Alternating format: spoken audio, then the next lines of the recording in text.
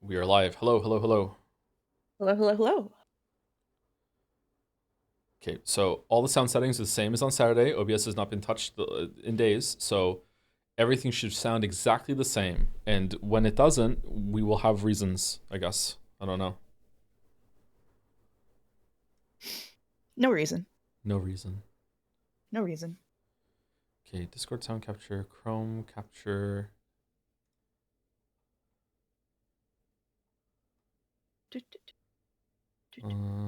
Stream announcements. I should turn off Hello. my Umineko so I don't have like the hype music going on in the background. It's making me excitable. Okay.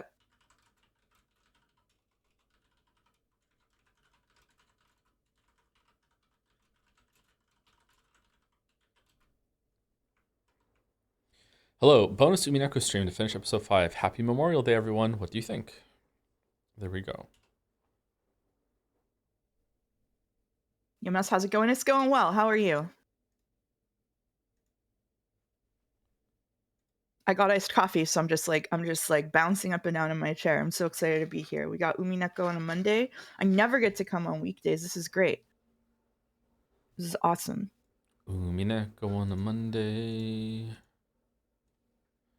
Okay, my link is out. It's been a minute. I can turn YouTube chat on. All right. I need to leave in 5 minutes, but Mouse, I'm in France, and it's exactly like the people said. Is everybody carrying baguettes around on their back, ready to smack someone with them? So it sucks. Is everyone tired? Where does that stereotype come from? What? That everyone in France is le fatigued. Where does that come I've from? actually never heard that. Really? August wants to know, at what point do I reveal that episode 5 is one of my favorites on reread? It's not, but it's a lot easier to laugh at Erica the second time around. The first time I read episode 5, I feel like I've said this in Jads, but I feel like what some of the people being really critical of people who don't like episode 5 don't remember is that we just spent 4 episodes doing like sometimes very intense and personal character studies of the characters in this story, and then you have someone come and just kind of like stomp all over them, and treat them really disrespectfully. And so even though I respected what Ryokishi was doing and understood full well what was going on kind of conceptually, it was a really unpleasant experience because I was really attached to those characters and really liked them, and I couldn't get past that to love to hate Erica the first time around. I do love to hate her this time, but I still am going to hold a grudge against my first experience where episode 5 made me feel like really sad. So there you go. I found Erica hilarious immediately. I thought like understanding what she's parodying or the satire that she is. I don't know which words correct. Me both are correct in this case. Is like really obvious and it's immediate, but it's kind of like okay, I'm not gonna say that comparison because that would be a whole other conversation. It's kind of like Uh-oh. um getting a different meal that you ordered that is also really well done, but that's not what you ordered. You know what I mean? It's like I wanted something else. Like, well, I don't want this from Umineko. That's not what I expected from Umineko. Kind of what Mouse just said. Like, you know, you want there to be more of what happened in the first 4 episodes, and this is now something completely different. And I just don't think that it's good enough to justify the switch up, I guess. Like, it's not, maybe it will justify it by the end, but right now it's kind of like okay, I get to relive the glory Danganronpa days, yay! Like, but I don't want that from Umineko. I want there to be a serious building of this. I don't want this intermission. Now maybe if I read it by myself, quickly, you know, without being having paced out with stream, maybe be like, you know what, episode 5 being like this reset and intermission is actually really good. It's a good palate cleanser or whatever. Because it's like it's the start of the second half, right? But I don't know if that tracks because the episodes were also released with a big delay as well, right? But maybe if I sat here and read it all, I would feel differently. I don't know. I don't know. We'll see though. Anyway, it's Gamedle. It's Gamedle. This is Crypt of the Necrodancer.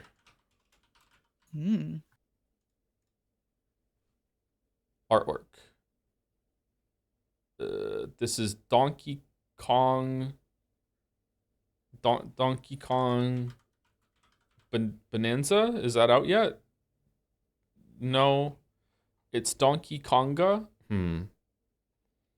Okay, this looks like it's one of the recent ones. Is it Returns? No. Okay, correct franchise and it's got to be Tropical Freeze then. Tropical Freeze. Yeah. Can you stream your browser to me? Sure. So I can help with Bandle. You mean solve Bandle for me? No.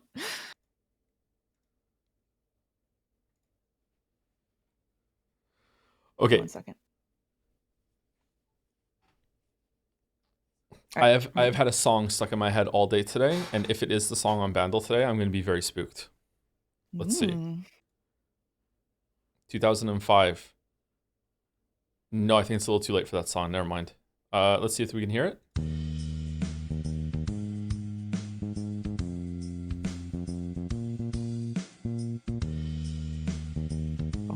They can hear? Okay, chat's going away. Yeah. All right, 2005. I was 20.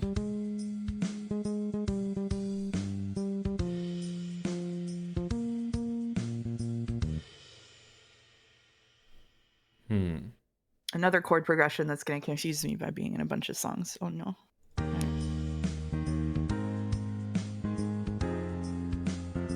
Oh.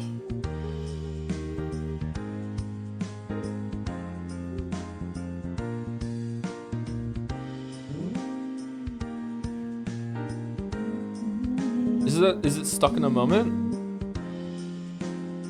The time of your life. We already had that one. I know, it's the same chord progression again. Is it you two? You got to get yourself together. You got stuck in a moment and you can't get out of it. What song is that? It's not here, is it? Okay, I guess that song might be older than 2005 actually. What fucking song? Okay, never mind. Let's just keep going. All right, guitar. All right. I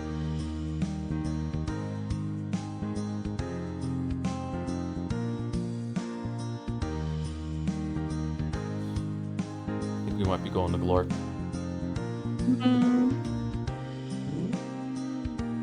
Oh, is it You Had a Bad Day? You had a bad day. You had a bad day. I think it's just called Bad Day. Is it just called Bad Day? You had a bad day. Say don't mind. Hey, yeah. Okay, got it. Yeah, there we go. Not Fuel. What did Fuel do that was called this? Okay, I like that the hint is rough day. They couldn't. It's like not even like a rough time. It's just a rough day. Rough day. All right, glorp it. Glorp. Oh, sorry.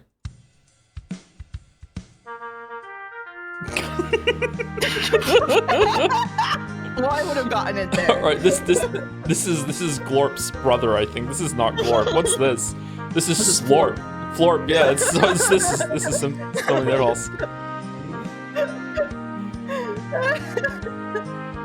I hate this song. Yeah, I hate this song too. I actually think most of the time these like MIDI covers are not improvements on these songs. I think this is just an improvement. How it sounds better this way. How did most people get it on 2 and like how did I get it on 3? What was it about that? Huh, okay. Anyway, let's go on. Let's go on to Joedle. Joedle Hugh. This is unironically one of the most important games you can play. Unironically, I mean it 100%. I really mean it. I highly recommend you don't because you're gonna get addicted to it. Okay, I'm talking about Cookie Clicker. This is a stream. This is probably a Q&A thing. Cookie Clicker. Okay, this is Clicker Heroes. Okay, it's with Clicker Heroes, I think. Wow. Nice. Wow. Okay. That's pretty good. Okay, we got it. 2017. Oh my god, if you click that button, we're gonna hear really Baby Joe. Okay. All right, let's click the button. Oh man. This is unironically one of the most important games that you can play. Unironically. I mean it 100%. I really mean it. If you have never played an idle game, I highly recommend that you do, and you don't. I highly recommend that you don't because you're gonna get addicted to it. Yeah, you having fun over there, Squeaky? You having fun? You having fun? What do you mean, Squeaky? You sound like you just got the cheese. What's going on? Do you stand by I the did statement? have some cheese at breakfast. Absolutely, I stand by the statement. Yeah, for sure. Yep. Okay. Oh no. Okay. Oh no. This is okay. This is a trap. Left is obviously better, but right is so cheap. Oh, that's really cheap. Yeah, that's Uh-oh. practically free for a Scrandle pundit. Uh-oh. Like that is Left does look so good though. Yeah, I would eat left in a heartbeat right now. Yeah. I think we have to go left for the self-respect, but it wouldn't surprise me if it's right because of the price. Yeah. Yeah? Going I agree. left? Yeah. Okay. Wow. Okay. Not bad. All right. We dodged. Not bad. We dodged. All right. We're in it to win it. All right. Buffalo chicken sandwich and fries, Nutella donuts. Okay. I don't like Nutella, and even those look good to me. I feel like I would die after eating those donuts, though. I would like to note that Right has. I know you like your pint buff. I would like to note that Right has a lighting and filter buff. Like this would look completely like shit if the picture were different. Left does not have the filter buff, and it's also the same price as last time. And it has filter like debuff says chat. Yeah, and it has like some ketchup. I almost said something really lewd. So I'm not... ketchup leakage, perhaps. Yeah, ketchup leakage. Let's do it that way. Yeah, let's just.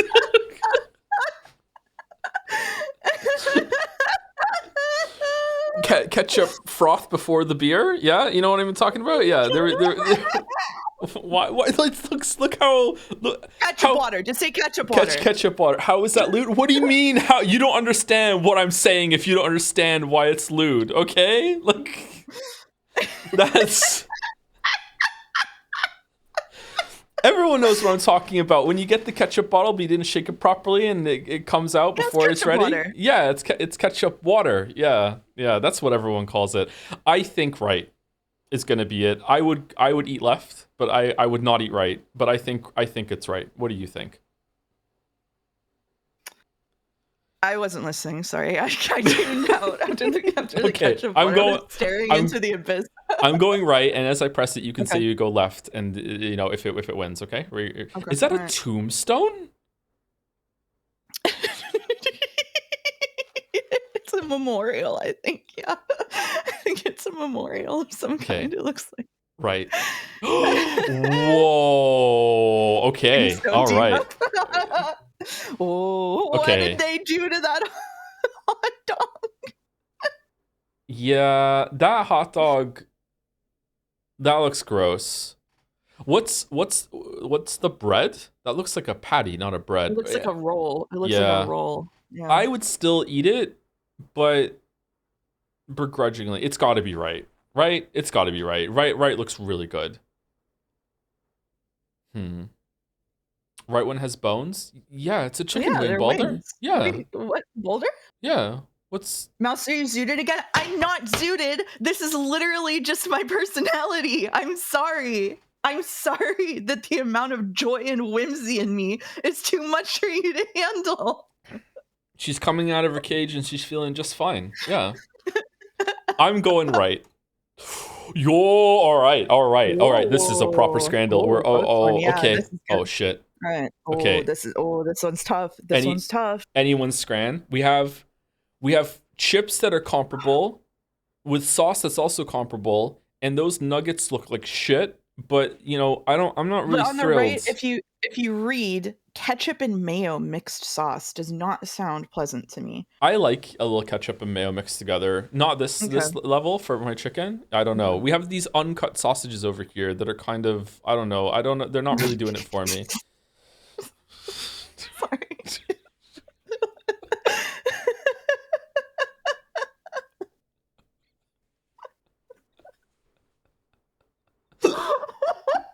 You have to say uncut sausages. What? Okay, I don't know. I think maybe right. I feel like the ketchup and mayo is a debuff. I feel like this is I don't know. I don't know. You pick this one. You pick this one. I don't know what to do. Let's just go right. Let's just go Okay, right. we're going Let's just go right. 93 Okay, for that alright. monstrosity? What the fuck? Right. Okay, it gotta be left. Wait, hold on. It's £1.40. Is okay, I am uncultured and I don't know breads. Is this bread good bread? It looks like a rye bread to me, maybe. Which is good. Okay. But left has presentation buff for sure. I think left. I'm going. You know what? We don't need to deliberate. I'm just going left. Yeah. Yeah. All right. Okay. Yeah. Good. All right. We might have a mutual perfect scran on our hands here. Yo, don't get ahead of yourself. We're only halfway through. What do you Okay. mean? I remember right being here before, and it wasn't that high, Mhm. but it was decently high. Left looks diseased down in the bottom here. I don't think this looks good. Disease? Yeah, that looks gross in the bottom, don't you think? No? I don't need a lot of I don't need a lot of pork. I don't need a lot of no, pork a lot of either. pork. I don't need a lot of pork. Oh, Chad says no. Really? I think that looks gross. I would not eat that. I would eat the top part. The top part looks pretty good. It has no color to it. I don't know. I'm not big on I think pork though. is just a white meat, and so it just looks like that if it doesn't have like sauce and a like a sear to it. I think that's just what it looks like. That's normal? Okay, they're the same price. I'm going right unless Mouse stops me. I'm not going to stop you, but I think that there's a chance you'll get it wrong. All right. That's pretty close. It was really close. That's scary. Pretty close. Yeah. Okay. The left we saw in the bug week got like abnormally low. I think. And the right? burger beat it. So it's got to be duck loaded fries. Yeah. Yeah. Okay. All right. We're remembering now. Okay. Yeah. Remembering Scrandles is insane. The right one is like 23% or something. The left one is going to be higher than that. Yep. There we go. Okay. Yep. All right. You were close. Yep. 2%. Shit. I think left is going to take it. I think left has to take it. I think left is going to take it, but right is impressive. And it it can't even be contained to the way this photo is cropped. Yeah. Like it's just cropped on the sides. That's a lot of food for the price. And Scrandle pundits might be like, holy shit. What do you mean, Joe, please?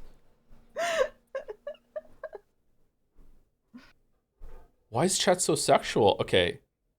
I'm still feeling left. I think right is kind of boring. I'm still feeling. I don't think you can introduce pre-ketchup to chat and expect them to not be sexual. I'm sorry. Free ketchup? free ketchup? We're spelling it with a K now, are we? Okay, all right. I'm going left. I don't even want to look at the screen when I hit it. Okay. Okay. All right. Okay. Lock in. Oh shit. Okay. Pork neck steak with a pint and a bun. Oh no, we're fucked. Okay. Whatever benefit left is getting from being like steak that looks to be cooked fairly well, it's gonna be just like the steak purists are gonna be like, what the fuck is their sauce doing next to the steak? Fuck that shit. This might get protest downvotes, whereas right might be, you know what? It's like a 50% scran, whatever the fuck it is. It's a little expensive. I still think it's left though. I think I have to go left. I also think it's left. Let's see. Okay, you ready to lock in for our perfect scran? Yeah, I'm perfect locking in. Oh, we did it! Perfect scran. The fourth perfect scran. Scran. First mutual perfect scran. Thank you. Couldn't have done it without you. Thank you very much. Yes, you could have. You would have made all the same choices. You could not have done it without me. There we go.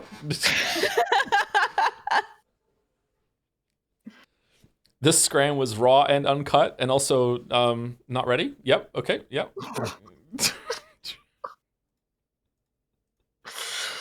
Monday streams go hard. Holy shit. Yeah. All right. This level of reasoning is possible by Toe Anderson. Good. What do you think, everyone? What do you think, everyone?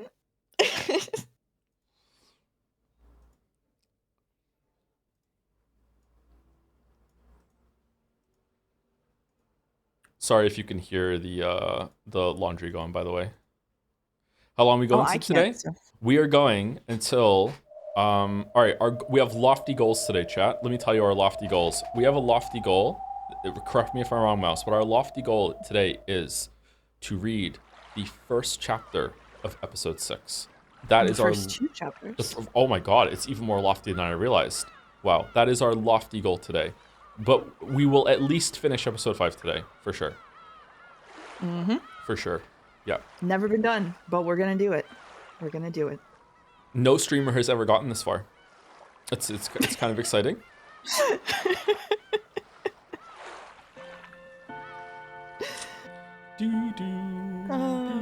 Yeah, I think the biggest streamer, if the guy who there's a bunch of pictures of in Battler cosplay stopped in episode 3. Someone said, I might be wrong. Chat can correct me, but I think someone in Umifolden said he stopped at episode 3. Selbit, yeah. Was the wig getting itchy or something, or like what was the problem? Extended break. I don't know, but someone in chat said, I'm positioning this carefully so nobody can say I'm wrong, because some unnamed person in the server said that he didn't like the logic battles between Battler and Beatrice, which just shows weak-mindedness, I think. No, I'm just kidding. Wow. Holy smokes. All right, someone said that the music is low. It's the same as last time.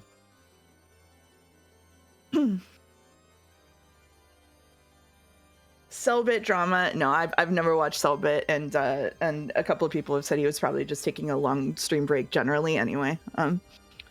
It's the bug. It's the bug. All right, how do I get rid of the bug? I don't know. Open the log and close is what they said. There you go. It's done. Meow. Why? Why? You want attention? You want to come be on the stream? All right, come be on the stream. You want to say hi? You want to eat the microphone? Casey. Yeah. Yeah, I know. Here, this one time I'll let you eat the microphone. Go on, say hi. Oh, I got double shoutouts. Wow. You won't do it. You won't do it. All right, so let's give the people what they want, Mouse. Let's talk Sekimeya. So I think that it's definitely a dimension hop. Maybe there isn't even any time travel at this point. I don't know. What do you think? I think there has to be. There's a trick to it, right? Because wow, he's knocked everything on my desk down. I think that I still think we're seeing 2 kinds of travel. Maybe I don't know if there's more than one Sekimeya or if it's just performing different functions. But we have seen what I think is pretty simple time travel. Like in the last stream, we saw Katsuki go back and literally see himself, right? Yes. So either there is like a perfect series of coincidences, or probability has declared it such that he's going to places where the timeline is very close to his, or we do have some simple time travel going on. And the Sekimeya working in 2 different ways is supported by the fact that it worked 2 different ways literally in the last stream, right? Like we saw, like, it just, I don't know. I didn't ask for Sekimeya spoilers. I mean, I'm never gonna read it. I just don't want to know things about Sekimeya. All right. Well, last it'll like drop to get people interested in how, because out of context, this is a crazy sentence. Yeah. How do you think that the knife teleported into the locked elevator to end up in his chest? That's a good question. It's crazy, huh? Yeah, I think maybe somebody pressed the knife to the Sekimeya after casting a magical spell to make it count as a living being, and then the knife just did that. The knife just did that. Okay, all right. The knife just did that. Somebody in Undercourt wanted me to mention Selbit has been working on his own game for some time, and has been focusing on that, and so maybe that has to do with it. So, okay. We want to be very careful about not slandering the Umineko streamers. So I'm sorry for being a little inflammatory. My bad. That's true. My bad. Someone in chat has theorized that Isla's consciousness swapped with the traveling cart, which is what happened.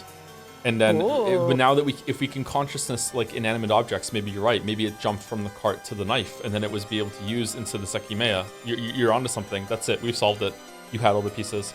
Thank you, Paus, for the 100 bits. Going to likely miss the stream, so preemptive snake oil salesman pitch to your viewers to buy legendary visual novel Fate Stay Night by visionary Kinoko Nesu?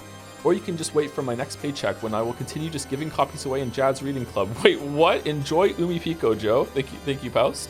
Thank you, Dapper Dolphin, for the resub. That is an awesome name. Excited for another Umineko stream where absolutely nobody gets upset. Nah, it's gonna be peak the whole time. Nothing but net. The whole entire stream. We're locked in. Thank you, Super Paper Mario for the resub. Cthulcifer for the resub. Litos for the resub too. Bad Luckness Disease. Danganronpa reference. Umineko. Umineko. Thank you very much. Thank you, Elsa Hart and Faux Ryan for the resubs as well.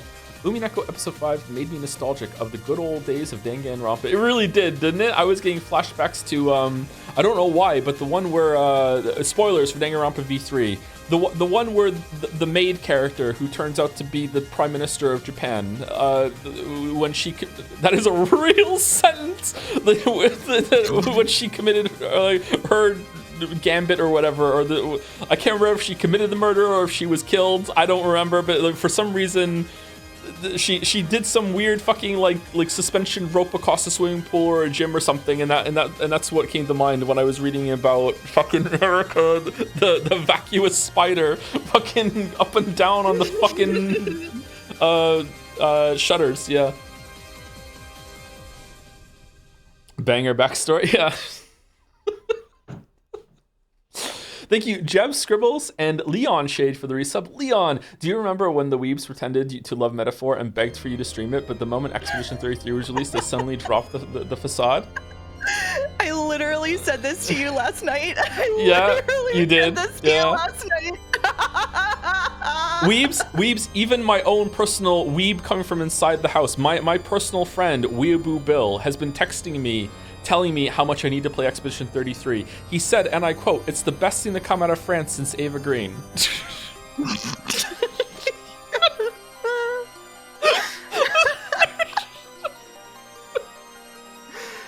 It's a real text message from Bill. Oh, and then he went off on some bullshit, man. Like he's probably right, but he went off on some bullshit. He really liked the game. He was like, best game I played in like 10 years or something like that. I was like, holy shit. Anyway, thank you, Big Ducky 1776 and Deus Naven for the resub.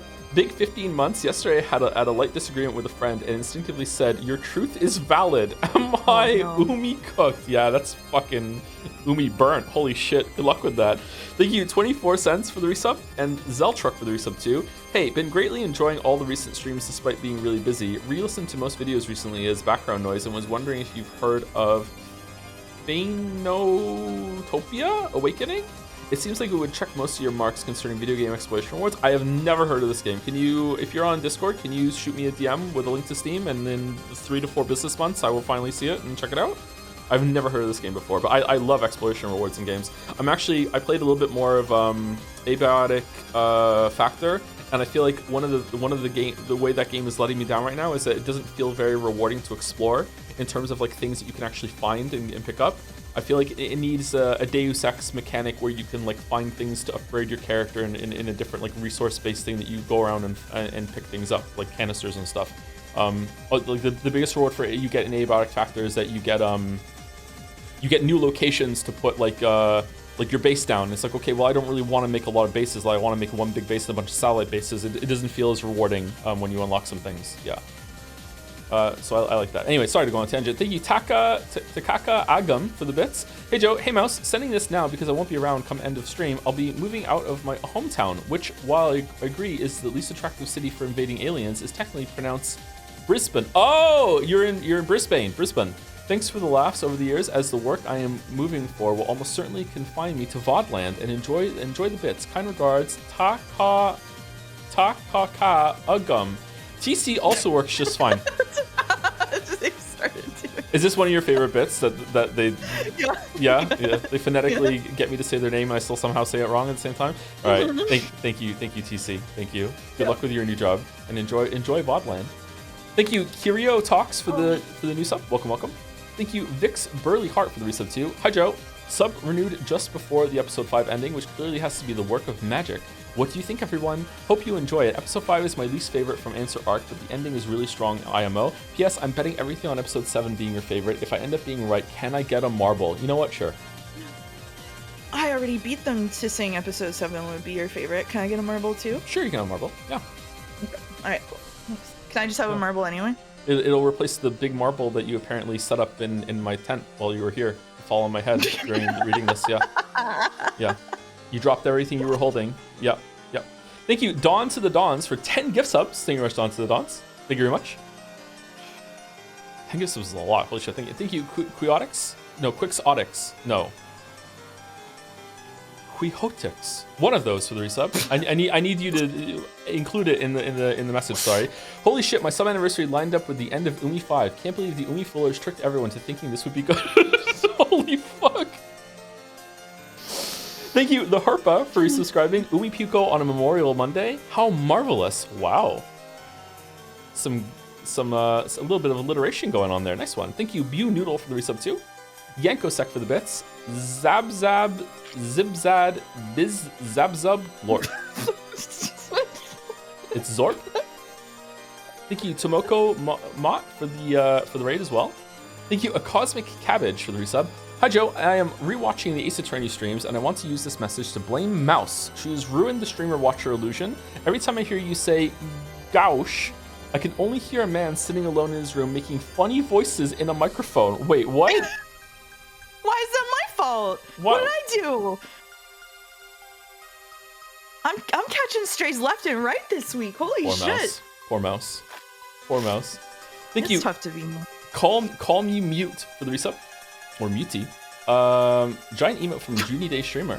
Thank you, Henry Wright, for the bits. I can't believe our favorite furry couple would pick Fate over Echo so much. What the fuck are you talking about? No. And I'm at the top of my list. Thank you, Dark, Silent, and Complete. Okay, I'm not at the top of the list. Holy shit. 1 second. Thank you, Dark, Silent, and Complete for the resub. Hey. Oh, more Danganronpa references. Thank you, Das Deg, for the resub. 10 months in, I still don't know how to use this feature. Yeah, I get kind of like off kilter whenever I go to Mouse's stream and it pops up being like, hey, resub with a message. And I'm like, oh, what do I do? Because I'm a Twitch newbie still, even though I've streamed on here for years now. Yeah, I feel you. Thank you very much for getting through it, though. I appreciate it. Thank you, Kamina, for the resub, too. Donut Enjoyer, that's me, too, for the resub. Haydener for 100 more bits. I'm going to spend money on subs instead of cigarettes. Wish me luck. Oh, nice. Best of luck with that. Absolutely best of luck with that. Followed by 10 gift subs right afterwards. Thank you so much, Haydener. Good luck with your quest. I wish you all the best, and I hope you succeed. Thank you, Foxen, for the resub. 48 months of Umi Pico. Thank you, Mouse. Thank you, Joe. And last but not least is Positive Player here with resub. I'm in the list too. What do you think, everyone? Thank you very much, Positive Player here. All right. Any more stalling? Anyone else want to stall? Anyone want to stall? Anyone else want to stall? Want to put an inflammatory question in the chat? Want to? Oh, I need to stall. Sure. I need to go get my phone in order to see the reading assignments because I don't want to open Discord. 1 second. Okay. All right.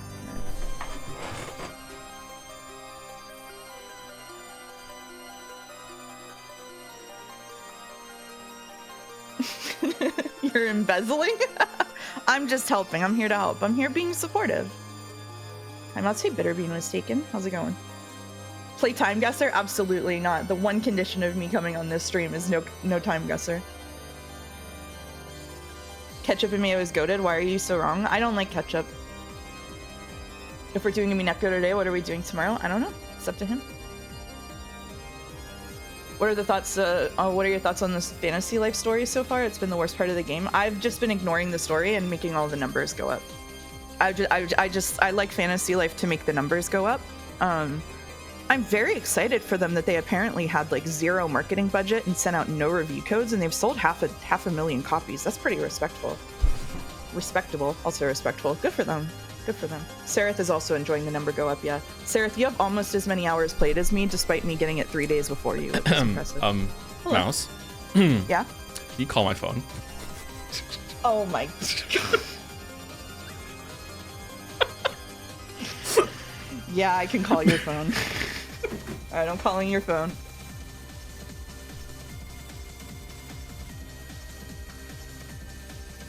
It's ringing.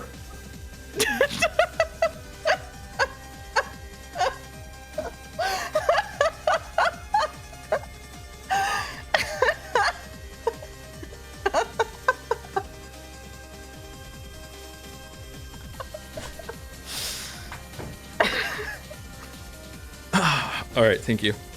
Where was it? It was in the bedroom. I don't know how it got in the bedroom. Okay. Okay. You got some more bits since you left.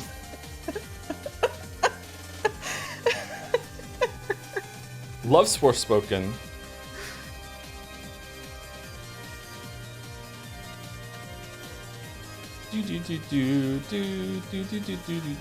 Okay, so is it 120 in mod chat, right? That's the current chapter. Yeah. Okay.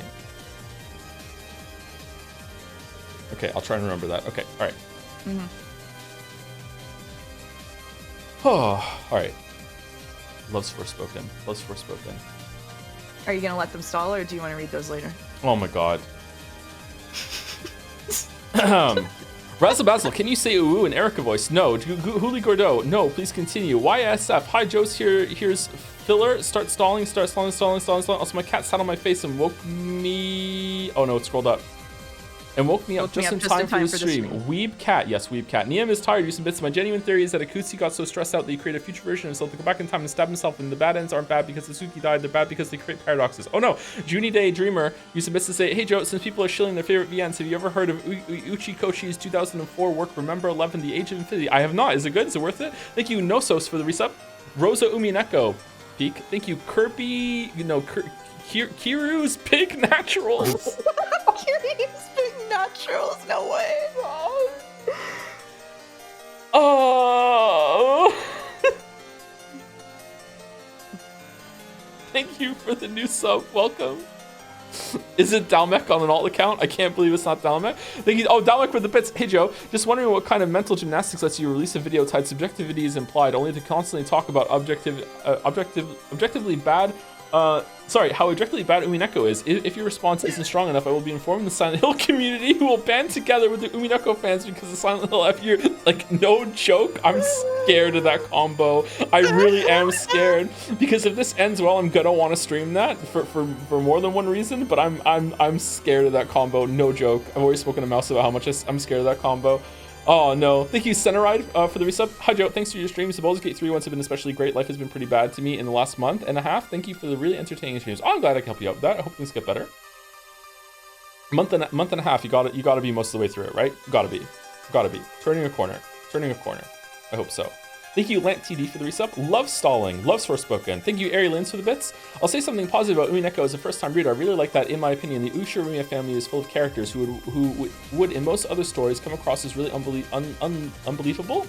Or, wait, hold on. Unlikable, they corrected in a... unlikable or extremely one-dimensional villains, but Ryukishi manages to make the reader sympathize with and become endeared to them along the way. Just one of my bits of praise of the story. Yeah, except for Natsui. Yep. Yep. I agree with you, yeah. I'm surprised, because Natsui was one of my favorite characters in episode 1, but, like, the last 2 episodes have tanked everything with Natsui. I cannot stand her. I understand Eva more and more every day. I cannot stand Natsui. What? Sorry, I just can't stand this constant, like, Ushirimiya family head bullshit. I can't stand her. The Wailing Giggle is engraved on my heart, even if I can't wear it on my thigh. Why did you like Natsui? Her personality never changed. I feel like I didn't realize that even when shit got tough, she would still be that. Like, it's like it never gets switched off. She's completely indoctrinated and in a really annoying way. But yeah, we'll see. Maybe they'll come back with her. Yeah. Thank you, Top Lobby, for the bits. Scrandle Slate. We already did Scrandle Slate. It was a perfect scran. Thank you, Kaylee Gal, for the bits as well. Did I just stall the stream with my mind? Oh no. I'm sorry for unleashing this on you. It's okay. This one actually is gross, but it's at least saying it out loud is not as bad as some other things I have to say out loud. Thank you, Cummy Mummy, for gifting a sub to Licking Toes for Days. Thank you. Thank you very much. All right. Thank you, Mediocrities86, for gifting out a sub as well. Thank you, Holy Rory, for the resub. Did have a question to delay the inevitable. I was in Cardiff recently for a night out, and my condolences, and ended up in the main takeaway street called Chippy Alley, and it was one of the most apocalyptic places I've ever been. Any thoughts? Yep, I know exactly what the fuck you're talking about. If it is the same there, it's same place and it's still there. Yep.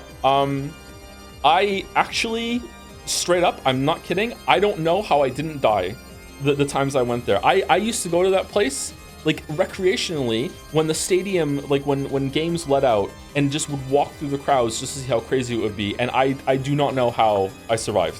Like, you know, I mean, I did get jumped and punched in the back of the head one time I did that, so I almost didn't. But like, yeah, like it's insane. Yeah, Cardiff is not a nice place during those times. A lot of the UK isn't actually. Anyway, thank you for the unlocking a memory that I've forgotten about.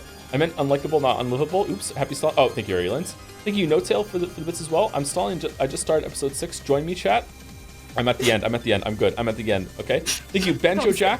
Banjo Jack for the bits. Joe, please pronounce Niame like Nivi. Niame? Nive? It's like Neve. It's like Neve. Who's Niame though? That's the person who resubbed is called Neve is tired, and you pronounce it Niam, and that's it's Neve is tired.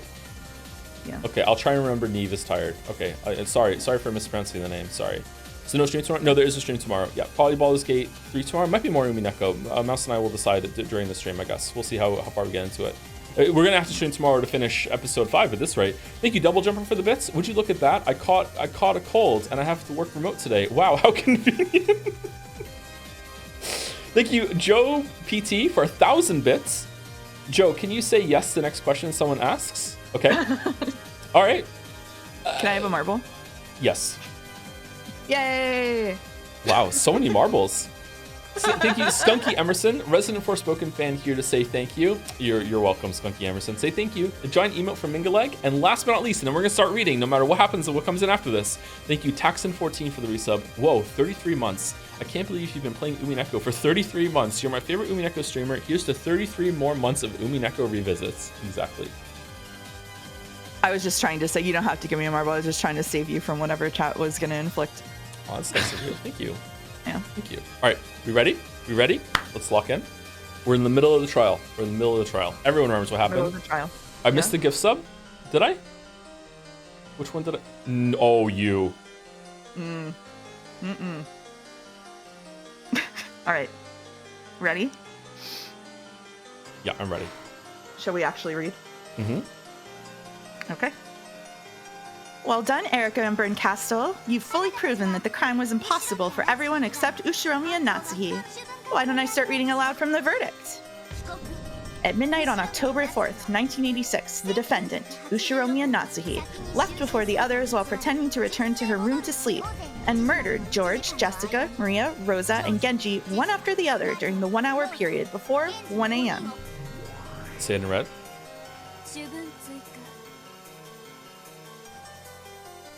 Am I Berncastle? You are Berncastle. Let me text something on. Due to circumstantial evidence, include the murder of Kraus. Oh, wow. Yeah, that's right.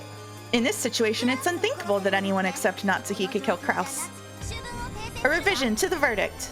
During the hour before 1 a.m., Kraus, George, Jessica, Maria, Rosa, and Genji were killed one after another. It's only possible for any of these murders to have taken place between midnight and 1.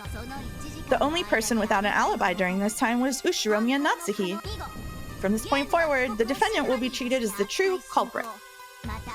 Furthermore, because it has been fully proven that the crime was possible for humans, Beatrice, Endless Witch, this Court of Illusions hereby denies your existence.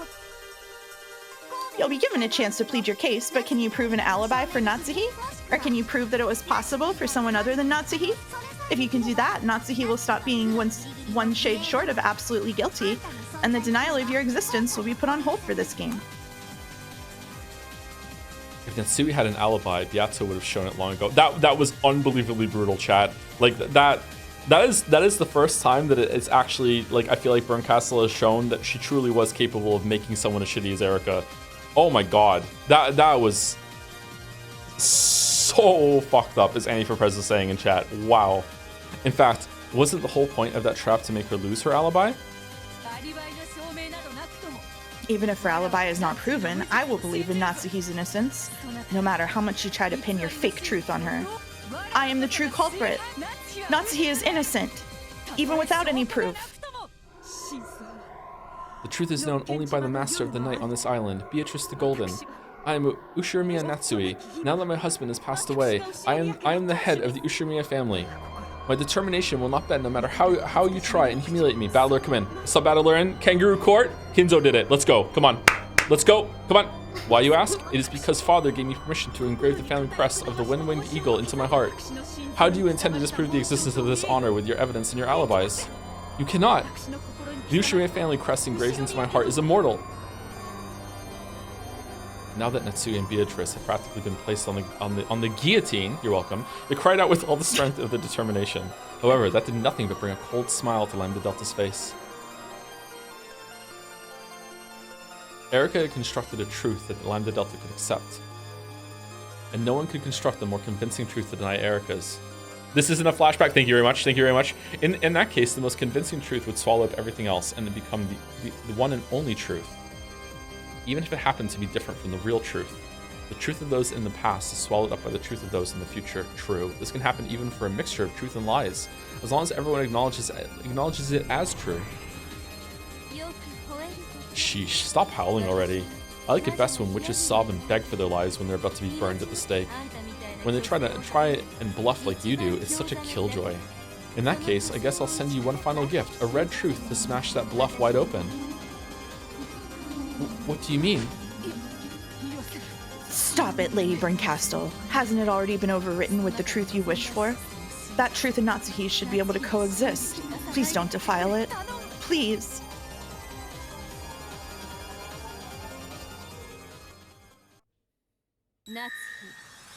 Natsui. When did Kinzo ever say it was okay for you to engrave the one-winged eagle into your heart? She's such a bitch. Those were just the words of the Kinzo from your delusions. The real Kinzo, throughout his entire life, not once did he ever trust you from the bottom of his heart, and not once did he ever consider letting you bear the family crest.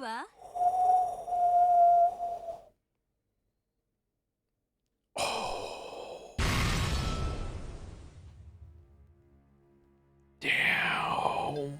Yeah. When that heartless announcement was made, Kinzo stood up and started clapping. Natsui, you need not listen to this. No one can defile the crest engraved in your heart. That is yours alone. Don't let your pride as the final family head be forgotten forever. Natsui! Just shut up and disappear, you miserable delusion of Natsui's.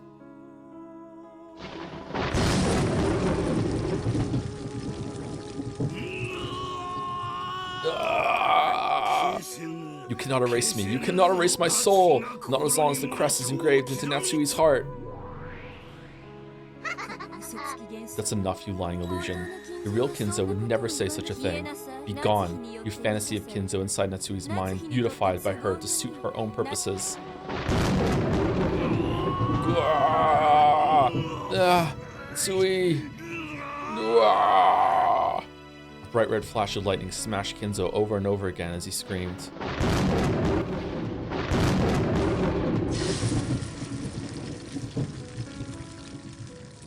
Then, he crumpled like a doll and sat back down in his chair as though nothing had happened. Like Erica at breakfast, the fierce emotion had left Kinzo's face. He had truly become like a wax model, and so, he would never again share kind words with Natsui. This is fucked up. That's right. The true Kinzo never once trusted Natsui during his entire life. The true Kinzo never once considered allowing Natsui to bear the one-winged eagle, because, of course, Kinzo had already vanished before the start of the game. The Kinzo that appears in this game is nothing more than Natsui's illusion. Every part of this Kinzo who believed in Natsui and entrusted her with protecting the family honor was a phantom created by Natsui. Pitiful woman in red. Now is the time for you to face the truth that you never gained Ushiromiya Kinzo's trust as long as he lived. You are incompetent vibes. Wah. Natsuhi, don't cry. Kinzo entrusted the Ushiromiya family to you, right? No, he didn't. Not only did he not entrust her with that, he never even said hello or met her gaze even once.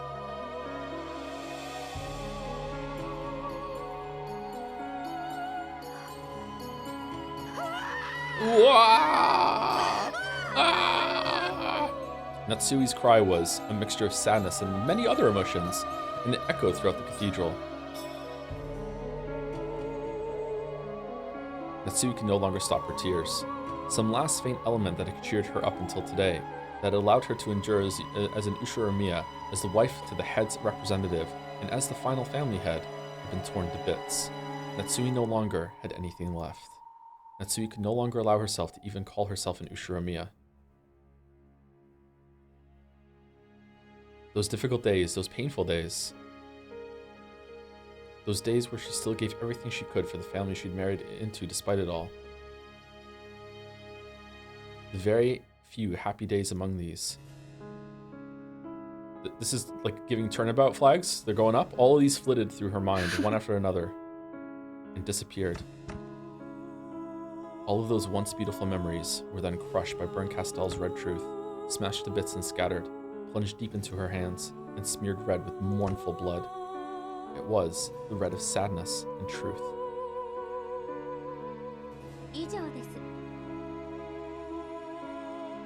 That is all. Just because the crime exists as it does, this level of reasoning is possible for Furuto Erika. What do you think, everyone? Battler, the Delta, clapped. Then a bit later, Berncastle also clapped, looking pleased, like an IGN reviewer that just finished Mario Odyssey for the first time. Sorry, I don't know why I have to say it. The expression, I couldn't resist. The expressionless wax figure like audience followed suit, and the unshakable verdict was welcomed with great applause. And so, the truth of this tale was decided.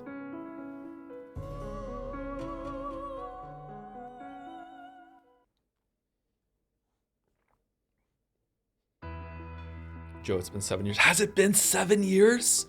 Oh my god. Oh man. Right now, no humans exist on this island except for those in this parlor. And with one exception, it's been shown that none of them have committed murder. And the culprit is among these people. New music? Whoa. In that case, it's conclusive, isn't it? Unless the culprit is a witch who committed murder with magic, that is.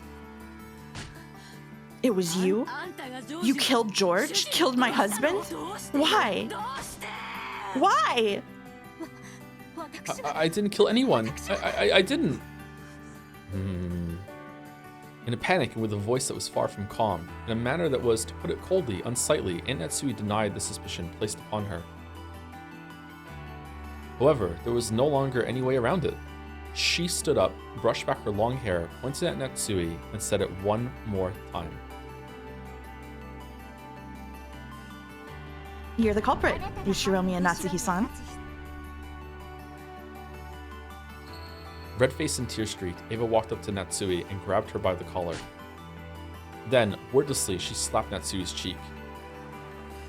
Natsui, who had never been slapped in her life, was shocked by the taste of iron which she was feeling for the first time. Whoa! It turned into a scuffle between Eva and Natsui. Battler immediately tried to stop them, but Eva planted a sharp knee into Battler's gut and he doubled over. Give them back! Give back George and my husband! Why did you kill them? You murderer! Murderer! Sobbing, Eva kicked Natsui, who had fallen to the ground, over and over. Battler tried once more to cut in and stop them, but he was brushed aside. Remember, she's like what was the martial arts she knows? Like she's like a black belt in something, isn't she? Like she's absurdly powerful in a lot of ways. And after that, no one tried to stop them. Repeating her son and husband's names over and over, Eva kicked Natsui and kicked her. Then she started grabbing whatever her eyes fell upon and throwing it. Natsui was hit with a steaming teacup and a can of black tea whose tea leaves fell out all over her.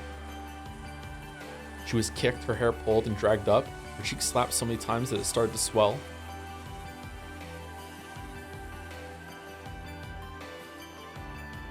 No one tried to stop it. It wasn't because they were worried about Ava kicking them too. It was because they thought it an appropriate act of retribution for a person who had lost her beloved son and husband. A proper retribution.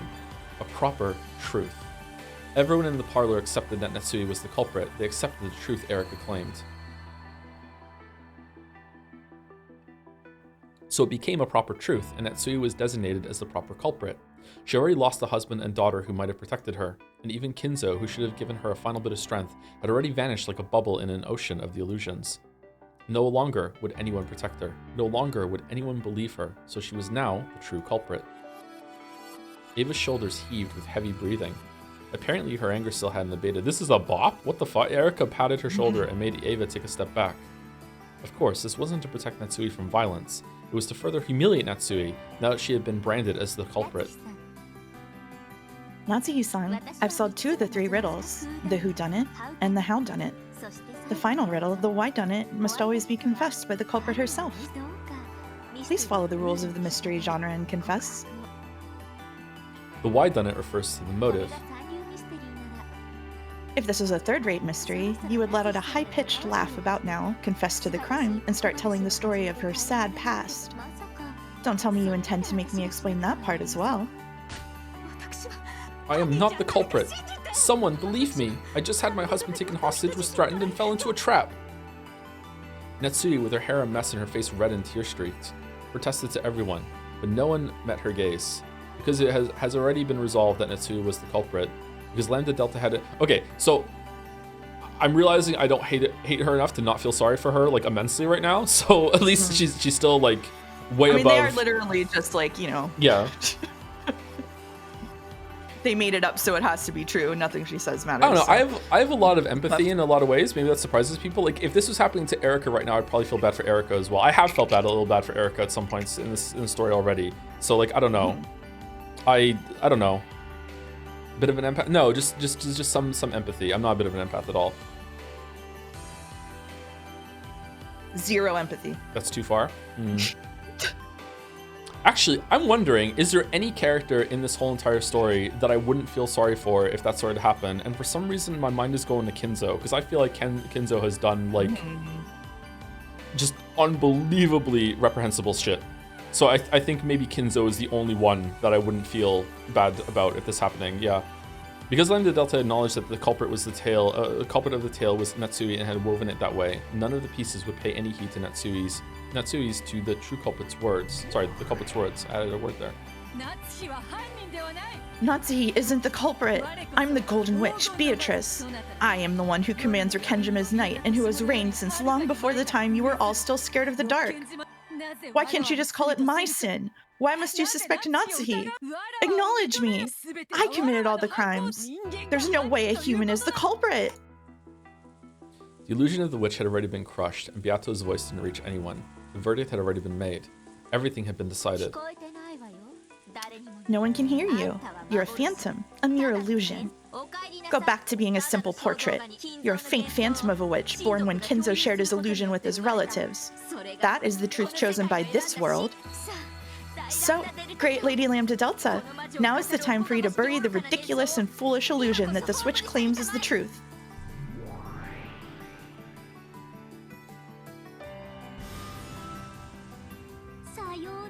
Goodbye, Beatrice. I made you a witch expecting that you'd either become my friend or help distract me from my boredom. And you've answered to my expectations. The second one, that is.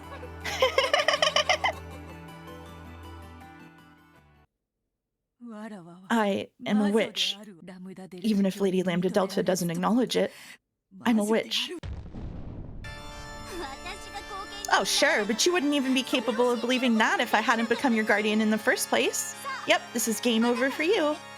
You'll be buried in accordance with the rules of your game board. What happens to the losers in your game again?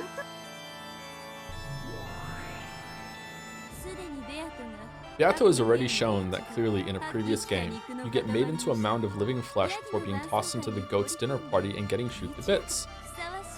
Now there's a fitting end for you, Beatrice, and I did come all the way here just to hear the death cries of one as haughty as you. Getting some big end of episode 3 vibes right now. One by one, a massive number of goat attendants slipped out from the shadows of the pillars and began to fill the cathedral. The goats paid no attention to Natsui, who was seated in the center, but the crowd completely enveloped her. Enveloped her? From Beato's point of view, up on the balcony, it probably looked like a huge boiling pot of goats.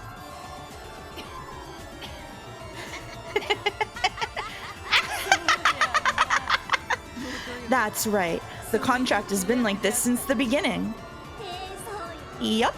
Our contract said that whenever you stopped entertaining me, you would relieve me of my boredom with your life. Come, strip the title of witch from this woman and throw her into the pot of goats. Suddenly, there were goats standing right behind Beato. They lifted her up roughly. Let me hear some nice screams. You're the wine I've been fermenting all this time. Line goes hard.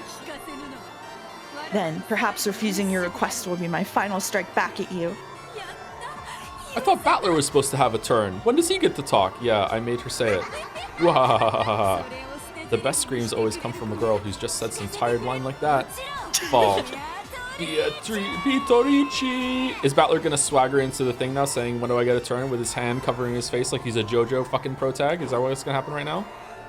The goats carrying Beato no longer viewed her as their master. After holding her above the pot of clambering goats, which were snorting heavily in anticipation, they threw Beato's slender body into the air.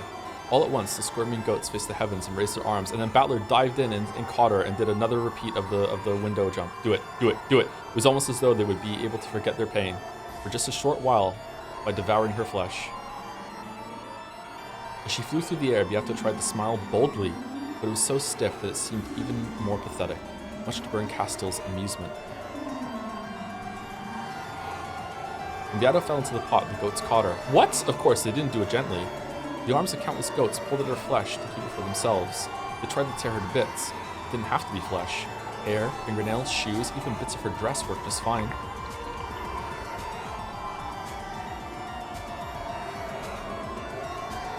The mouths of the mouths of those goats were the gateway into hell. However, Beato was too big to enter into that gateway, so they had to chew and tear her, with a bit small enough to fit into. Beato let out a bold laugh.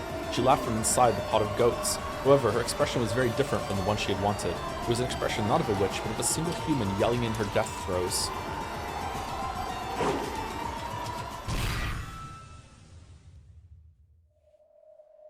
Then, the sea of goats parted.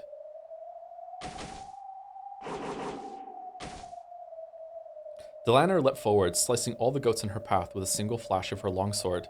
It was a clean slice, like cutting through butter. The goats were surprised by Delanar's sudden appearance and stepped back.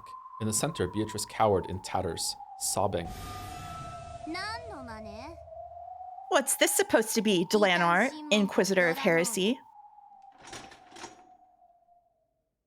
My apologies, but I have something to say. There is someone who has an objection to this ruling.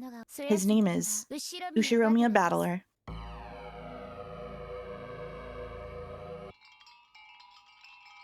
All of the goats stared at Battler. What is unsatisfactory about the court's ruling? Do you possess any new evidence or truth sufficient to request a retrial? Gah. I get it. Delanar is offering me a helping hand. If she hadn't jumped in here, it'd be all over. And now I fully understand how I'm supposed to fight. But because I understand how, I am unable to fight right now. After all, I can't win by simply countering Erika's truth. If I want to deny her truth, I'll need to present a different one.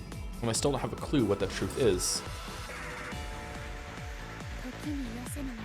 There is nothing that is not healed with time, and there is no truth that cannot be reached if you spend enough time searching. However, all trials have a limited time in which the truth must be decided. Therefore, a truth that cannot be reached within that limited time cannot become truth. Yeah, I know that. By now, everyone is certain that Aunt Netsu is the culprit. It might be too late now, even for the real truth. And Ava's violence will probably go unstopped, and no one is even thinking about protecting Aunt Natsui. It's no longer a situation where we can say, oh, the truth will eventually be found. And in this world, the time remaining to expose the truth is very short. It's already midnight at the game's end. The police won't come, the truth won't be revealed. Only the truth decided upon here and now will remain. Sumari, we're fucked.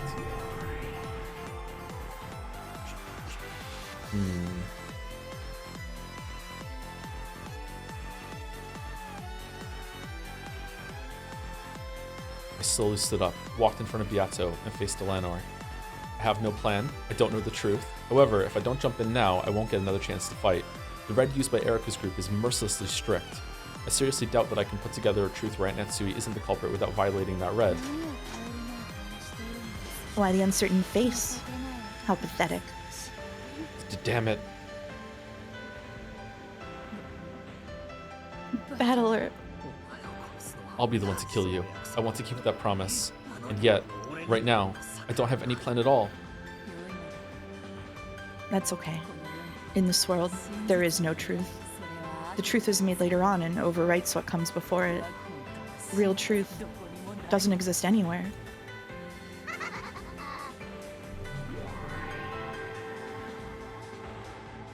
Jeremiah punching air right now? Now this is a splendid scenario, Delanor. It just wouldn't be interesting unless a knight appears before the princess's execution. And there's nothing better than watching heads roll before your very eyes. Erase the old piece and the unneeded player all in one go. As you wish. Glory be to the great Lady Berncastle.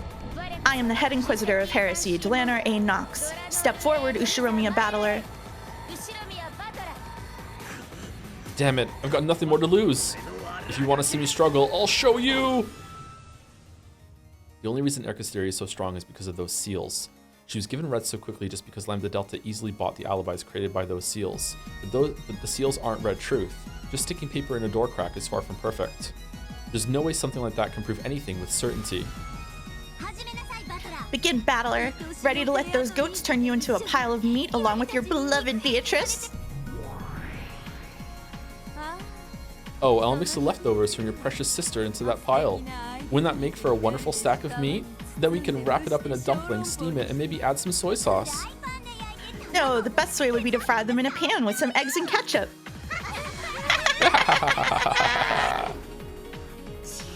Damn it! Can't we doubt the reliability of these seals of Erika's? Something like wedging some paper in a door can't create a perfect alibi. It might be that someone noticed by chance and happened to put it back in the same place. The blade of my blue truth should have slashed diagonally through Delanor's chest. However, Delanor's expression didn't budge in the slightest, and there wasn't a single wound on her chest. It's already been said in red. I was wondering what you throw out there, but this is ridiculous. Allow me to explain. This is what I sealed the doors with. Did you think this was paper, Battler-san? Erika once again held up the thing that looked like brown paper. This is packing tape, and its adhesive power is extremely strong. I used scissors to make it easier to tear. The fact that you morbed the tape yesterday was extremely funny. Furthermore, I wrote my signature, which cannot be reproduced, in 3 places. Across the tear point, across the edge between the door and the tape, and across the edge between the tape and the door frame. Therefore, it's impossible to tear it off without leaving a mark, and it's impossible to reattach, too. Permission to unsheathe the red key. Granted. Okay, well now she's lying. You can't stick tape onto a wet window outside in a typhoon. What the fuck are you talking about? Due to the above, the seals are guaranteed to be perfect. Miss Erika's seals were not broken by anyone, and deception is impossible. I'll acknowledge Erika's seals. However, Auntie Ava's seal on Genji-san's room should be different. No, she did the same thing, just because. Ava's seal was of the same type as Miss Erika's. That is because this method of sealing was one that Miss Erika and Ava conceived of together after dinner. Erika fished through the chemicals in Grandfather's room saying she'd use them for forensic testing, right? There might have been some kind of solvent among them. If you use that, you might be able to tear off the duct tape without leaving fingernail marks.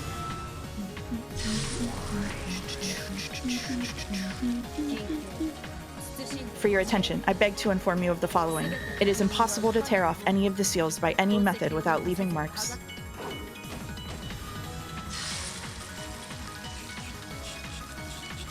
For your attention, I beg to inform you of the following. There were no suspicious marks on any of the seals. Therefore, it's been proven that nothing was done to any of the seals. Repeat it.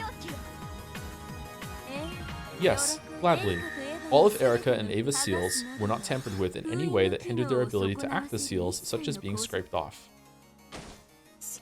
Damn it! Damn you, using packing tape that leaves marks all over the place. Delanar isn't my only enemy. There's also her subordinates, Gertrude and Cornelia, and also Erica and her master Berncastel, and even Lambda Delta, the one who hijacked Beato's game. Everyone in this cathedral is an enemy. You really are aligned with him. Oh, the misery. Am I? Why'd you say that? Because you hate everyone in this room.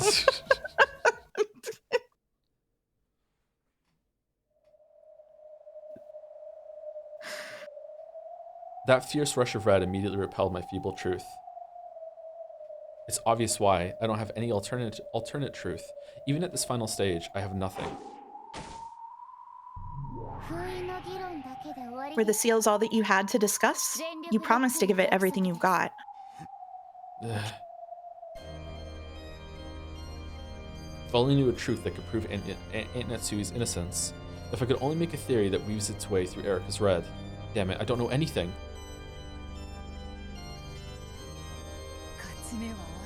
Do you have any chance of winning? I left it at home. Mind if I go back and get it? I've already lost. I'm prepared for my fate. I promised that I'd kill you, so I won't let anyone else do it. I'll definitely keep that promise. Liar. I'll never trust your promises again. Huh? When did I ever make a promise to you? And what was the lie?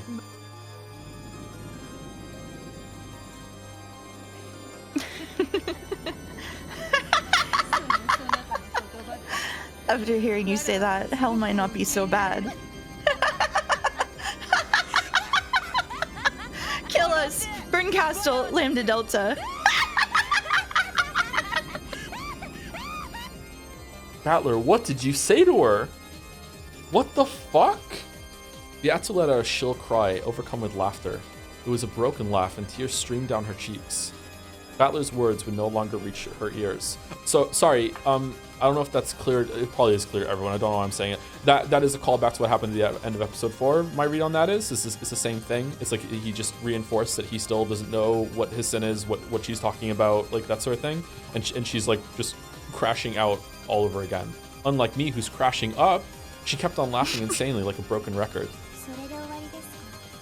Is it over? Pitiful. I truly am disappointed, Ushiromiya Battler.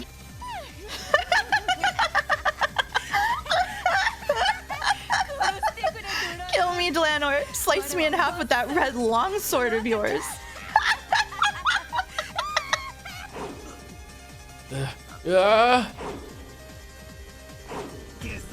I postulated a method X that could lead someone to the upper floor of the guest house without passing through the lounge. Erica claims that the windows and such were sealed, but she can't prove that she sealed all possible means of entry. There's a possibility that Erica was unable to seal entrance X because she couldn't find it. Nox's fourth fucking bullshit. Can't have a secret fucking passage.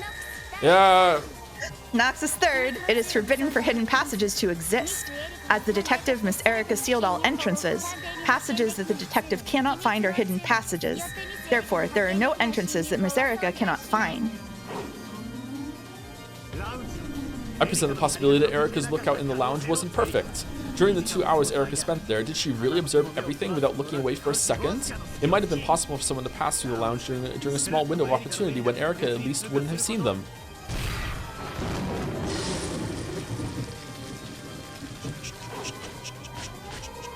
Please, allow me to speak.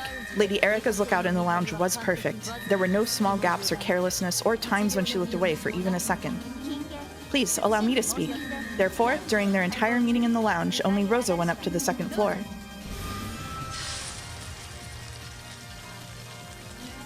Then it was Rosa that did it, and then she killed herself. But was that really Aunt Rosa herself? There's a possibility that someone disguised themselves as Aunt Rosa, or maybe she was actually holding a large suitcase with someone hiding inside it.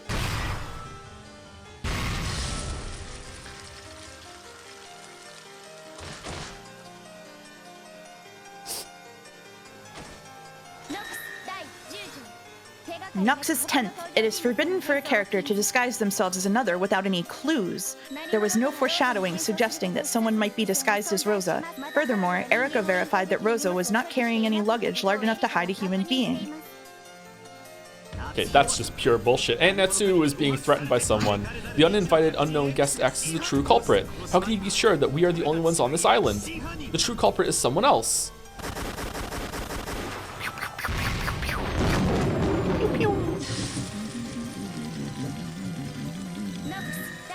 Nox's first. It is forbidden for the culprit to be anyone not mentioned in the early part of the story.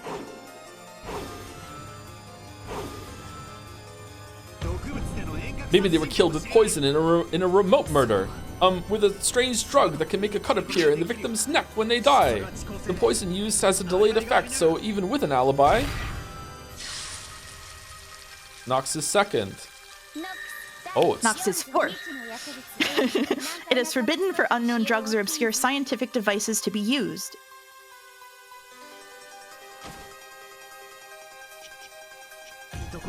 There's a chance that there existed a murder device X in the cousin's room in Genji-san's quarters that made a remote murder possible. It used a secret mechanism that still hasn't been discovered to...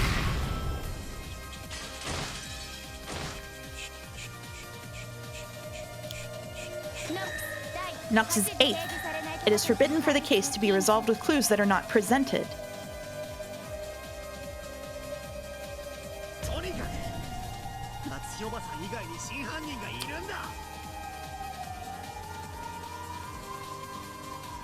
Wow, we're gonna talk about that one for hours. I just know there exists a true culprit other than Aunt Natsui.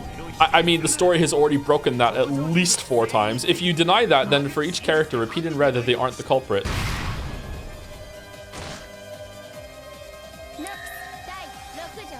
Nox's 6th. It is forbidden for accident or unaccountable intuition to be employed as a detective technique. Okay, that one tracks. You say that everyone except Aunt Natsui has an alibi? You're forgetting one. Who's gonna prove that Erica herself has an alibi? Doesn't track in the Sekimea. Nox's 7th. It is forbidden for the detective to be the culprit.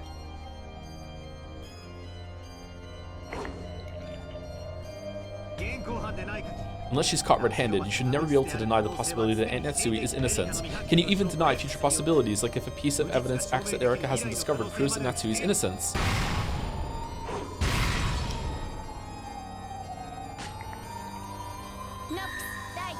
Nox's 8th. It is forbidden for the case to be resolved with clues that are not presented. This story is full of malicious fiction. The story itself is a trap designed to frame Aunt Natsui. We should reconstruct the story from impartial truths alone. Nox's 9th. Observers are permitted to put forward their own conclusions and interpretations. Maybe I was the culprit, and I gave George and Nikki and the others a slow-acting poison to make them die after midnight, then silently slit their throats when I returned at 3 a.m. I could have done it so quietly that Erica wouldn't hear. Nox's 8th. It is forbidden for the case to be resolved with clues that are not presented. What does that even mean at this point? Okay, everyone committed suicide, so there is no culprit.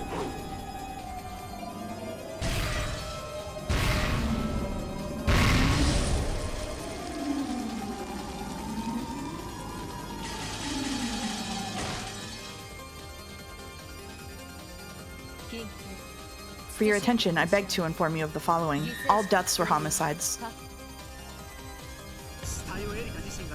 Erica didn't personally examine the corpses, right? It should be possible for people who aren't the detective to make a mistake when examining the corpses. Please, for your attention, I beg to inform you of the following. Be advised that no examination of any corpse is ever mistaken. Oh.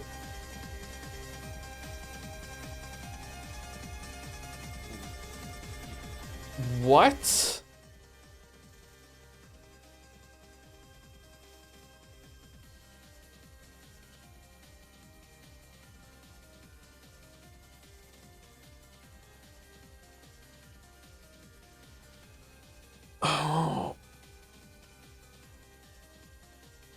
Okay, what the fuck is going on here?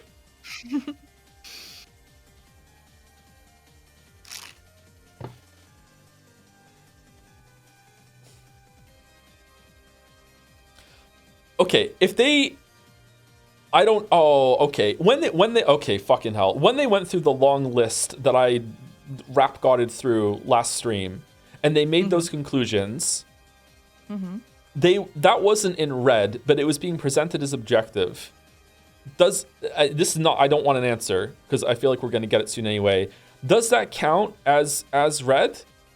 Does that count as objective? Or is that just like a conclusion that they're coming to, and you can only trust the red in that? I'm starting to think you can't even trust the red in this episode, and it's going to be revealed that, you know, like there's some bullshit going on. And I hope to God that it's just contained to this episode, because there's no fucking way that Hideyoshi died as a homicide. There's no fucking way. That one reeks as all hell.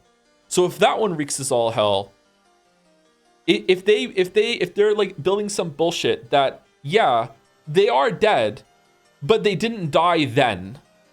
They died after. So we can still say in red that they're dead, but they didn't die then.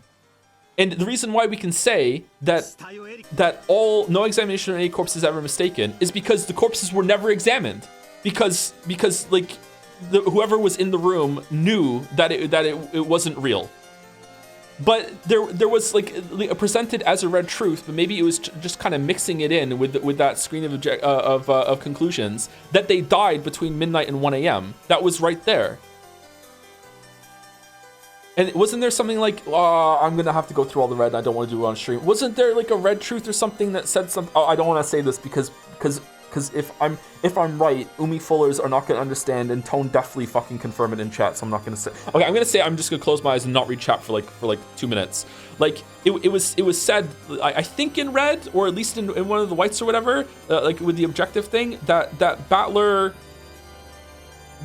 was in the room when they died or something like that. It was I can't remember the exact wording. So then now I'm just gonna fall flat on my face. Do you want me to tell you? I have a list of the red truths. No, I don't want to go through it. It's okay. Okay. Because even going through that would like, even seeing the reds right now might clue me into whether the list of the flashbang list is actually conclusive or not. I have a feeling it's not, and the whole thing's a farce. And I'd rather let the story tell me that soon than get there right now. Okay. Oh my God. There's someone, I will remind you, there's someone who is maintaining a document that is their red and blue truths, just as far as the stream. So you don't have to go back through the story. A Jazz user called Medley made a document for you to use if you want to go back and review them. Okay.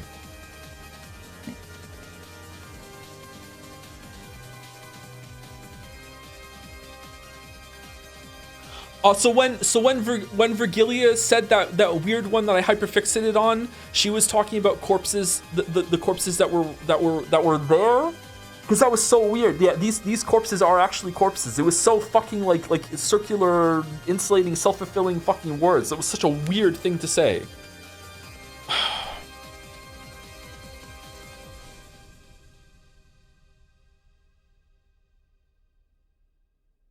Okay, I'm done. Let's keep going. All right. Be advised that no examination of any courses was ever mistaken. Okay.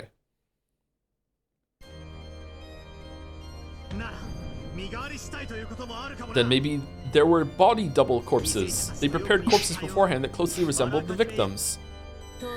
Bros, cooking. Be advised that no corpses exist except those of characters who have appeared in the story. No, it was they weren't playing dead. They weren't playing dead. That was it. It was they weren't playing dead, and that was on the list, and it was struck off like it was conclusive. Why would they do that? Why would they play dead? Even if I'm right, and that's not a red truth, and actually they could have been playing dead, because fuck you, we came into a different side. Why would they do that? Just because, Lamayo? Oh, this is Lambda Delta making them do bullshit. Oh. The blame Lambda gift spam on Discord right now is unbelievable. The new mutual. I'm upset.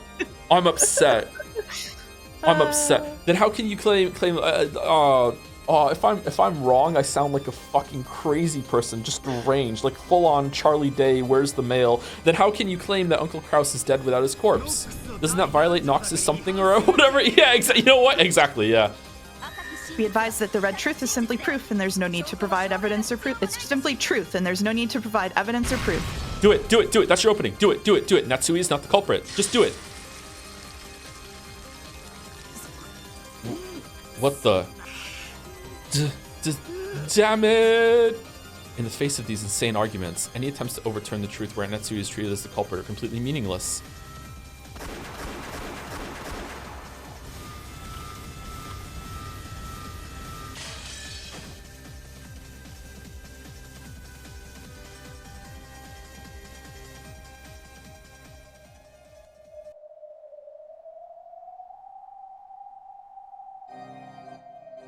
Each time I brandished my desperate blue truths, Delano and the others red truths knocked me down to the floor. But I got up again, never gonna keep me down. It was getting hard to even stand back up again. Does that mean my body is telling me that I'm about to surrender to the truth where Aunt Natsui is the culprit? The red truth is getting more and more perfect. Each time I think I can slip through a chink in their armor, Delano snacks me down with the red longsword of Nox.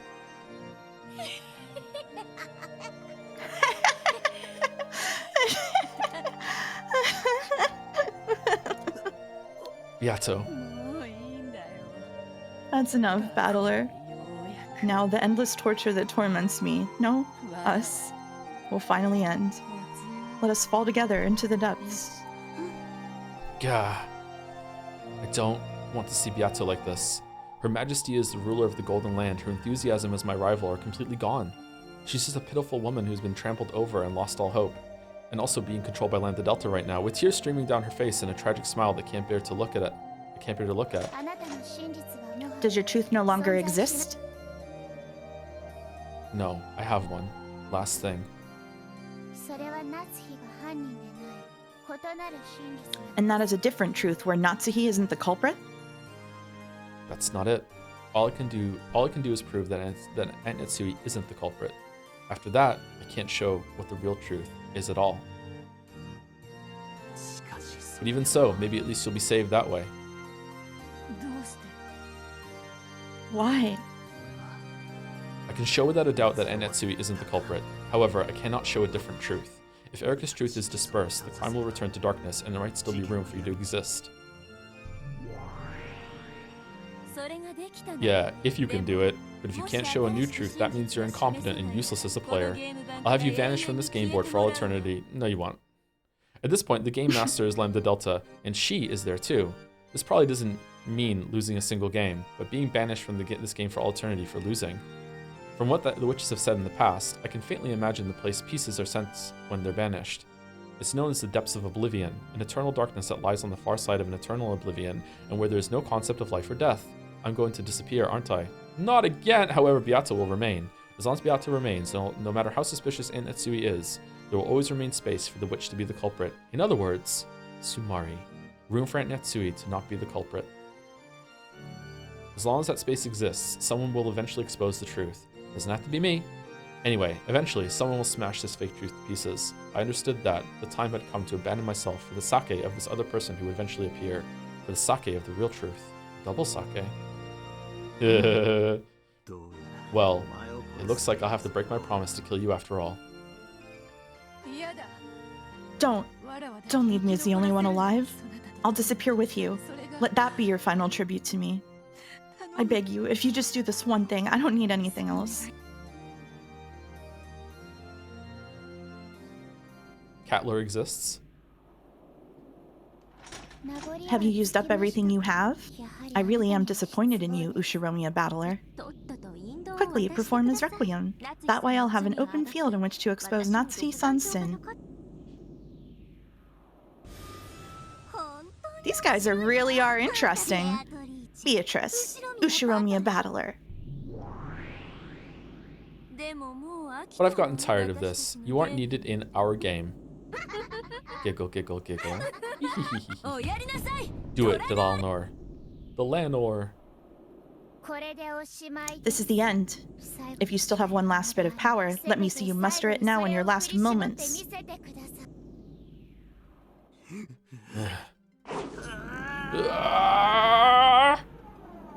It's small, but it's a sparkling red truth. The last trump card Virgilia gave me. Erica, this takes your theory back to square one. If you can, why not go ahead? Take this! Ushimiya Natsui is not the culprit. The red truth is simply truth with no evidence or proof needed. This will make the Lanor stagger. Even if that's all it does, it's the first and last strike I can make.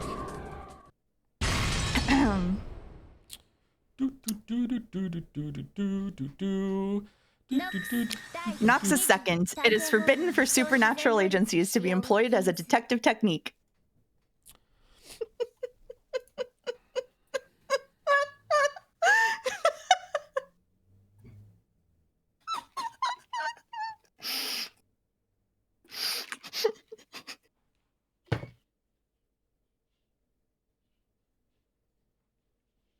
So once again, if there's not a comeuppance and justification and rationalization at the end of this, or Umineko episode 5 is quarantined in the narrative somehow as its own disease part of like, haha, we just had a bit of fun, but now back to the real story. This is dog shit. This is unforgivable. Cannot be reconciled. There is no fucking way. There is no fucking way. Okay? There's no fucking way. All right? Again, Umi Fullers, because I don't know why we have this problem, because I'm adding the qualifier. If it's justified, if they, comeuppance, reversal, whatever, okay, I'm in. However, if it doesn't happen, this is, and we're meant to take this seriously, this is unforgivable. The whole entire mystery is broken. Oh my God.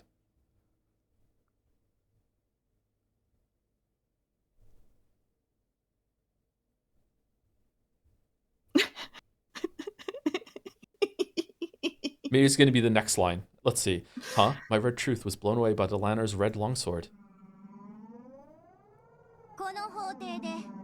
In this court, if anyone other than witches is going to speak the red truth, they have to construct an appropriate proof for it.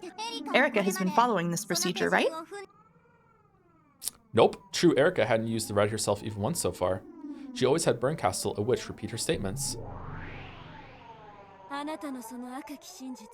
Your red truth isn't something you attain for yourself. It's a supernatural truth given by a paranormal being. In other words, Sumari, it isn't reasoning. It's no better than a random thought. Okay, Beatrice, say it. In that case, if I have Virgilia say the same red truth, where is Virgilia?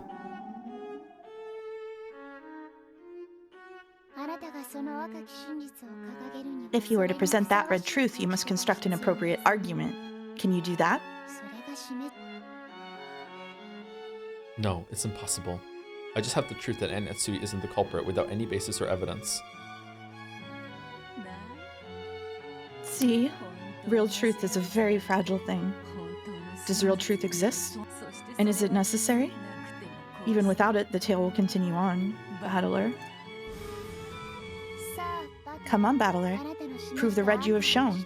If you cannot, this is goodbye. Bro, what are you cooking? Then, goodbye. Sorry, Yato. Don't say that. Thanks for sticking around with me. It was such a bloodstained tale, but it was fun.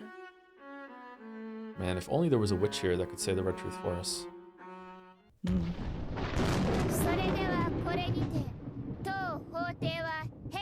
The trial is now finished.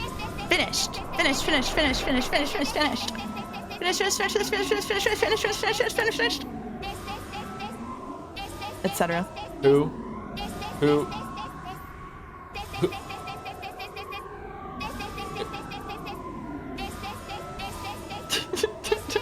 You can just let those play.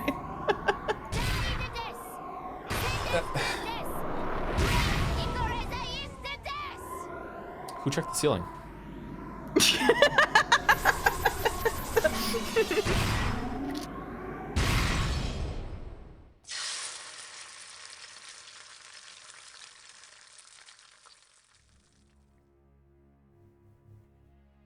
With that, the trial for the 5th game ended. The detective, Furuto Erika, accused the culprit, Ushiramiya Natsui. There are 3 riddles that the detective must explain. The first is whodunit, who is the culprit? As previously stated, it is Ushiramiya Natsui.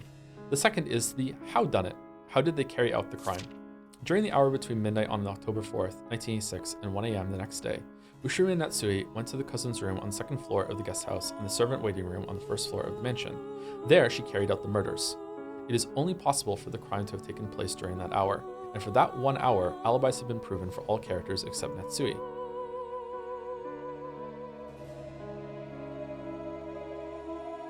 From the sky, a massive red longsword, even greater in size than the one Delanor held, came crashing down like a thunderbolt, piercing through Bandle's heart and pinning him in place while he stood still. In that instant, Beatrice became a golden splash and faded away, and her former minions disappeared as well. As the heartless witches looked down at the cathedral center, laughing coldly, all that remained was Bandle, with the red longsword sticking through him, and Delanor.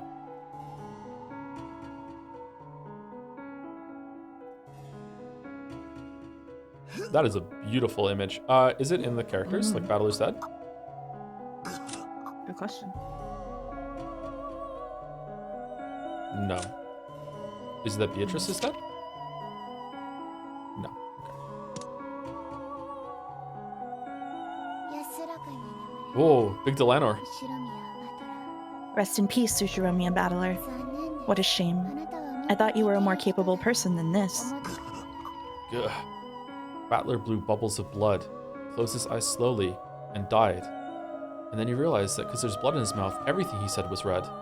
Delanor stared on in silence. That's the rules we're operating on right now. Then turned on her heels when she saw his life leave him. After that, all that remained was the corpse of this sorrowful man, pierced by the sword that acted as a massive red grave marker, and lit by the faint glow let in from the cathedral skylight.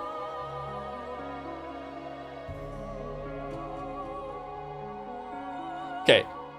I hate this, but I do have to appreciate, one, how this looks good. I appreciate how they set up, like they gave you hope and thought he has this trump card, he just has to say it, and you get frustrated. Why isn't he saying it? Why isn't he saying it? Why isn't he saying it? And then he says it, and then he just gets like, just smacked down. It's like, it was like, you really thought it was gonna go, and then it's just like, yeah, no, fuck you. It's bullshit, but like, just in terms of like, just divorcing myself from like it making sense or fairness, just vibes based is kind of cool, yeah. And then there is the third riddle the detective must uncover. The final riddle, the why done it. Why did they commit the crime? The motive. In third-rate mysteries, there's no need to uncover this. After all, even if you don't expose the motive, the culprit will just confess it when it's all said and done. However, Furuto Erika was first-rate, so she would expose even this. Okay. Natsui was being confined in the parlor under everyone's watchful gazes. Then Erika made use of everyone to diligently and persistently search all places, even Natsui's room. Made use of everyone. Okay.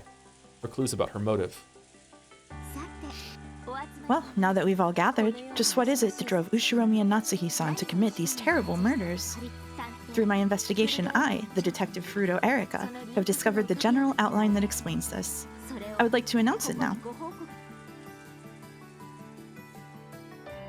Okay, it's a little too early to take a break, but I desperately need to go and smash my head against the wall in the bathroom, so I'll be right back, okay?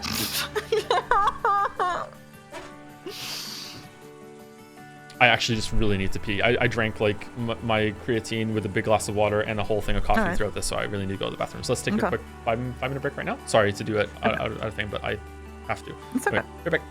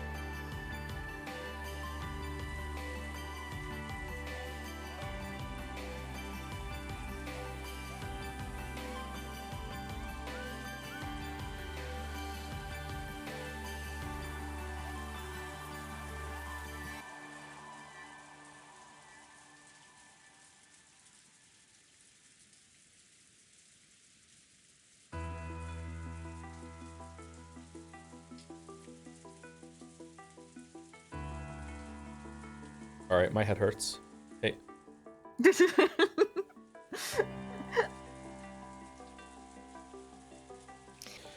Okay, before we continue, thank you to Ryu Kishi for writing such a great story. Thank you, Burry BB, for the resub. Hello, Joe and Mouse. It's my birthday, so happy birthday, Dalmac.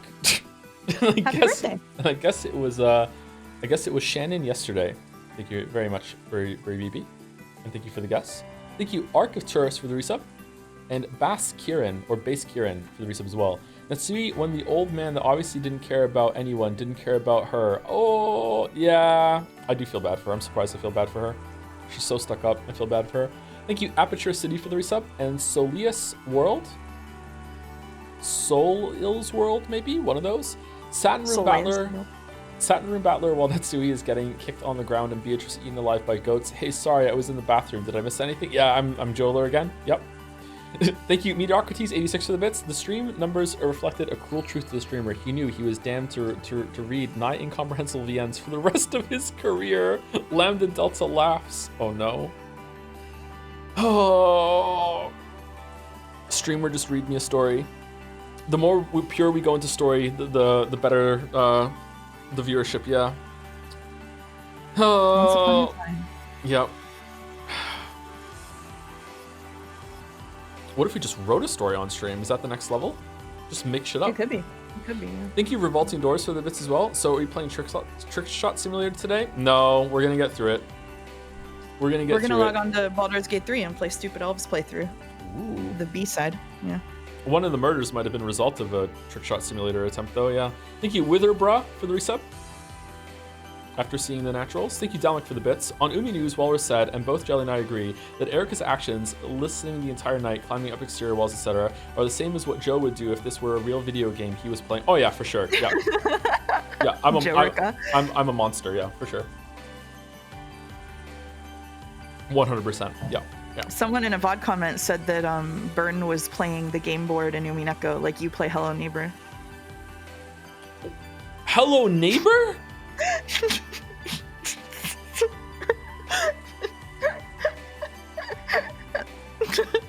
Hello Neighbor? What? Thank you, Quigsley? Just call them Q.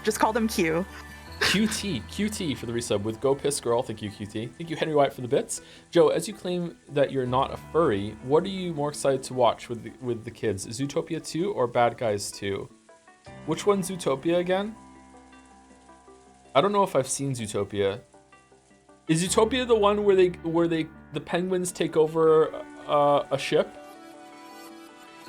with the fox and the bunny? Oh, I haven't seen Zootopia then. What? Madagascar. Okay, sorry, I've seen Madagascar. How dare I don't know. I'm sorry. What do you mean, how dare you? Yeah, I haven't seen Zootopia. I'm more excited for Bad Guys 2 because I've seen Bad Guys 1 and it was actually pretty good. I haven't seen Zootopia 1. The one with the bunny girl? Chad is here for you to read them a story, so you have to assume they have very high investment in children's movies. Oh, that's true. That's true. There's only one bunny girl I know, and it's in Final Fantasy 14. Thank you. I'm McCordian for the bits. Hey Joe, just gotta tell you that Fate Stay Night is available with a 25% off sale on Steam right now. There is no reason for this coming out. You know what else is there? Fucking Metaphor is on sale right now too. Yeah, I haven't got it yet. Do I even have to after Expedition 33? And thank you, Top Lolly, for the bits. I'm lost. What the fuck is a blue truce? Fucking hell. Oh. You didn't have to drive by us like that, Mouse? Yeah, I did. Just a little bit. Just a little drive by as a treat. It's the only way I can feel anything, really. 100 line is not happening this year. I'm red truthing that for you right now. And which of the streams can confirm it for me? Because apparently I'm not allowed to do it. So yeah, it's just not happening. There's no time. Has to be next year, if ever at all. Anyway, we locked in. We good? I think so. All right, let's see if a plane can join the train crash. Everyone remained silent, urging her to continue. Erica tossed some of Natsui's possessions that had been confiscated onto the table. First, these are past diaries that were discovered in Natsuhi-san's room. They've barely been used at all in recent years, but they describe in detail the period shortly after she became a part of the Ushiromiya family. Most of them were locked, but in order to find the full truth behind this crime, I used my authority, which everyone has acknowledged, to destroy the locks on all of them. Man, that's kind of like a supernatural force. Isn't that weird? How barbaric, reading another person's diary. I mean, it's also clues that weren't foreshadowed. If we're barbaric, what does that make you, murderer? A criminal like you has no right to privacy. Nox's 12th. If a clue violates 2 of Nox's rules, it cancels it out and is valid again. And this is what I found from these diaries. Natsuhi-san ended up married to Kraus-san due to special circumstances. I imagine that all of you here know much more about this than I do. Natsuhi-san and Kraus-san were not married because of love or as a normal arranged marriage. I just assured that someone there's gonna be like angry comments somewhere being like, Mouse doesn't understand Nox's rules, by the way. That was a joke. I just want to clarify that was a joke. Natsuhi and Kraus-san were not married because of love or as a normal arranged marriage. If anything, it was more like taking a hostage. That is not true. This is written on the 24th page of this red diary. I am a hostage being imprisoned by the Ushiromiya family under the guise of marriage. However, if everything can be resolved this way, Natsuhi-san, right here, you've already acknowledged that you were a hostage. Kumasawa-san, you've served Natsuhi-san since the time she first came here, right? Could you tell me about what it was like at the time?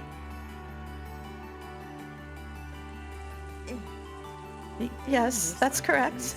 I did catch wind of something similar to what you described. I think that by now, only Dr. Nanjo and I know of the details regarding Madame's marriage. Very true. That was during Kinzo-san's golden era when he did whatever he pleased. He defeated all of his enemies and expanded his financial power. Natsui-san's family was one of those enemies. As though the time to talk has suddenly come in hand, Kumasawa and Nanjo openly delved into territory that should never have been touched upon again. This was concerning the period during which Kinzo was most feared for his ferocity. It had been said that, though Kinzo had many assets and connections, he held a grudge at being looked down upon by members in the elite as being an upstart. Because of this, apparently, Kinzo wanted to find Kraus a wife from a noble family and use this to raise the Ushiromiya family's status. Then he overcame Natsui's family in a financial struggle and proposed that a marriage be performed as a method of reconciliation. And the person he picked was Natsui. Natsui had been raised to be clean and pure in a family of Shinto priests, making her a true noble lady. By choosing her, not only did Kinzo cause them the worst possible humiliation, he also won what he considered to be a nice trophy. So that marriage proposal was humiliating to Natsui from the very beginning. Regarding the aforementioned facts, both Kumasawa-san and Dr. Nanjo's claims just now match with the contents of the diaries.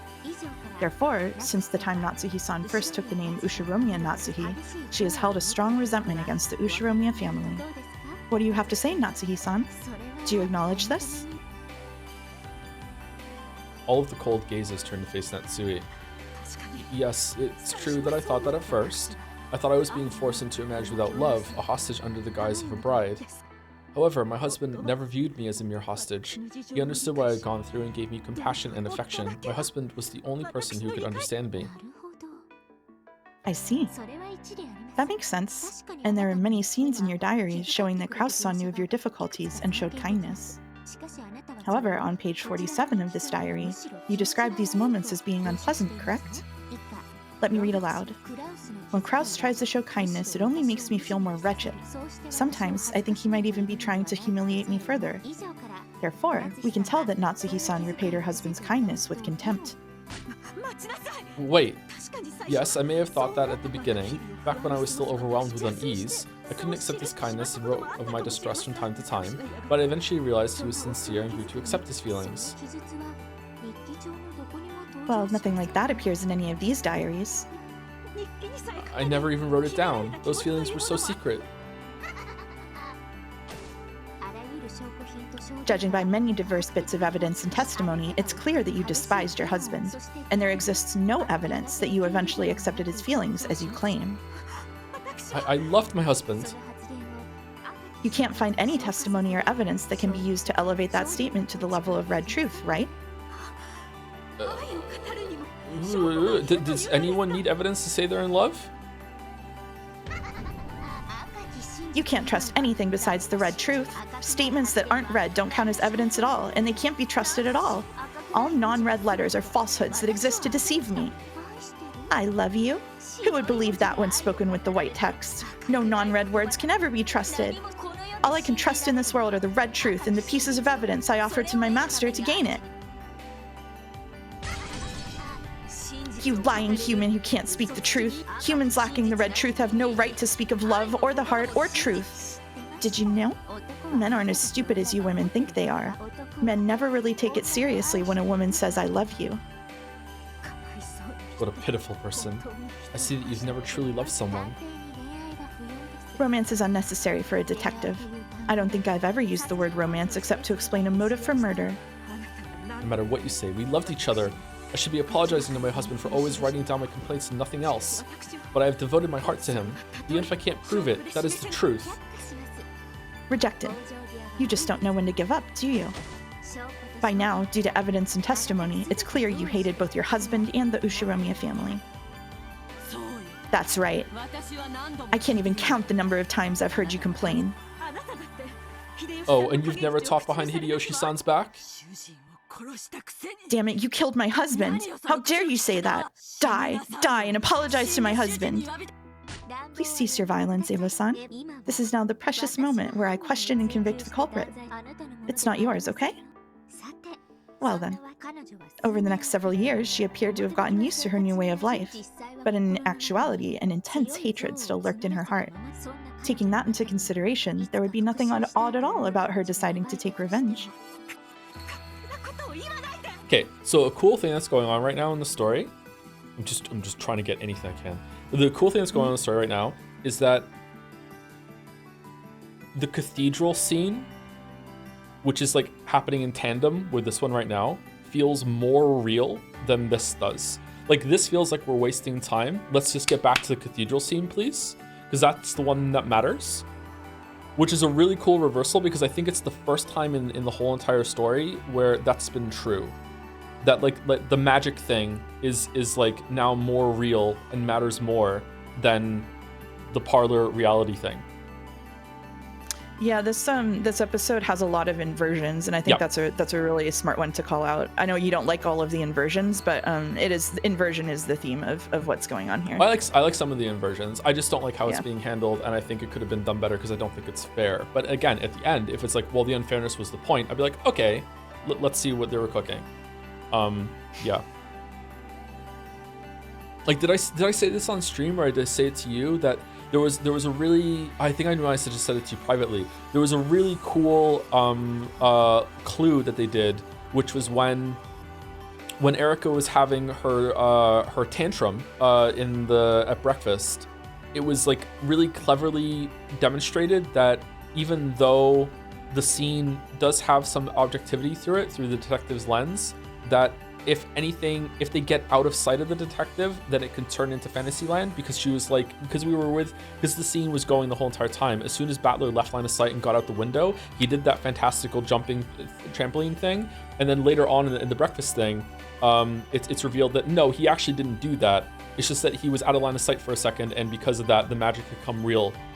So it's establishing that even though there might be, like in the previous games in episode 1 to 4, even if Battler was in the scene, something magical can still happen within that scene if he's not aware of it, you know? Probably even in someone's head, you know? If it's from someone's perspective, there's probably lots of scenes where even though Battler's in it, someone else is seeing something completely different during that. Yeah. So I thought that was an interesting way. There's been lots and lots of I think I don't want to call them clues, but maybe just nudges or whatever. There's been a lot of kind of almost like a tutorial for a game. I feel like episode 5 has a lot of tutorializing of how to view a lot of the scenes that have happened through episode 1 to 4. And I think that's done well, and I like it. I just hate more than 50% of this for completely different reasons. Again, it's like even though when I read this, I told Joe off stream, like the Red Truth stuff, I was like fully fantasy pilled. Like, if we're gonna believe in this dichotomy between mystery and fantasy, I was fully fantasy pilled, and I was very like the red truth inconsistencies kind of like stopped mattering to me, or like didn't even clock for me because I was along for the ride.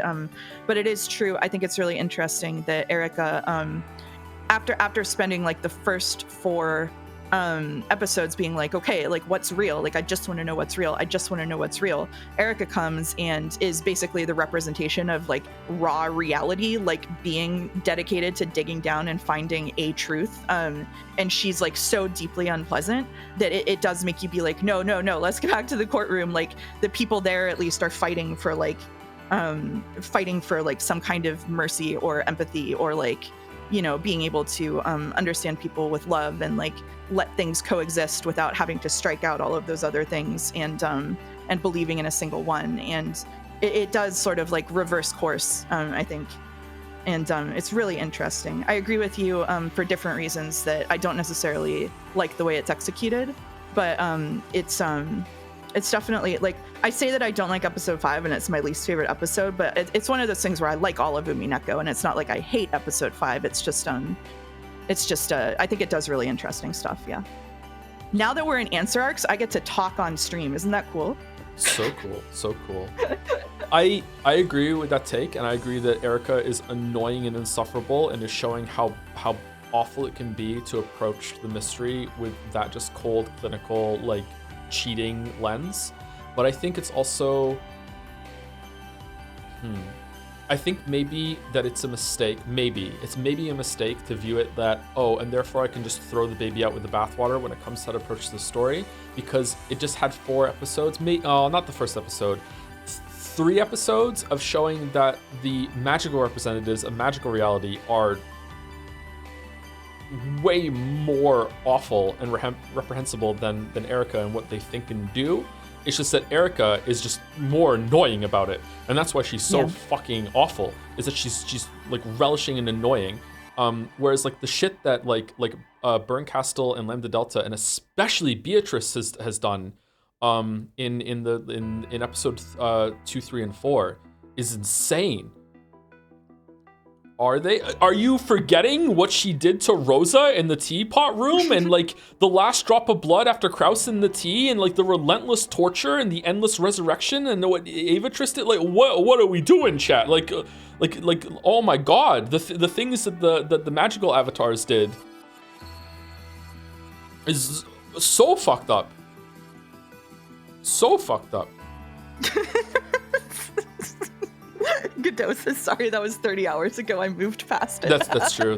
Probably even more than 30 hours ago. Fuck. All right. Anyway, that was the talking intermission. All right. Anyway, don't act like you know what I'm thinking. Each time Erica read Natsui's diaries one after another, she exposed more of Natsui's emotions during those painful days. Natsui hadn't written them to leave those words behind. She had written to forget those memories and seal them away. That's why she had written down her feelings during those painful days, locked them up, and sealed them away for all eternity. However, Erica claimed that these were Natsui's true hidden feelings. They'd been locked away and concealed. Since it had already been concluded that Natsui was a murderer, everyone accepted Erica's claim. But at this point, the red truth wasn't even necessary to establish Natsui's motive. As long as the reason seemed plausible, everyone would believe it. It's a witch hunt. No matter how much Natsui might object, no one would believe her. No one could accept the truth Natsui spoke of about the days she had spent loving her husband. That had been painted over by a false truth in which she hated her husband and swore revenge against him. The pen of the gods that composes the truth had been given to Erica. And so what?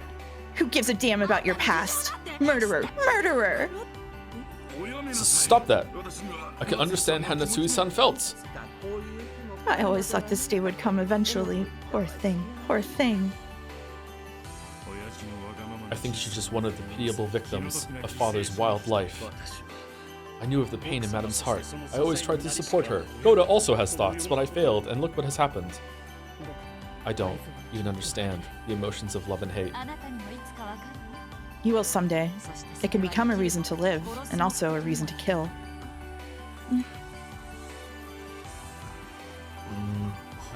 Is Aunt Natsui really the culprit? Well, now that you mention it, there is just one person besides Natsui-san that might be the culprit. What? Hey, are you serious? Why didn't you say something that important sooner? Natsuhi-san, the truth is, there's one person besides you for whom the crime was possible. If you truly claim that you aren't the culprit, it means that person must be the culprit. Erica throwing? Famous throws? Huh? Who is it? Who? Ushiromiya Kinzo-san.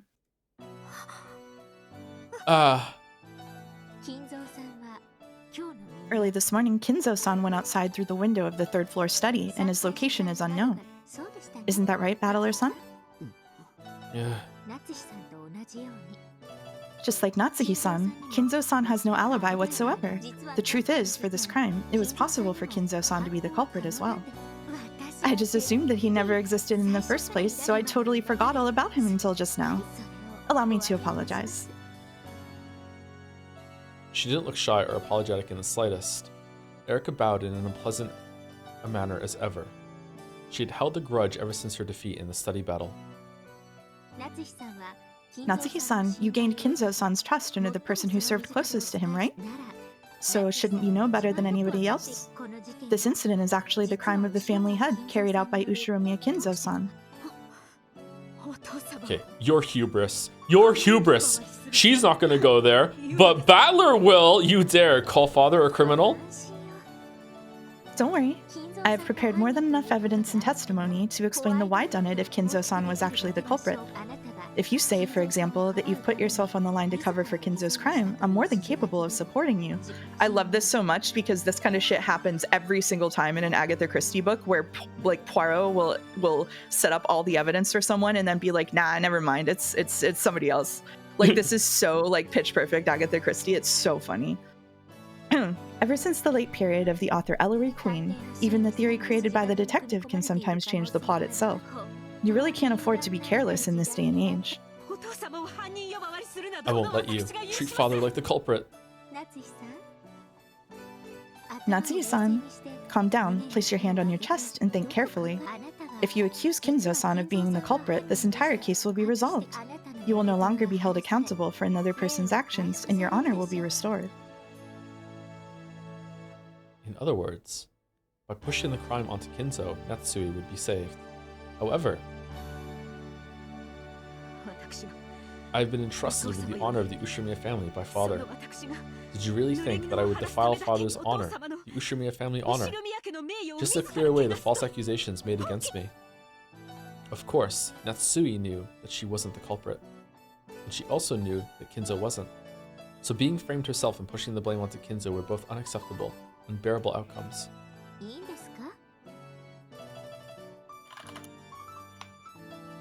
Are you sure? As I've already established quite thoroughly, alibis have been proven for everyone except you. If you will not accuse Kinzo-san, then this time it will really be clear that you are the culprit, and that will become the truth, right? If you intend to label me as the culprit and call it your own personal truth, then do whatever you like. I'm sure that God knows of my innocence. Eventually, he will prove it. Knox a second, no supernatural agencies. Sorry. If it came to a choice between her and Kinzo being framed, Natsui would sacrifice herself. Perhaps that was her way of protecting the Ushiromiya family's honor. And Natsui. And I even gave you a chance. Stupid woman. This future where your name will eventually be cleared doesn't exist for any of you, not for any of the pieces on this board. Natsui made her decision. If they were going to call her the culprit, she would let them. She boldly rejected the thought of selling Kinzo's honor to gain a momentary truth where she wasn't the culprit. And therefore, more than anything, the tale was woven with her as the culprit.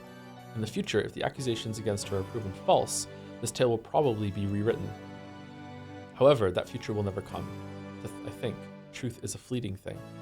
Even if I am a good person until my death, if some heartless person after my death overwrites the records and says I wasn't a good person, and if that is shared with everyone else, then even all the goodness in which I lived my life could be overwritten easily.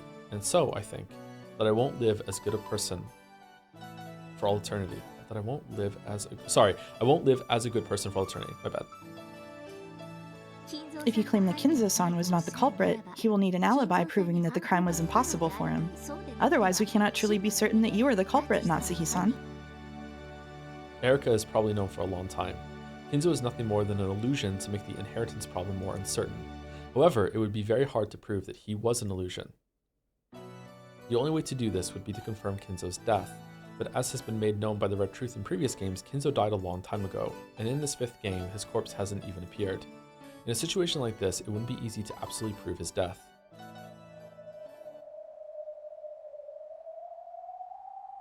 If Kinzo's death was confirmed, it would practically erase that defeat in the study.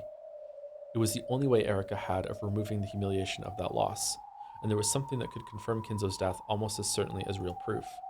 And that was the confession of the culprit. It would mean having Natsui herself acknowledge that Kinzo no longer existed in this world. That way, it would be acknowledged that Erika's reasoning in the study was correct. That loss would be painted over, and it would be rewritten as Erika's victory.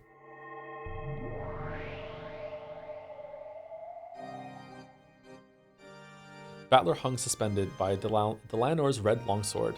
Yato had disappeared by having her existence denied, and her minions had gone too. In this cathedral that they had disappeared from— oh, okay. Is it gone now? No, okay. In this cathedral that they had disappeared from, only Natsui and the witches convicting her remained. So, you still claim that Kinzo is alive and remains somewhere on this island? That's correct. Father is in good health. No matter what anyone says, I will not change my statement.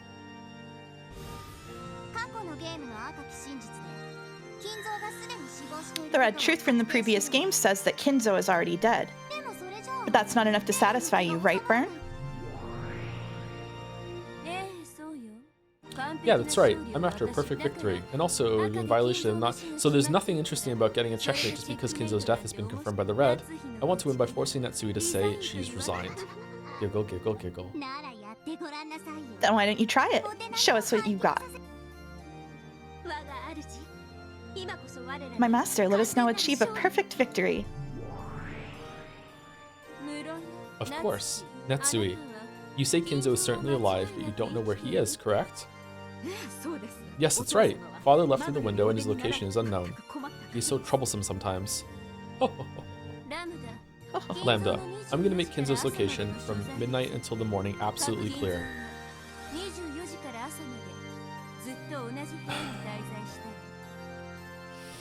From midnight until morning, Kinzo stayed in the same room.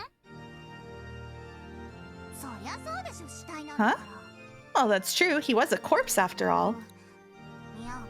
No, I'm sorry. That's right. Totally right. I won't butt in. It sounds interesting, so keep going.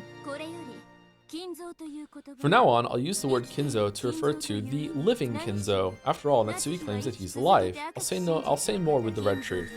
Kinzo does not exist anywhere outside the mansion. Isn't that right, Erika? Another tutorial moment. Yes, my master. I searched for Kinzo all over the premises outside the mansion. However, I was unable to find him. Because of the detective's authority, Erika could find all clues, supernaturally so. Therefore, if Erika was unable to find a hint that Kinzo existed outside the mansion, it was the same as proving that Kinzo didn't exist outside the mansion. Therefore, Bern Castell repeated that truth of Erika's. Kinzo does not exist outside the mansion. Hey, Natsui, if Kinzo does exist, then this means he must be somewhere inside the mansion. Do you have any idea where Kinzo might be hiding? Doesn't this directly conflict with the other Red Truths about why at everyone's placements? Because it said that Kraus, Genji, and Natsui were in the upstairs hallway, and everyone else in the mansion was in the parlor. So that means by this new red, Kinzo had to be in not the parlor, the dining room. So by this red, Kinzo had to be in the dining room. Or else two reds are now in conflict.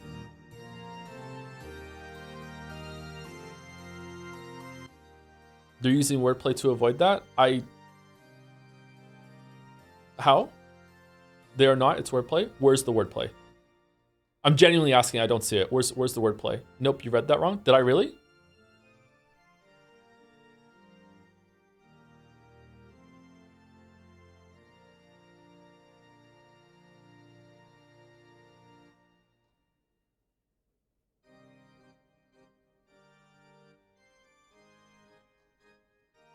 living Kinzo doesn't exist? Okay, then you're right. I don't understand it. Okay, let's move on. I don't understand the distinction right now. You're right. Okay, how could I know? After all, think of the weather. There would be nothing strange about him leaving the courtyard to hide somewhere in the mansion and dry the rain off. Giggle, giggle, giggle, giggle.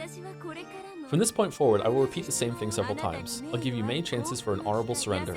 If you're too stubborn, you'll lose even your true honor. No matter how you threaten me, I will not give in. Giggle, giggle, giggle, giggle. I just love teasing pieces like you. Then let us continue.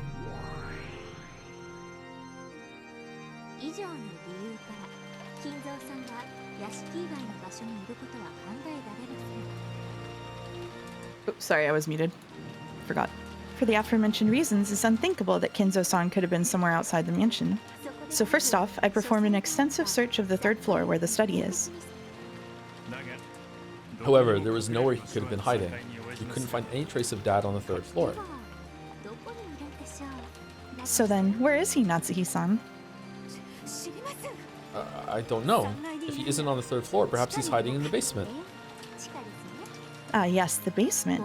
The boiler room, that underground storage room, every part of your suspicious basement was also included in my search. Yeah, I searched too. I didn't see Father anywhere. I'll say it again. Where is Kinzo-san, Natsuhi-san? In that case, he was probably on the 1st floor or the 2nd floor.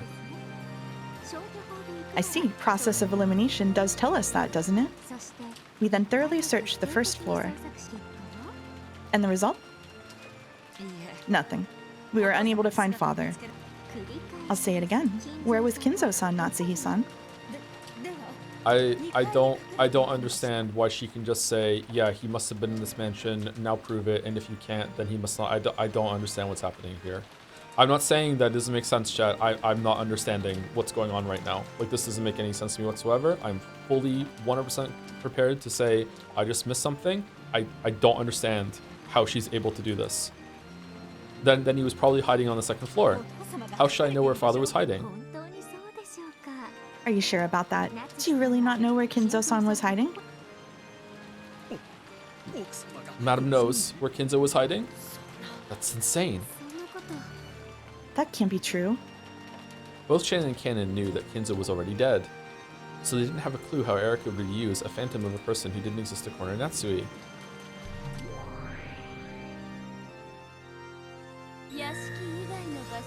Kinzo is nowhere outside the mansion. Kinzo isn't on the 3rd floor. Kinzo isn't in the basement. Kinzo isn't on the 1st floor.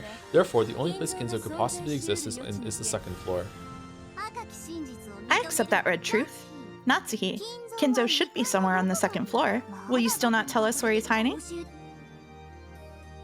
Yeah, this is just saying Kinzo doesn't exist with extra steps. No matter how many times you ask, it won't change the fact that I don't know. Erika, start from the beginning and go in order, investigating the entire 2nd floor. Use the detective's authority to avoid missing a single clue and to see through all types of hidden doors and hidden rooms. Yes, my master. That Natsuhi-san's pretty dumb, isn't she? She still can't see where we're going with this. Giggle. No need to talk more than is necessary. Come on, Erika. Take everyone with you and begin the investigation. Okay, you stand in hallway A, you stand in hallway C. Now we know that Kinzo can't move. Now let's go room to room. No. Erika used her detective's authority to take everyone, even Natsui, and go up to the 2nd floor to search every room starting at one end. It really is. Welcome back, Sekimeya. Even for rooms that were thought to have nothing at all to do with the crime, Erika did not relax her search in the slightest. Her search was thorough in every single room as they moved through them all. So you still won't tell us where Kinzo-san is hiding? Stop saying that. How many times do I have to say that I don't know? Natsuhi-san, even if we do keep searching, we'll never be able to find Kinzo-san at this rate, right? Of course, Kinzo doesn't exist. No matter how long the search continues, it's just a waste of time.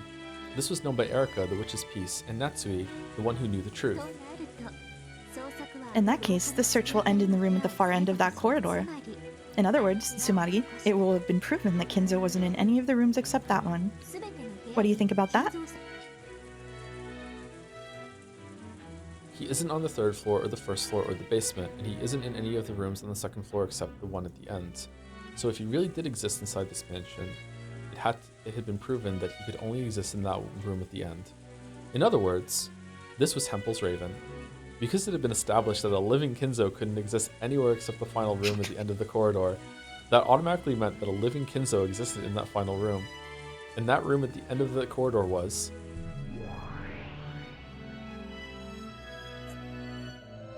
Enjoying your blue balls, chat? Oh, Which room was at the end of the corridor again? Lambda Delta was munching on a refill of popcorn. That's Natsuki's room, Lady Lambda Delta. In other words, Sumari. Kinzo had no place to hide except inside Natsui's room. Giggle, giggle, giggle. Do I need to say it in red? Of course!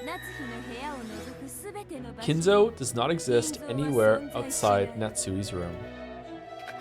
Umiful is going crazy because they thought you weren't saying it because you were locked in. Well then, that means this room is the only place left. It means Kinzo-san isn't anywhere outside this room. Isn't this my room? Where exactly in my room do you claim father is hiding? Under the bed, eating his dominoes. In a rage, Natsui unlocked the door to her room and pointed inside. Of course, Kinzo was nowhere to be seen. Do you see father anywhere in here? Look. I see. It looks like he isn't there. Did he realize we were coming and escape out the window? If Kinzo wasn't in this last room, it meant that he didn't exist anywhere. Sure, there was no living Kinzo outside the mansion. There was no living Kinzo inside the mansion. Therefore, no living Kinzo existed. However, Erika didn't make that argument. She had pointed that out herself without making a checkmate. It was because Baron Castell didn't want to win by cornering Natsui with the red truth.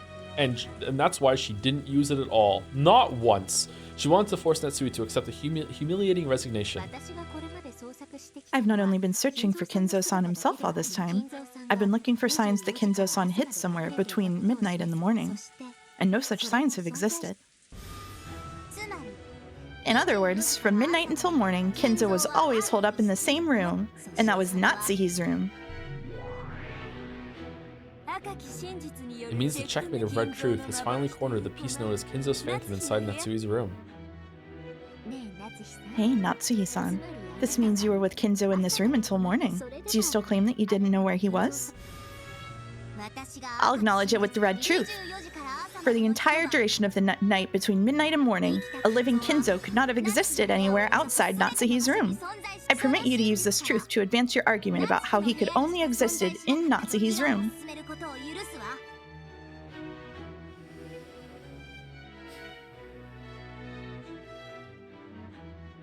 Again, a very, very misleading and, like... Is it misdirect? I don't know what the word would be, but it's like strongly implying that living Kinzo is inside the room, when in reality it's comma, or really it's like there was no living Kinzo outside Natsu's room because there is no living Kinzo. So this, oh, how many other red truths are like that in this episode? Like yeah, they're playing logic puzzles. Yeah. Oh, welcome back, Sekimeya. I don't understand.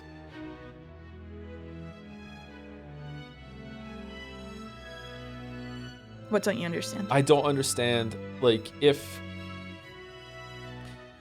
the murders aren't murders, that would mean almost everyone is in on it. How Battler is in on it? Mm-hmm. Okay, so I guess that just, I guess I should be happy about that, because if it is what happened, then that confirms that Lambda Delta, the chess analogy, she can make bishops move like rooks, because there's no fucking way. Like, but as someone why? in chat put it, Lambda is eating the pieces. But why? They're just being cruel.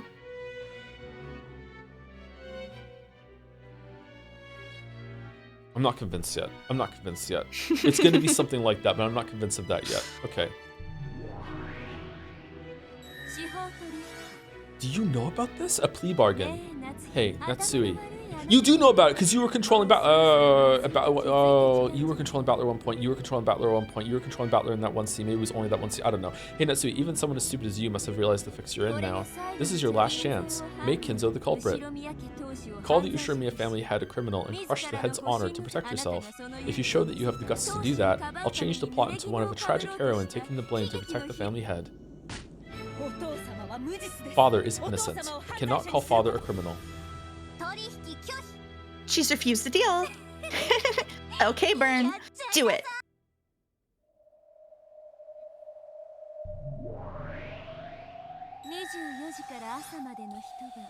For the entire duration of the night between midnight and morning, a living Kinzo could not have existed in any place except inside your bed. Oh no. What? And what? What do you mean by that? After conducting a thorough search of this room and a detailed scientific examination, I discovered that Kinzo did not exist anywhere in this room between midnight and morning. However, your bed is the only exception. Shocked silence dominated the room. Natsui completely forgot to close her open mouth. Last night, around the time the gold was discovered, so probably at about 11, Kinzo-san escaped from the window on the 3rd floor and snuck into the bed in your room. And as an even more unfortunate result from my investigation, it has been proven that you were also sleeping in that bed. How could she have done the murders then? How could Kinzo have done the murders then? I'll repeat it. For the entire duration of the night between midnight and morning, a living Kinzo could not have existed in any place except inside Natsui's bed. And last night, Natsui also slept in that same bed. Wow, look at how close they were. So you two were so close to each other, you slept sharing the same pillow? Blue truth. Therefore, we can conjecture that Ushirimiya Natsui and Ushirimiya Kinzo had sexual relations with each other. Why else would a man and a woman share the same bed all night long? Maybe they were cold. How rude. To think that I would do such a thing with the father I respected so much. I won't allow you to say such things. Natsuhi, use the red truth to counter this blue truth. Of course, since you aren't a witch, there's no red you can use. So I'll speak with the red truth in your place. At least I will if you can show me convincing proof.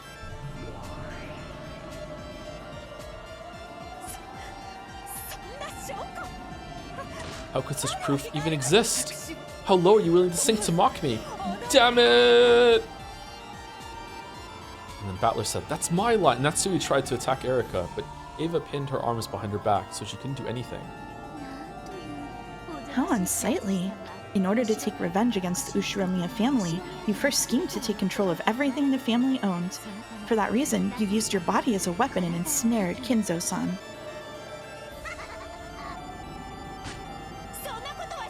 I never did anything of the sort. I have never given my body to anyone except my husband.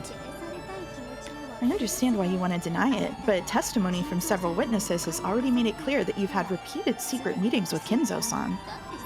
After all, last night, you went to say goodnight to Kinzo-san with just the two of you alone in his study, right? And beyond that, I've collected multiple bits of testimony regarding clear traces of sexual intercourse. Are you insane? Who was it? Who said something so ridiculous? Goda? Shannon?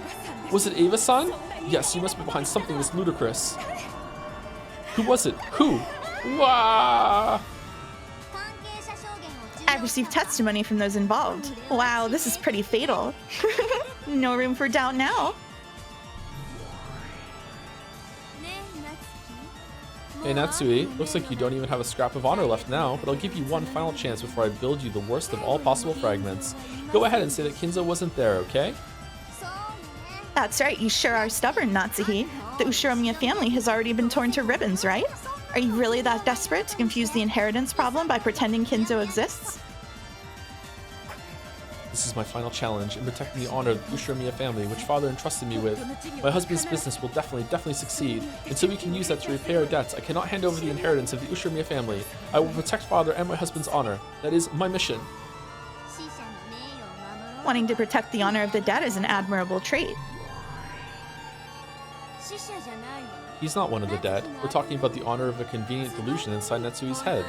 The real Kinzo never once ordered Natsui to do anything like protect his honor.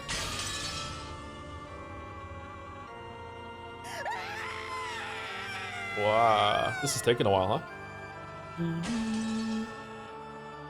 As Natsui screamed, she fell down to her hands and knees. She no longer had any way to reject the fake truth that Berncastel and Erica had weaved. By my name is the Game Master, Lambda Delta. I acknowledge Lady Berncastel as the victor of this game. If anyone has any objections, state your name now.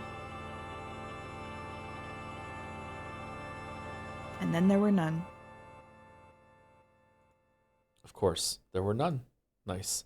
All of those who might have objected had been erased. Ah, that's convenient. No objections.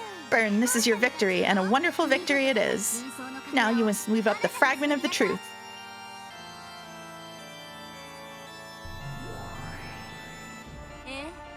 Sure, I'll go weave up the truth.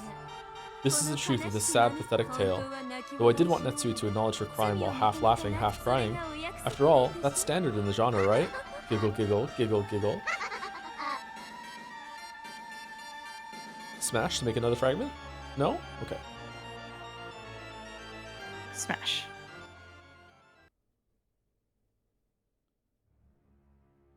Next chapter. Revenge Do you after want to pause or 19 keep years? rolling?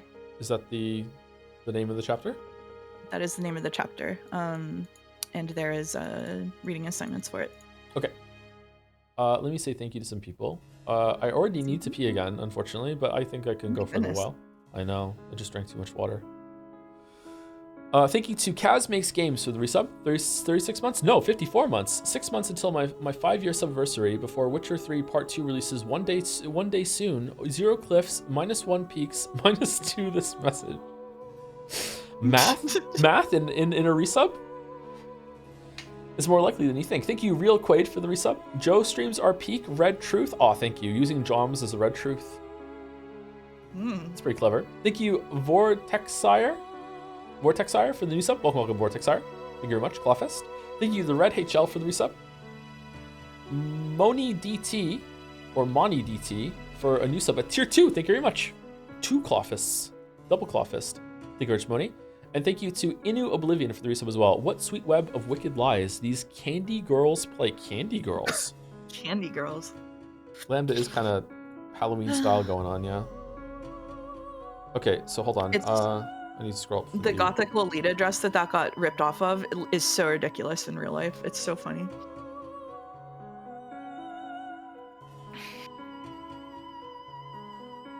Okay, so next chapter is I have 1. You have 1. This chapter is mostly going to be me reading. Okay. Just to give you a break as a treat. Okay. All right. It's also short, so if you can hold your pee for like 20 minutes. Okay. Is this narration? This is narration. Okay.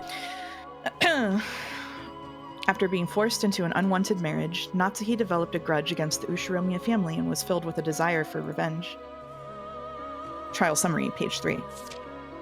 As revenge for financially ruining her birth family, Natsuhi also plotted to take over the Ushiromiya family's fortune. Trial summary, page 4. When Natsuhi learned that the wealth of the Ushiromiya family was for all intents and purposes controlled by Kinzo himself, she initiated sexual relations to curry favor with him and managed to ensnare him. Trial summary, page 7. Berncastel documents, page 682. To curry favor with Kinzo, Natsuhi repeatedly disguised herself as Beatrice, a witch and figment of Kinzo's imagination, and engaged in sexual acts. Kinzo saw Natsuhi dressed as the mistress from his past and was easily ensnared. Additionally, a servant happened to witness her in this outfit, forming part of the basis for the legend of the witch. Trial summary, page 8. Submitted evidence number 17. Berncastel documents, page 802. However, late at night on October 4th, 1986, Ushiromiya Battler discovered the hidden gold. Natsuhi planned the crimes after the relatives raised a fuss and insisted that Battler should succeed the headship. She murdered the children in the cousin's room and tried to frame Battler for the crime. Furthermore, Genji was murdered because he was opposed to this scheme. Later on, Hideyoshi was also murdered. After this point, Natsuhi displayed a strong intent to murder all those involved without discrimination. Trial summary, page 27. Supplemental materials B, page 61. Berncastel documents, page 1103. The concrete details of the crimes are as follows. October 4th, 1986, midnight. Natsuki decided to commit the crimes. Because Genji refused to assist her when asked, she murdered him. She then murdered her husband Kraus in his own room. Trial summary, page 40. Supplemental materials S, page 8. Bernkastel documents, page 1105. Great Court internal documents, Library of Law, A09, number 9974. That's some big Witcher vibes right now.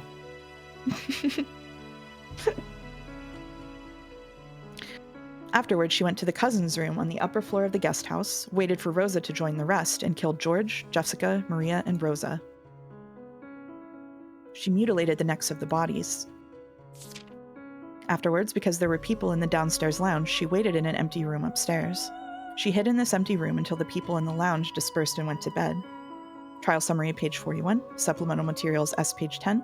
Bernkastel documents, page 1131. Great Court internal documents, Library of Law, A09, number 9974. Big House of Leaves vibes, actually. The people in the lounge dispersed just after 3 a.m. Natsuki left the empty room and escaped from the guest house. She returned to her room where she met up with Kinzo, who had been hiding there. They spent the rest of the night there together. Kinzo left the room early next morning and concealed himself somewhere near the guest house. Trial summary, page 41. Supplemental materials S, page 29. Bernkastel documents, page 1200. Great Court internal documents, Library of Law, A09, number 9974. Afterward, Kinzo saw his chance and carried off the bodies of the 6 victims one by one, hiding them. Unfortunately, these hidden bodies have not been found. Trial summary, page 42. Supplemental materials S, page 37. Great Court internal documents, Library of Law, A09, number 9974. Natsuki, who had failed in her scheme to cast suspicion on Bandle, changed her plan to include the murder of all present. Trial summary, page 58. Supplemental materials T, page 19. Bernkastel documents, page 1348. Great Court internal documents, Library of Law, A09, number 9974. Predicting that one of those present would eventually want to take a rest in a private room, Natsuki concealed herself inside a closet in one of the guest rooms. When Hideyoshi visited that room at approximately 1 o'clock, she murdered him. Trial summary, page 61, supplemental materials T, page 26, Great Court internal documents, Library of Law, A09, number 9974. Natsuki once again concealed herself in the closet from the time the others became aware of the incident to the time that they carried out Hideyoshi's body. Furthermore, as proof of this, a button from Natsuki's clothes was found in the closet. Afterwards, she exited the closet and tried to return to her own room. However, Furuto Erika discovered her on the way, and Natsuki confessed to her crimes after questioning. Trial summary, page 63, supplemental materials T, page 32, submitted evidence, number 26, Bernkastel documents, page 1348, Lambda Delta documents, line 7, Great Court internal documents, Library of Law, A09, number 9974, Great Court internal documents, Legal Management, U99, number 0107, Great Court official notice, number 01724434. No, she didn't. Yeah, she did. You guys aren't paying attention. This is exactly how it happened. This is the truth. Yeah, this is what happened. Yeah. You want to take over for a bit? Narration for the rest? What question marks are you doing? This is how it happened, chat. What the hell? Great Court official notice number 01724434. I'm not as good at reading numbers as you are. Oh no.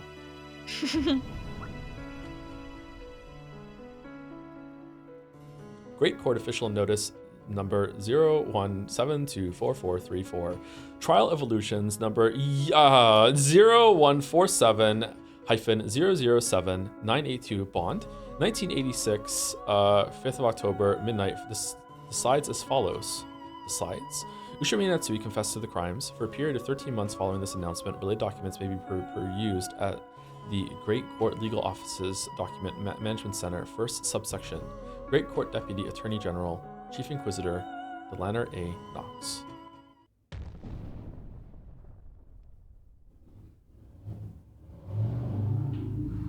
That is a loud car. Then let's all assume that I did it, okay? That's what you want me to say, right? Wah! As though she'd given up and decided that... Oh, is this you or me? No, you can just keep going with narration for the rest. As though she'd given up and decided that it'd be useless to try and talk her way out of this for any longer, and Natsui screamed that out. It was a sad incident. I wanted to believe that, despite the pitiable circumstances that led to her marriage into the Ushimiya family, Natsui just might have been able to grasp a sliver of happiness together with Uncle Kraus and Jessica. However, by Aunt Natsui's own doing, Uncle Kraus and even her beloved daughter Jessica had been heartlessly killed. It was even harder to believe that grandfather had been an accomplice and hid the corpses. However, judging by the clear testimony given by several people who knew him, grandfather's mental state for these last few years had been far from what anyone would consider normal. Perhaps possessed by a mad devotion to the mistress he had lost long ago, Grandfather might truly have believed that Aunt Natsui was a reincarnation of Beatrice. Where is Grandfather now? Like Erika had theorized, did he really believe that he could revive Beatrice by carrying out murders following the epitaph, succumbing to Natsui's cajolery? Right now, is he holding some kind of disturbing ceremony with the bodies he carried away? Cajolery, good word. Are you satisfied now? This is what you wanted to make me say, right? Aunt Natsui sobbed as she spoke. This is your revenge, isn't it? You, the man from 19 years ago.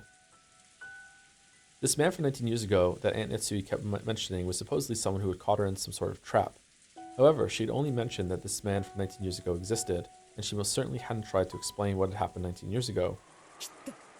I'm sure that man's underling is one among us here. I'm sure that right now, that man is ridiculing me through one of you.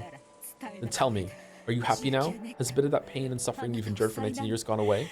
I finally understand. The reason you've cornered me so far is because you wanted to make me acknowledge that, right? Natsuki-san, other than us, there's absolutely no one here. Please stop this insanely desperate charade and quit pretending that someone who doesn't exist actually does. Erika laughed mockingly, but as Aunt Natsui looked at us, no, as she looked at some being behind us, she hung her head and shook. Then she confessed to her sin. I committed murder. So, you finally acknowledged your crime directly. No, this is not about what has happened today and yesterday. I will confess to a murder that occurred 19 years ago.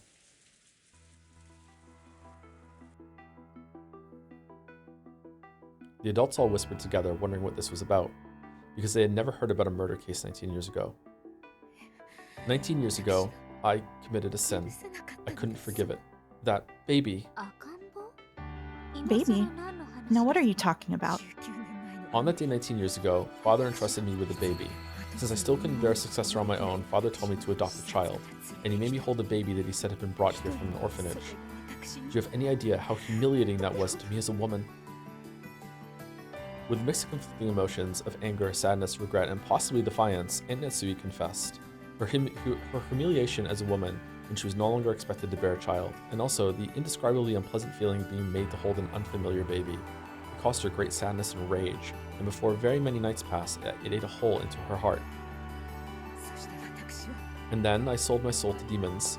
It happened when I went on a walk through the rose garden to the harbor, along with a servant holding the baby. I wanted to be alone, but that female servant holding the baby faithfully followed me everywhere. I was unable to even tell her to stop following me, and therefore unable to escape from the child's crying. That day marked the beginning of 19 long headache-filled years. It does make sense, okay.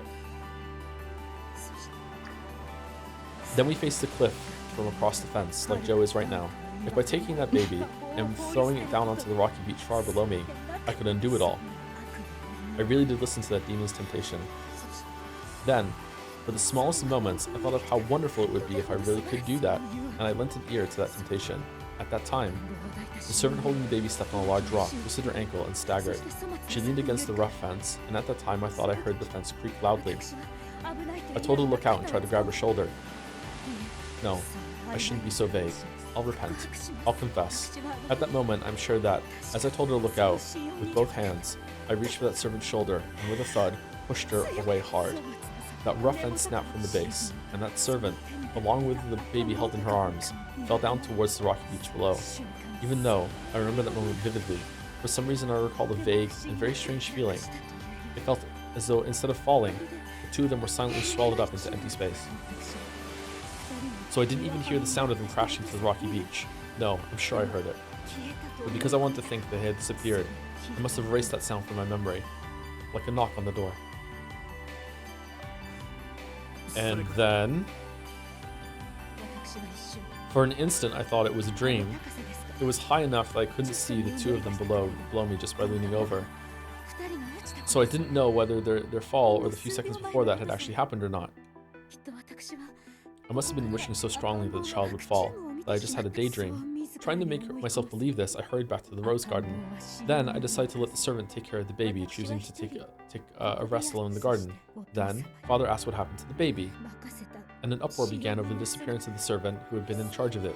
Eventually, the broken fence was discovered, and 2 corpses were found at the bottom of the cliff.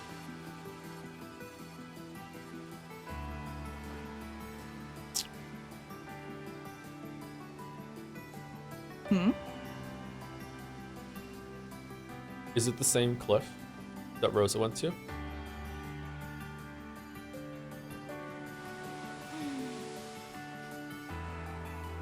I'm just wondering if the Beatrice that Rosa found, Ecuadorian's corpse, was still down there, had never been found, and there were 2 corpses found down there, and maybe the baby or the servant didn't die. The child had apparently been here for reasons that couldn't become known, so its existence was hushed up, and the official story was that the servant had had an accident on her own and died. That's right, I stole away 2 innocent lives in one go. As for the poor servant, her family was graciously compensated. Her aged husband, who didn't know the truth, accepted this even though he grieved over the unfortunate accident. Then just a few years ago, he died of old age, and I confessed the truth over his grave, apologizing. Like a coward. But until this day, I've never apologized to that baby. Yes, that's what you're after, isn't it? So right here, right now, I'll confess to my crime. I, Ushimi Natsui, did 19 years ago push you off a cliff and try to kill you. But you didn't die, did you?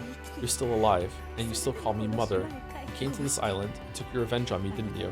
For these 19 years, you knew that the one you should have called your mother pushed you off a cliff, and you must have lived a very hate-filled life.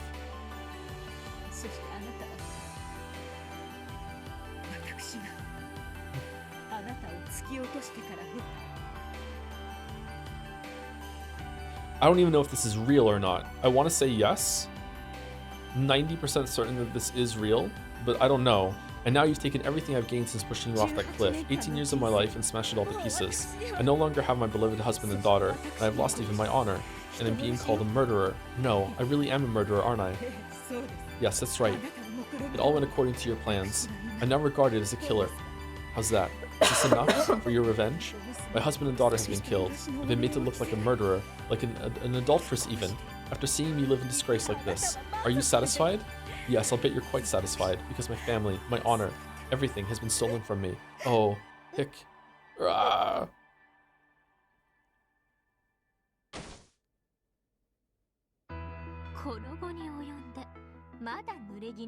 After all this, do you still claim that you were framed? Seriously, you just don't know when to give up. Can you hear me? You, the cursed child from 19 years ago. Are you satisfied now? You've stolen everything from me now. What else could you want? Please, just forgive me.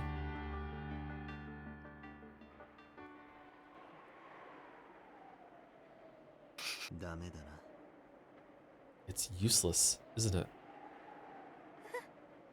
Huh? Bandler-san, did you see something? It's all useless.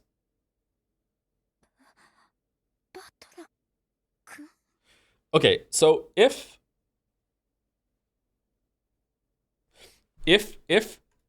the baby did survive and it's real, if the only people it could be that we're seeing in the story so far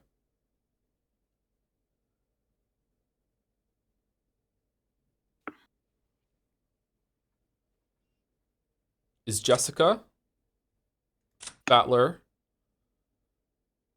or whatever mess this is down here. I say Jessica only because it's technically possible. I don't think so. But maybe like the baby survived, like the fucking like Kumasawa and or Genji found the baby and like raised the baby somehow, or like put it in protective custody or whatever, and then after like no, how could you replace a baby? The age difference doesn't go. I was gonna say like maybe the baby died, Jessica died, and they replaced the baby, but you wouldn't see. Okay, Jessica's off the table. It's not Jessica. Like Battler is the right age. It could be Battler, and then like because there's like some weird things with like his parenthood, like something's going on here. Maybe I'm wrong about the baby swap. the great baby swap of 1969. Maybe I'm wrong about the baby swap. So maybe it can be Battler, or it can be whatever the mess this is down here. If it's real, and if there is someone, I'm leaning toward the mess, but the reason why is because I just really like the baby swap idea. That's the only reason why. So I don't. Do you? Interesting. Yeah. I feel like it's. Oh, okay. All right. That's how it's gonna be, huh? Okay. All right. I feel like. When you came up with that idea, I thought you would think it was stupid. That's all. The baby swap? Yeah. No, these two are completely fucked up. These two are completely fucked up. And he wanted to say something to him that is gonna get me killed. Oh, maybe it's that he knows about this. Oh, maybe it's you that did it.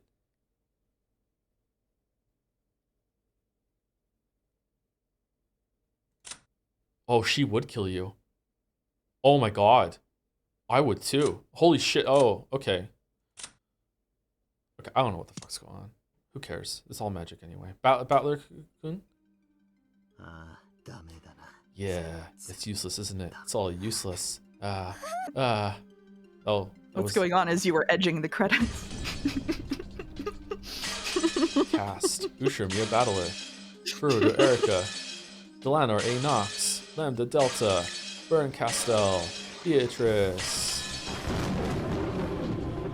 Mr. Poopy Butthole. Ushimura Kinzo, deceased before the game began. Ushimura Kraus died on the first twilight. Ushimura Natsuya, alive when the game was suspended. Ushimura Jessica died on the first twilight. Ushimura Eva died alive when the game was suspended. Ushimura Hideyoshi died on the second twilight. Ushimura George died on the first twilight. Ushimura Rudolph alive when the game was suspended. Ushimura Kirie alive when the game was suspended. Ushimura Rosa died on the first twilight. Ushimura Maria died on the first twilight. Nandra Tiramusa alive when the game was suspended. Runovi Genji died on the first twilight. Shannon alive when the game was suspended. Ken alive when the game was suspended. Koda Toshio alive when the game was suspended. Kumasawa Chio alive when the game was suspended. Virgilia, Runovi, Gap, Gertrude, Cornelia, Lucifer, Leviathan, Satan, Belphegor, Mammon, Beelzebub, Asmodeus, Chester's. Oh, fuck the Chester. Chester bullshit. All of the goats. Fifth game, the end of the Golden Witch.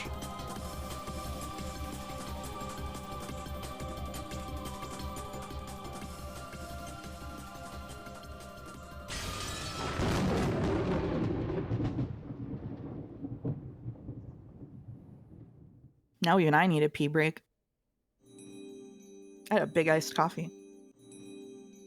All right, fucking Umi Pro, calm down. New elements added. The Golden Witch has prepared a gift in the commemoration. Holy shit.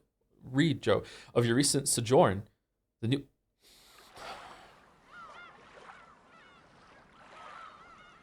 You know what? I'm not feeling the tea party this time. Let's just go to episode 6. No, we have to do the tea party. I'm sorry. We have to do the tea party. This time it is mandatory to do the tea party. Oh, so it wasn't all the rest of the times? I would have, the other episodes we could have just skipped it. You know, like we could have just vibes. We could have vibes our way. You are going to get several hate threads and comments and oh my God. I'm just baiting them now. It's fun. All right. Okay, do we want to stay on this page or do we want to go to the beginning? What would be the better thing? I think let me look. Tea party. I think Want me to read? Please pull up a yeah, seat go ahead and read it down. and let's go. Was your sojourn on Rikkenshima a pleasant one? The Golden Witch has gifted you with an invitation to her tea party. I hope that you will participate. Oh yeah, go to the beginning. Someone has a good point in chat. Go to the beginning of the tea party, I think. Why do you only play Wii games that you hate? Chatter, after all this time and all we've been through with Umineko, after all of these streams and all the reading that I've done, I cannot believe that you could sit there and claim that this is a game. I don't understand. Got me with that. Anyway, all right, back in about 5-10 minutes. Okay. Enjoy your break.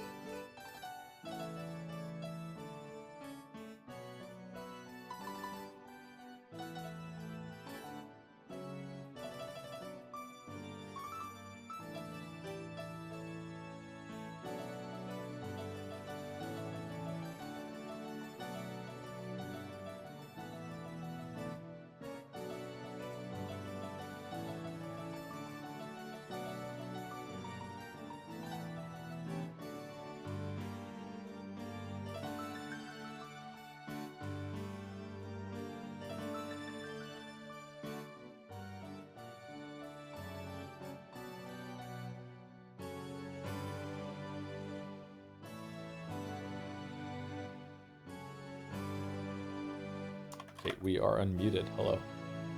Hello.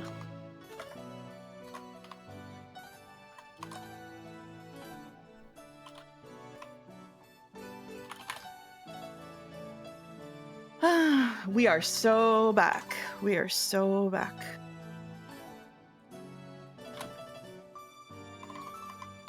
Thank you to Kaylee Gal for the bits. Remember when Mouse couldn't read that big number in episode 3 when she said she would? Thought this would be relevant with what's happening?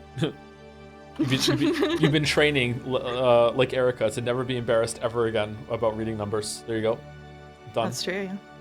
Thank you, Steve ________ died the death 1 for the resub. I've been way too busy with my new job to actually watch the streams, but I couldn't resist popping in to watch you stream the best air quotes game ever made. Oh, thank you, Steve. Hope you enjoy it.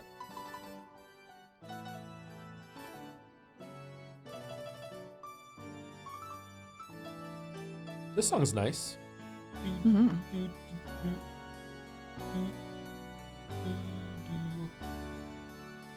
Now the episode is over, final thoughts on it, or after tea party?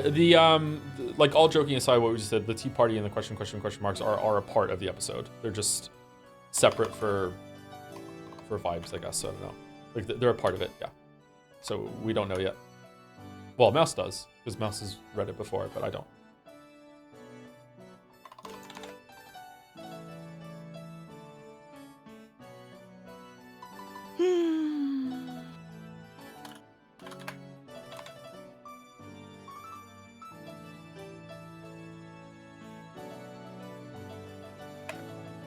You ready to go, Mouse?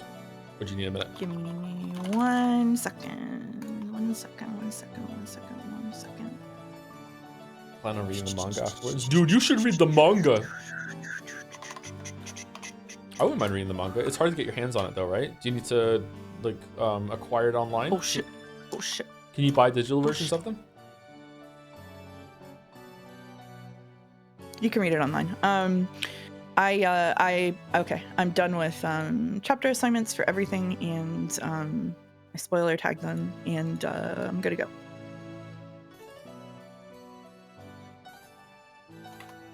Do What's not Mouse click doing? until relevant. Mouse was setting up the voice assignments for the beginning of episode 6 if we get to it today. I don't know why I just spoke for you. Sorry. But yeah, I answered. Speaking for women goes hard. I know. Yeah. Just can't help myself. Alrighty.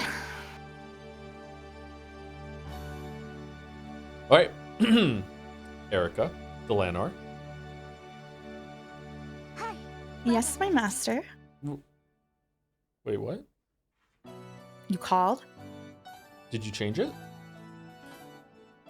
Hmm? I thought I was Erica. Oh, are you? Yeah, you are. I'm so sorry. I'm Okay. just used to reading her. Do you want Erica? Nope. Nope. Okay. Yes, my master.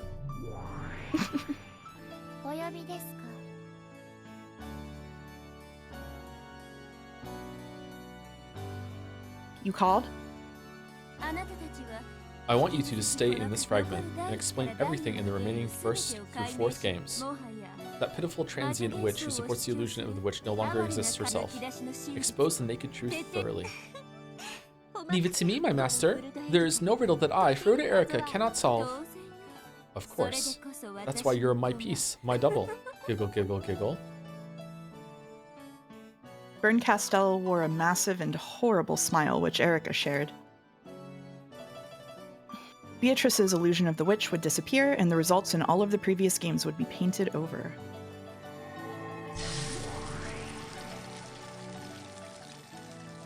It had been crushed in every way possible, and only the naked truth remained. Such a weak truth was no better than fish on the chopping board for Erica. It is possible to explain all of the past 4 games with Natsui as the criminal, or with certain irregularities based off that theme. I won't let anyone say it's the crime of the witch Beatrice again. I'll start compiling it together at once and then present a first-rate tale to you. Well, that's stupid. Giggle. You mustn't leave even a single fragment of Beato's legend of the witch behind. The rumors among the servants, the way people talked about unexplained events as though that legend was the cause. The illusion of the witch that worked alongside the illusion of Kinzo. Deal with all of them completely. Of course, I'll get to it right away. We now have the furniture in custody. We're hurrying to identify their vessels. The 7 Sisters of Purgatory had already been taken into custody. Those noisy sisters who had served Beato now faced nothing but denial. What sort of illusion were they based upon that allowed them to manifest? Everything would be exposed and denied. Eiserne Jungfrau has already begun its investigation. According to the most recent results, there is a high probability that they were constructed during the 1960s in the vicinity of New York. An aide has already been sent to the location. What are we talking about? The 1960s, 7 Sisters of Purgatory are made in USA? Giggle, giggle, giggle. Even though they bragged about being furniture connected with King Solomon and serving a 1,000-year-old witch, they're a total sham. Who was it? According to the report, there's this group of big-time swindlers who make money by selling fakes to rich fans of the occult. Because the deceived millionaires try to resell the fakes as though they were real, there's a chance that they've been falsely deified by enthusiasts in the field. We are rushing to find confirmation and further details. So Ishinomiya Kinzo was a sucker who paid big bucks for any fake occult object. Oh, they're talking literally about the physical stakes that in some episodes were found driven through the corpses. That's what they mean by vessels. Yeah, the okay. vessels. Yeah. Okay. And that's what the 7 Sisters of Purgatory really are? That's hilarious. A total sham, just like Beato's illusion of the witch. Though they call themselves the deadly sins, they're actually cheap fake souvenirs. Well, from the very beginning, I figured they were nothing more than paperweights sold at some shady souvenir shop. Giggle, giggle, paperweights. Have you confronted the 7 Sisters with that truth yet? No, not yet. They still seriously believe they were created by a great sorcerer over 1,000 years ago. I like to confront them with perfect evidence and the truth right away, and let them know that they're mere paperweights worth less than $30 US. When you do, I wonder what their faces will look like as they lose all hope. Giggle, I can't wait. Call for me when that happens. I'll come to watch with some of the best black tea and dried plums. Beato's illusion of the witch had already been penetrated, and it's been proven that everything was simply the result of human delusions. What kind of delusions created them, and what caused these in the first place? When the answers were proven perfectly and shoved in the faces of those concerned, the illusion would vanish and be completely annihilated. This is what they meant by execution. An execution is not a show. As a general rule, it is not made public.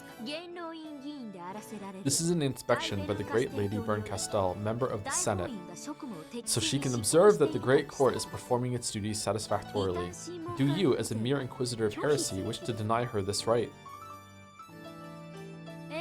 Yeah, that's right. I'm just observing as a representative of the Senate to make sure you follow the proper procedures when you carry out your work. Giggle, giggle, giggle. We are currently preparing to take Vergilia, Renove, and Gap into custody as well. The Chester Sisters of Imperial Guards are conducting that investigation. Of course, we will then detain and execute those three connected to Beatrice. Delanar, what is the true nature of the Chester Sisters? We believe there is a high likelihood that their vessels are weapons used in the crimes. For this purpose, Senior Aide Gertrude has formed a special team. We are currently investigating all cases. I think Jelly said that one. Jelly was right. Yeah, I was about to say congratulations, Jelly. Congratulations, Jelly. I'm looking forward to the Chester Sisters execution too, one at a time. I would like to say that I would have gotten that when another one showed up with like a caliber number in their name, but I don't think I would have actually. But it would be nice if I would have. Or all of them at once. No one's stupid enough to put an entire can of tea leaves in a pot at once. Yeah, you've got to enjoy it slowly, one spoonful at a time. Giggle, giggle. Exactly. Let's have their executions on consecutive days, for all the furniture and the witches one by one. I'll send you an execution show every day. Wonderful. After all, there really are a lot of them. Looks like we'll be able to enjoy ourselves for a full 2 weeks. Maybe we can let them decide which ones to execute first. Make sure you think up something great for the execution concept. I'd like to enjoy executions both old and new from east and west every day. My victory needs no celebration. This level of deduction was possible for Jelly. What do you think, everyone? The rules state that the method of execution is to follow great court regulations. Leave it to me, my master. I will most certainly prepare you a fascinating execution show. Oh, and you better quarter at least one of them. Of course, I shall make a list of the best forms of execution from all countries from Europe to Asia, which were used by kingdoms east and west for crimes no less than treason against the king. I like to think of some execution methods myself. Pondering that will be the perfect way to relax on those sleepless nights. Giggle, I'll iron out my ideas and send you a letter soon. Certainly, my master. Then we'll have the Burn Castle style one as the grand finale. At the very, very end, when all the illusions are broken and Beato's magic compendium has been completely crushed, I shall present my master with that finest of executions that she desires, the execution of Beatrice. Yippee! Thank you, Erica. Thanks to you, it seems I'll be able to forget the pain of my illness for a little while. Giggle, giggle. You're just perfect. My piece, my double, and my adorable daughter. Your words are too good for me, my master.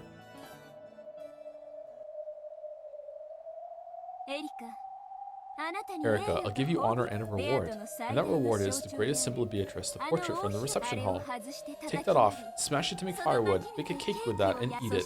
Then I'll allow you to put your portrait up in the remaining frame.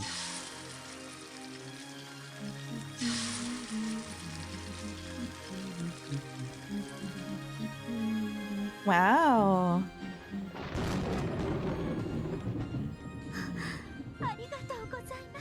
Who's this? Thank you very much. It is a great honor. You'll eradicate and erase Beatrice's name and all traces of her. Until that is all finished, I will order that you be made the master of the sealed-off Rikingema. By the name of the Witch of Miracles, Bryn Castell, I proclaim that you will be given the rank of witch until that day. From now on, you will call yourself Erica, the Witch of Truth.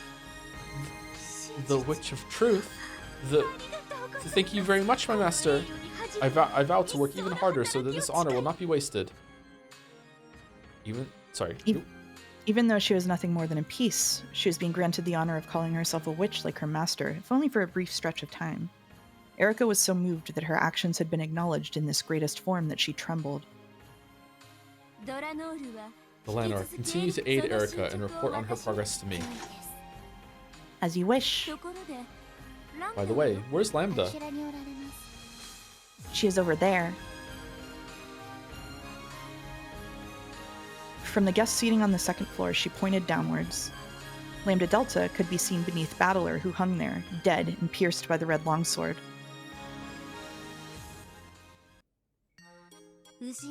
Shiromia Bandle, you were an interesting guy. And you might have become even more interesting, but too bad.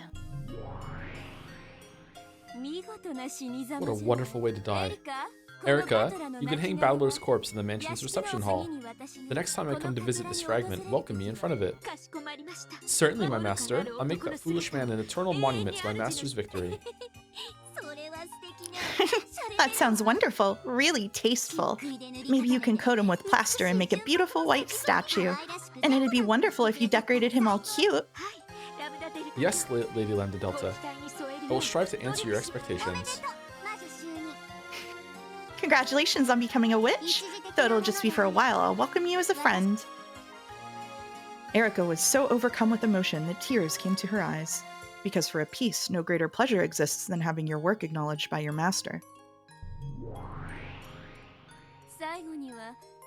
In the end, I'd like to have Beato stuff too.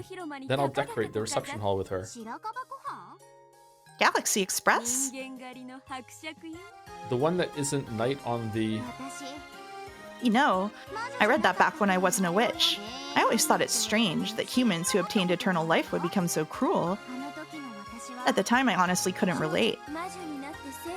After becoming a witch and living 1,000 years, I fully understand it. That writer could understand her cruelty really well in the truest sense. Giggle, giggle. Is this some Higurashi reference I'm too normal to understand, or what?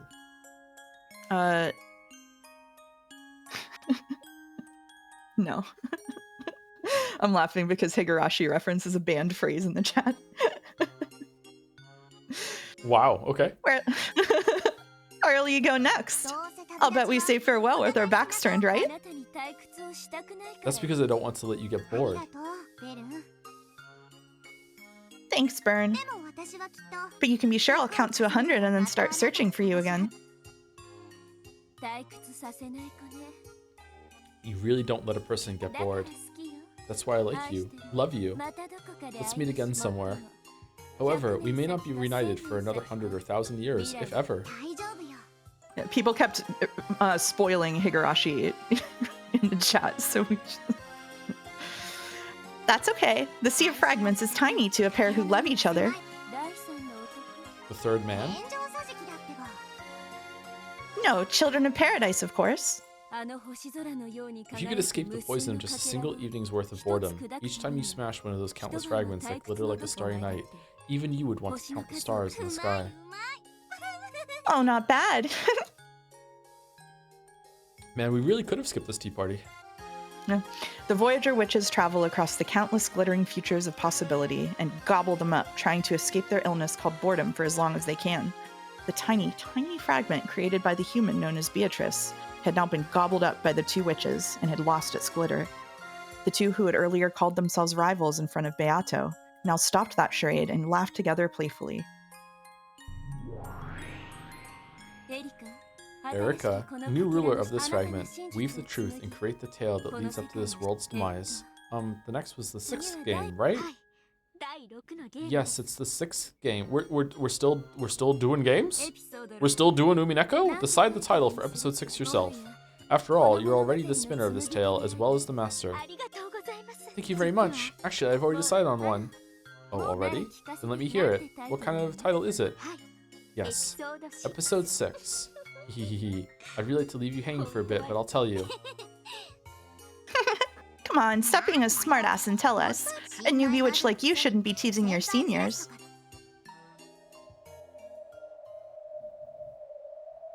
Episode 6 Checkmate of the Golden Witch.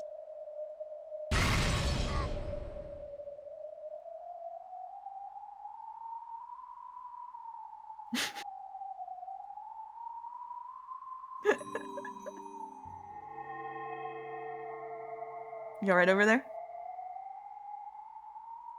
Yeah, I'm okay. Yeah.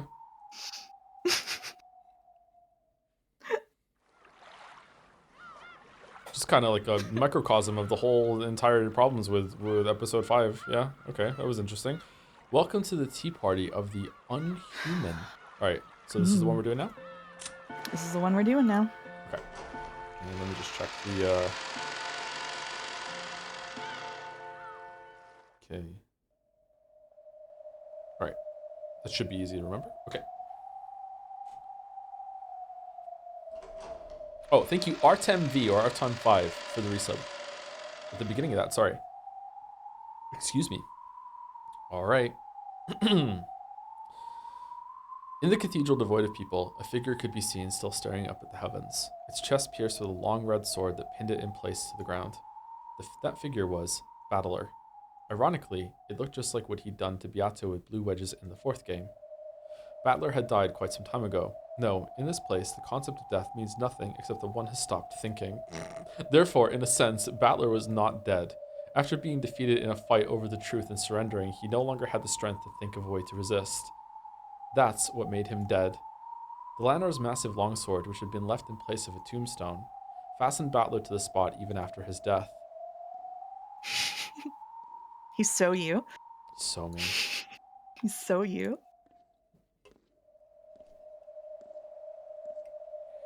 This was all being lit by a faint light seeping out of an incredibly high skylight.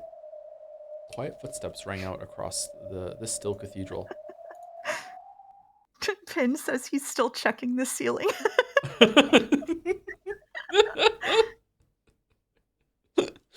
From the darkness behind a pillar, a woman slowly stepped forward. It was Beatrice. Just like they'd been the whole time in the Golden Land, her eyes had no light in them, and were still muddied over with gray. Weakened to Beatrice's? This person was once unable to even drink black tea to her satisfaction by her own will, but though it was slow, and though there was no life in her eyes, she was, surprisingly, walking. Then, with slow, deliberate steps, she reached Bandle, who was still dead, pierced through. Then, she slowly touched Bandle. She tugged on his sleeve. However, Bandle showed no reaction. When she realized that it wasn't sleep, but death, the witch with the hopeless gaze let her head hang even lower. Then she quietly whispered, 嘘 Mm, You liar. Beato softly touched Bandle. Then she pressed her forehead against Bandler's chest. There was no longer any heartbeat. It wasn't just because he had surrendered, it was because the witches had chased him from the game board.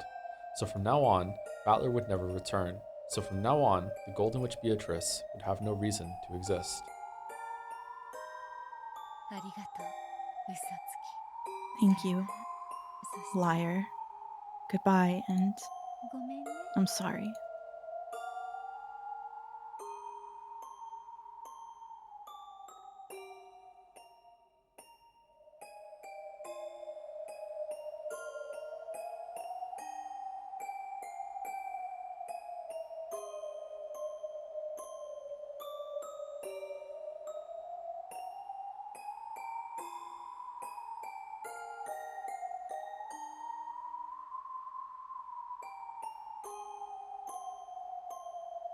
Then the Golden Witch completed her task and scattered as a spray of gold.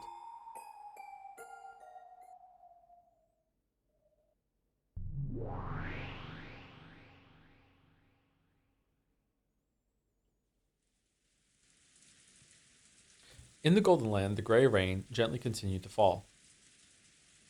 Whoa, when did this happen? There was a faint aroma of good black tea. Beato stared blankly at its surface. There was Virgilia continuing her knitting, along with me and Delanor talking to each other. This is a recollection. Oh, thank you. A recollection from Bandler's memory, which Delanor's sword must have given him as it pierced him. A recollection of that time Delanor had come to visit the tea party in the Golden Land. 私も同じです It's the same with me. 次に The next time we cross swords, I won't hold back. Bring it on. I'll be your opponent. Come at me with all you've 約 got. 束します I promise. With everything I've got. Delanor, huh? I thought she was an emotionless killer doll without a heart, but maybe she actually is pretty approachable. Though of course, neither of us will show any mercy when fighting over the game board. For a while, we gazed at the rain-drenched rose garden as we quietly enjoyed our tea. Still, it really is terrifying, the way you fight. Nox's 10 Commandments, or the Decalogue, wasn't it? Those classic rules of the mystery genre, right? はい Yes, they are commandments conceived by my father. Hidden doors must not exist. That's Nox's third, right? That means there's no need for detectives to even look for hidden doors. Sounds pretty ridiculous. Berncastel said it herself. She said that because they were forbidden by Nox's third, even searching for hidden doors was a waste of time. I'd like to counter that by saying it probably isn't so uncommon for a rich family's mansion to have a hidden door or two built into it, but apparently that sort of rule works perfectly well in the mystery genre. By the way, there exist many wonderful mysteries in which hidden doors appear, and where hidden doors are the theme. Of course, this is limited to novels which have the premise that hidden doors exist. If that premise doesn't exist, hidden doors must not exist. So because that premise doesn't exist, there's no need to search for hidden doors. I think that's probably the essence of her ridiculous argument. Joedle are alive and well. It's like the detective trying to expose the truth and the illusion trying to confuse it with a mixture of truth and lies are getting blended together, leading to a bizarre form of argument similar to a devil's proof. Making a closed room murder seem to be accomplished by a witch with magic as fantasy. Exposing that it was a human's crime done with tricks is anti-fantasy.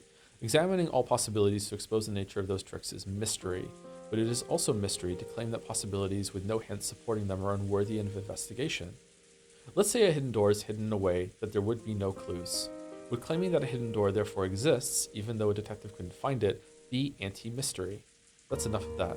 This argument is too far of a digression from the riddles I'm actually supposed to be solving. My fight is very simple. I'm only fighting to explain how it was possible for a human to carry out these crimes that were supposedly carried out by a witch. This whole discussion about mystery and anti doesn't serve any purpose.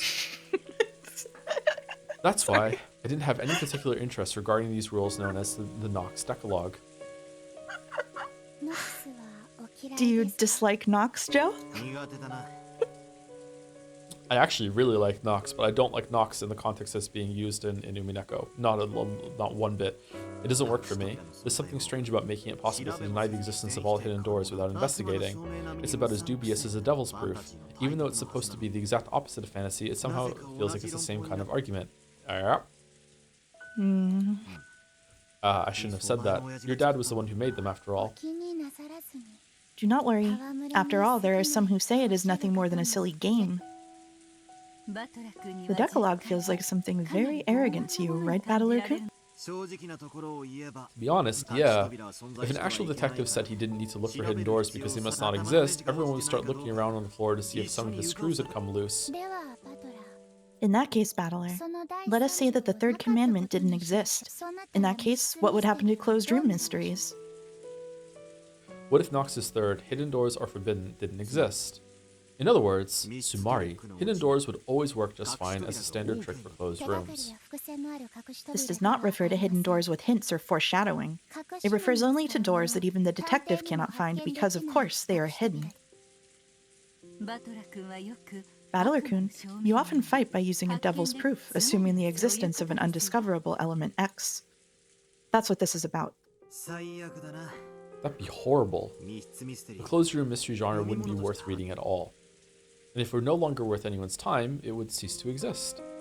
No one would want to try solving the riddle from the beginning, not if they knew the answer might just be an unforeseeable hidden door. Unless you have some guarantee that no hidden doors exist, you don't really feel like trying to reason it out. I see. So Nox's third is necessary. Without that, it wouldn't be worth reading closed room mysteries. And if you didn't feel like trying to reason it out, what would that lead to? It means you wouldn't even want to read it. そういうことです That's it. 人間は Humans are weak creatures who can't even think unless they have proof that reasoning is possible. That reasoning is possible. In other words, they need encouragement to let them know they can solve it if they work hard enough. That might be true.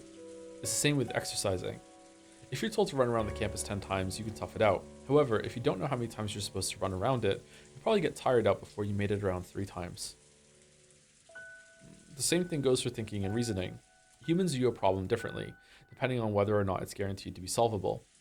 In detective novels, there's always a scene where the detective announces that he's discovered who the culprit is.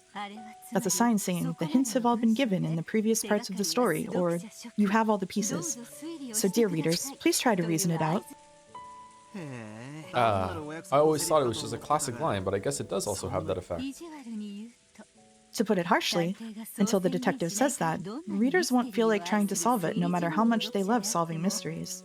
過去の Weren't you like that yourself in the previous games? Nope, not at all. Now that I hear it, maybe that really was the case. Maybe my fight against Beato really began in the second game. At first I didn't...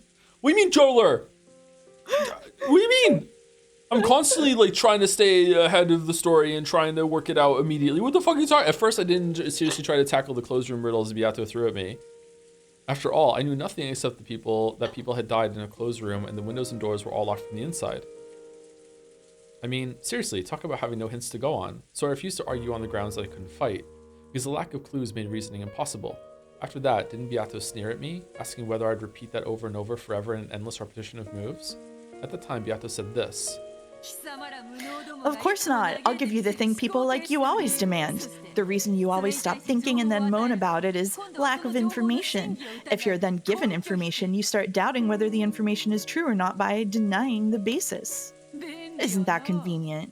What clever little words to hide your own incompetence. Then she said she'd give me certain information that couldn't be denied, and created the rule called the Red Truth. Once we reached that point, the curtain finally rose on my battle with Beato. So that's when I finally had a guarantee that I could solve this tale if I tried, and I stepped up to the stage with her for the first time.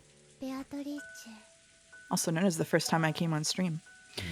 Beatrice. She's a strange person. 謎を Though riddles are the only holes witches can live within, she began to give you the red truth, a method by which those riddles could be solved. You could say the Red Truth is a hint Beato gives me so I can compete in this war of reasoning. I don't know about that, Chief. Like candy. Because I've been given hints, it's like she's saying, try and solve it, for it can be solved. And a enigma that's guaranteed to be solvable can't be called a true enigma. Isn't this almost as though Beato herself is admitting that she isn't really a witch? My, that does seem logical. She truly is a strange child. Beato gave no answer. With grey eyes, she did nothing but blankly gaze at the steam rising from her black tea. My father created the Decalogue to act as a crutch for the power of thinking. It most certainly wasn't made as a way to arrogantly decide things. A crutch for the power of thinking. That's right. By Nox's 8th, it is forbidden for the case to be resolved with clues that are not presented. This does not only mean that one is forced to avoid making theories that are not supported by clues. If you turn it around, it means that the one proposing the riddles is forced to display clues that lead to the solution.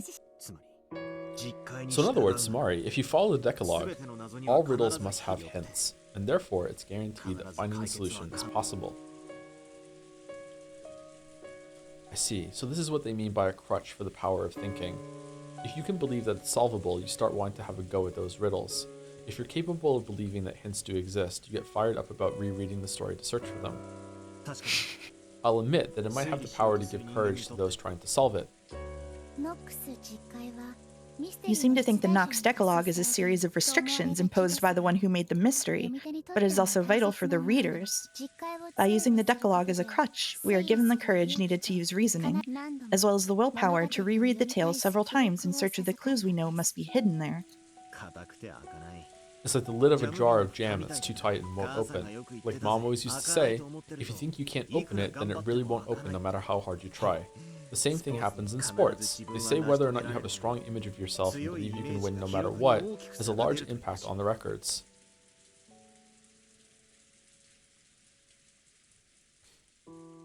Don't think that's true.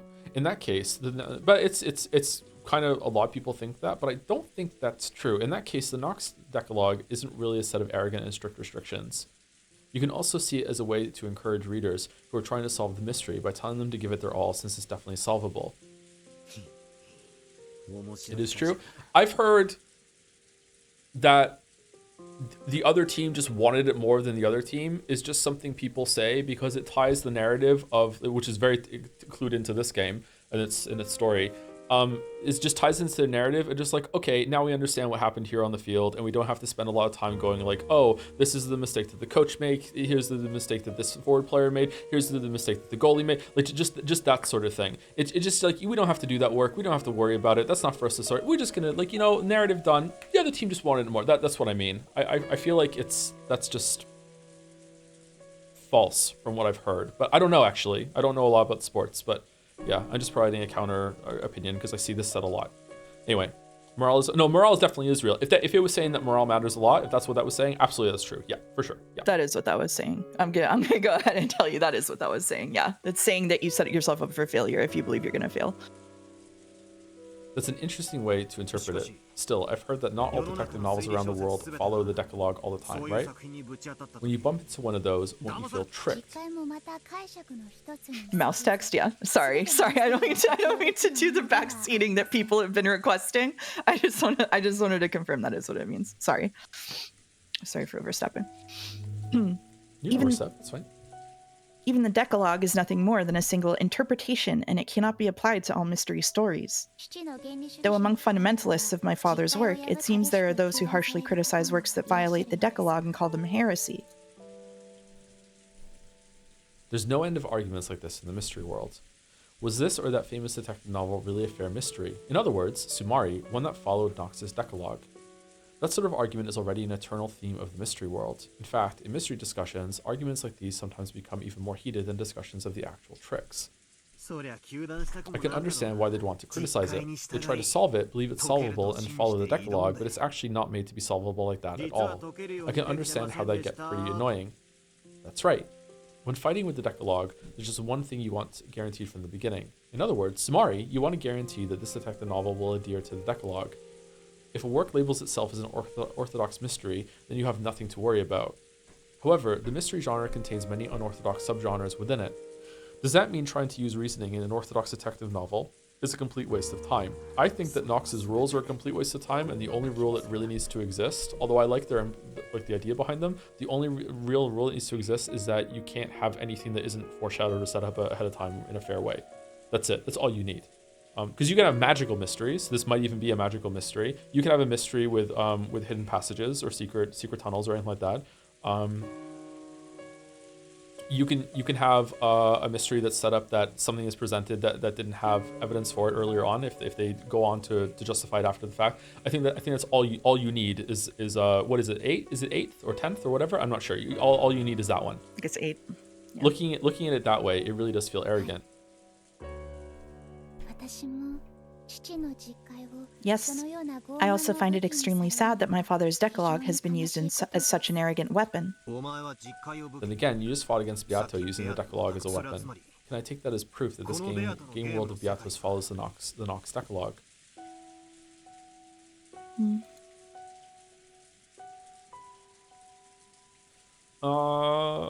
Is this happening now as a return to the scene, or is this a part of the scene that we just didn't see earlier and they skipped over it, or is it like a rewind to the scene and they get to talk again, or maybe that's going to happen? When I asked that, there was a strange silence. Virgilia, Delanor, and of course Beato all remained silent for a while. Flashback? No, Is chat fucking with me, Mouse? In what way? I just said that they went back to the scene, and now they're just like saying that it's a flashback. Like, I forgot that. Are they fucking with me? I think you presented several possibilities, and do you remember what I said about your chat being full of people who all want to be the first one to raise their hands in class? They're doing that because they're like, oh, daddy, I know the answer. Okay, I'll repeat the question then. Is this meant to be like a retake of that scene where different things happened, or is it just a slice of that scene that we just skipped over last time and didn't show? Like there was a cut and we just didn't know there was a cut.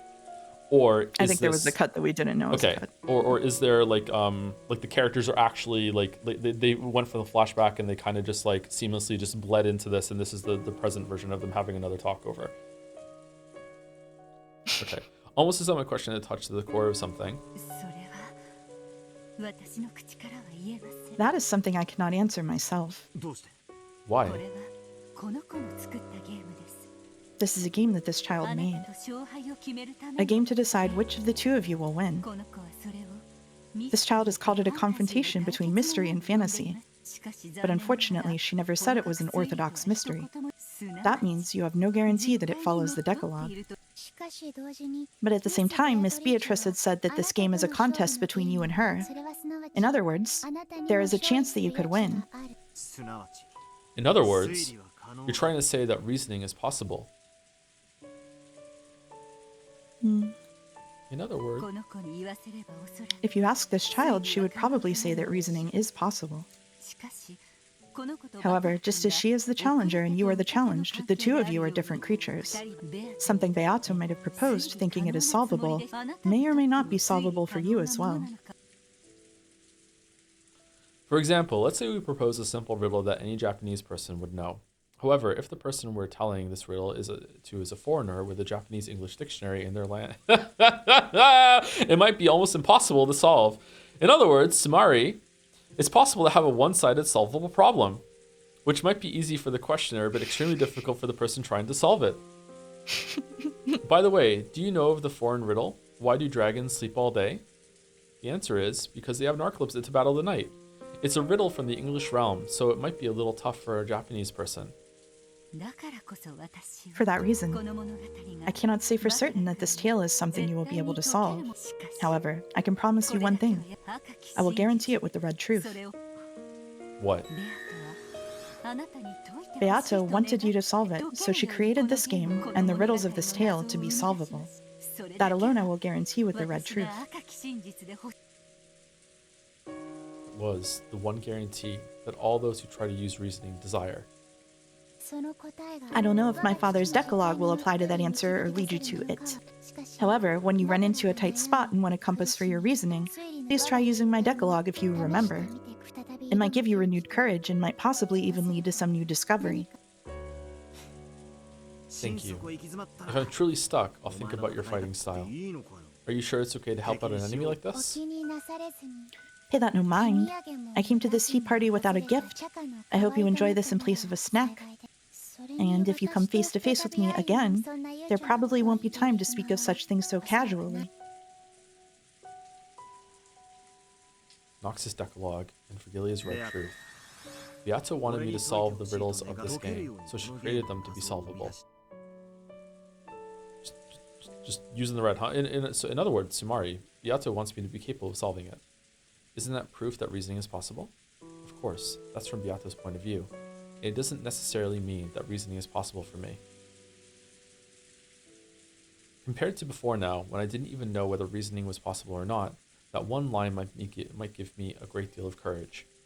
At least it has the power to silence any negative thoughts about this all being useless.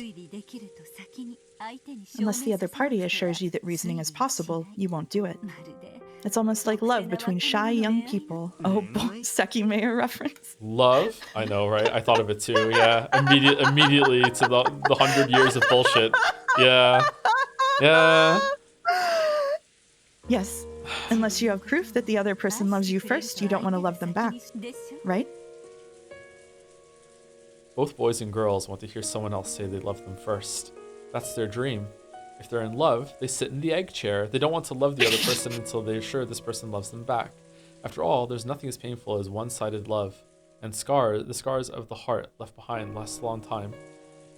Because they're afraid of that pain, they want proof that the other person loves them first more than anything else. Inside jokes were already ruining stream morale, but now we have crossover memes. This is fucking doomed. Anyway, I see. That's an interesting way to explain the relationship between writer and reader in a detective novel. Yeah, maybe you could liken detective novels to that. Both the writer and the reader first want the other party to say they'll solve it, or that it can be solved. Until the writer is assured that the reader will certainly have a go at the riddle if they propose it, they don't want to write their story. The same goes for the readers. Until they are assured that they will certainly be able to solve the riddle if they try, they don't want to read the story. Because they don't want to write what they consider a masterpiece and be hurt when no one reads it. Because they don't want to reason about Because they don't want to reason about what they consider a masterpiece and be hurt when they realize it was all useless. By that argument, it really isn't a stretch to say it's like love between shy elementary or middle school aged kids. Even though they really do want it, they don't have the courage to reveal their feelings. So they wait uncomfortably for the other person to confess, and by the time summer ends, nothing's happened. Yeah, more than that, sometimes the girl even ends up going out with an entirely different guy. That's what my first love was like, ehehe. Along with these one-sided feelings they can't express, they lament the passage of a summer that will never come again, and the days of their youth end. The writer who wouldn't write until he gained the support of readers goes for all eternity without releasing his maiden work. The reader who waited for the writer's rise to fame goes their whole life without knowing the joy of the mystery genre. Bandle-kun, when does the chicken or the egg type of shy love reach the level where it can progress into mutual love? The answer is egg. Well, that's probably when things start to pile up. It starts as a relationship between friends. They communicate with each other more and more. And when the two both reach the level where they're sure that I like this person and they surely like me, well, then they probably just naturally become a pair of lovers.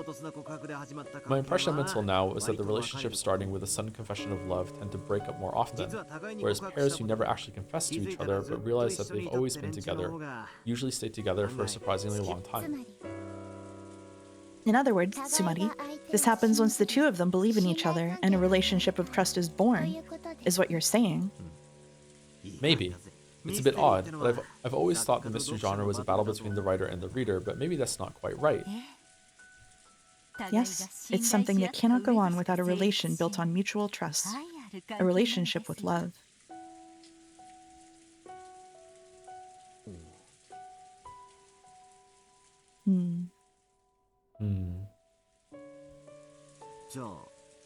So you're saying our relationship isn't one of killing each other, but one with love? Though it doesn't look like anything more than a pair of elementary schoolers bullying each other to me. Virgilia joked at us in a middle-aged woman sort of way. What? What a line. Still, though I'm not expecting friendship or a trusting relationship, I can accept her as a rival. Beato is fighting at full force, trying to make me acknowledge that she's a witch. So I respond to that and go all out, trying to deny that witches exist. How can you be sure that Miss Beato is fighting at full force? Can't you tell that by looking? It isn't as though she has proclaimed in red that she's fighting you at full force, and yet you still have no doubts? You were the one who said you wouldn't believe anything except the red truth. Surely this is that stage Battler-kun mentioned earlier, where communication increases and you learn not to doubt your relationship. Virgilia and Delanar giggled together. One guy, multiple women, and the topic is love. Wait a sec, isn't this the worst possible formation for getting made fun of? You should try streaming. When I tried to bring back a proper mood for a tea party in the rainy golden land by clumsily searching for a more noble subject, Virgilia saw right through me and laughed.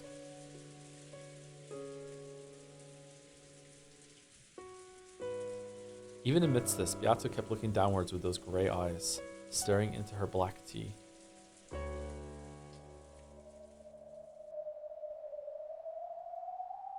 Yeah, that's right. Virgilia and Delanar have given me so many hints, and yet I barely thought about it at all.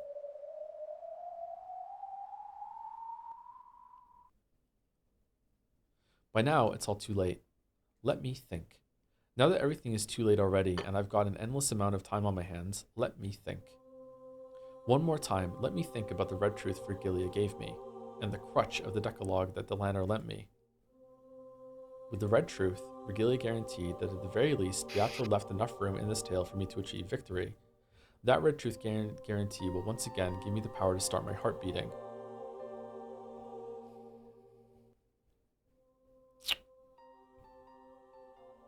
What?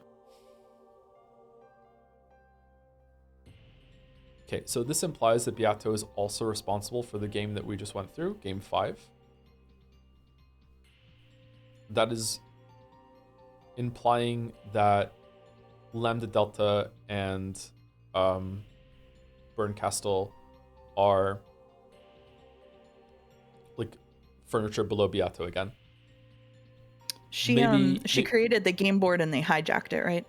Is how they put it. But she could change it. Like, this is implying that Beato is responsible for that. He could be talking about episodes 1 through 4 here. I'm not sure. But the fact that he was just defeated and pretty much destroyed on that one, and now he's going to come back by thinking that, I don't know. There's a link there. I'm not sure. I'm still not exactly sure what Lambda Delta and Burncastle even are. So I don't know. I'm trying to figure that out. And this is leaning me toward that they are furniture in the same way that Beato has other furniture, and the whole thing is performative. But I'm not sure. And there's the crutch of the Decalogue, which Delanar lent me. Delanar herself warned me in the beginning that the Decalogue isn't so almighty that it can solve all riddles. However, she said something about how it could be used as a method to take on riddles. Let me try it. Though there's no guarantee that this tale is mystery or fantasy, let me believe that I'll definitely be able to solve it. That it is a solvable tale, a mystery, and let me take it on one last time.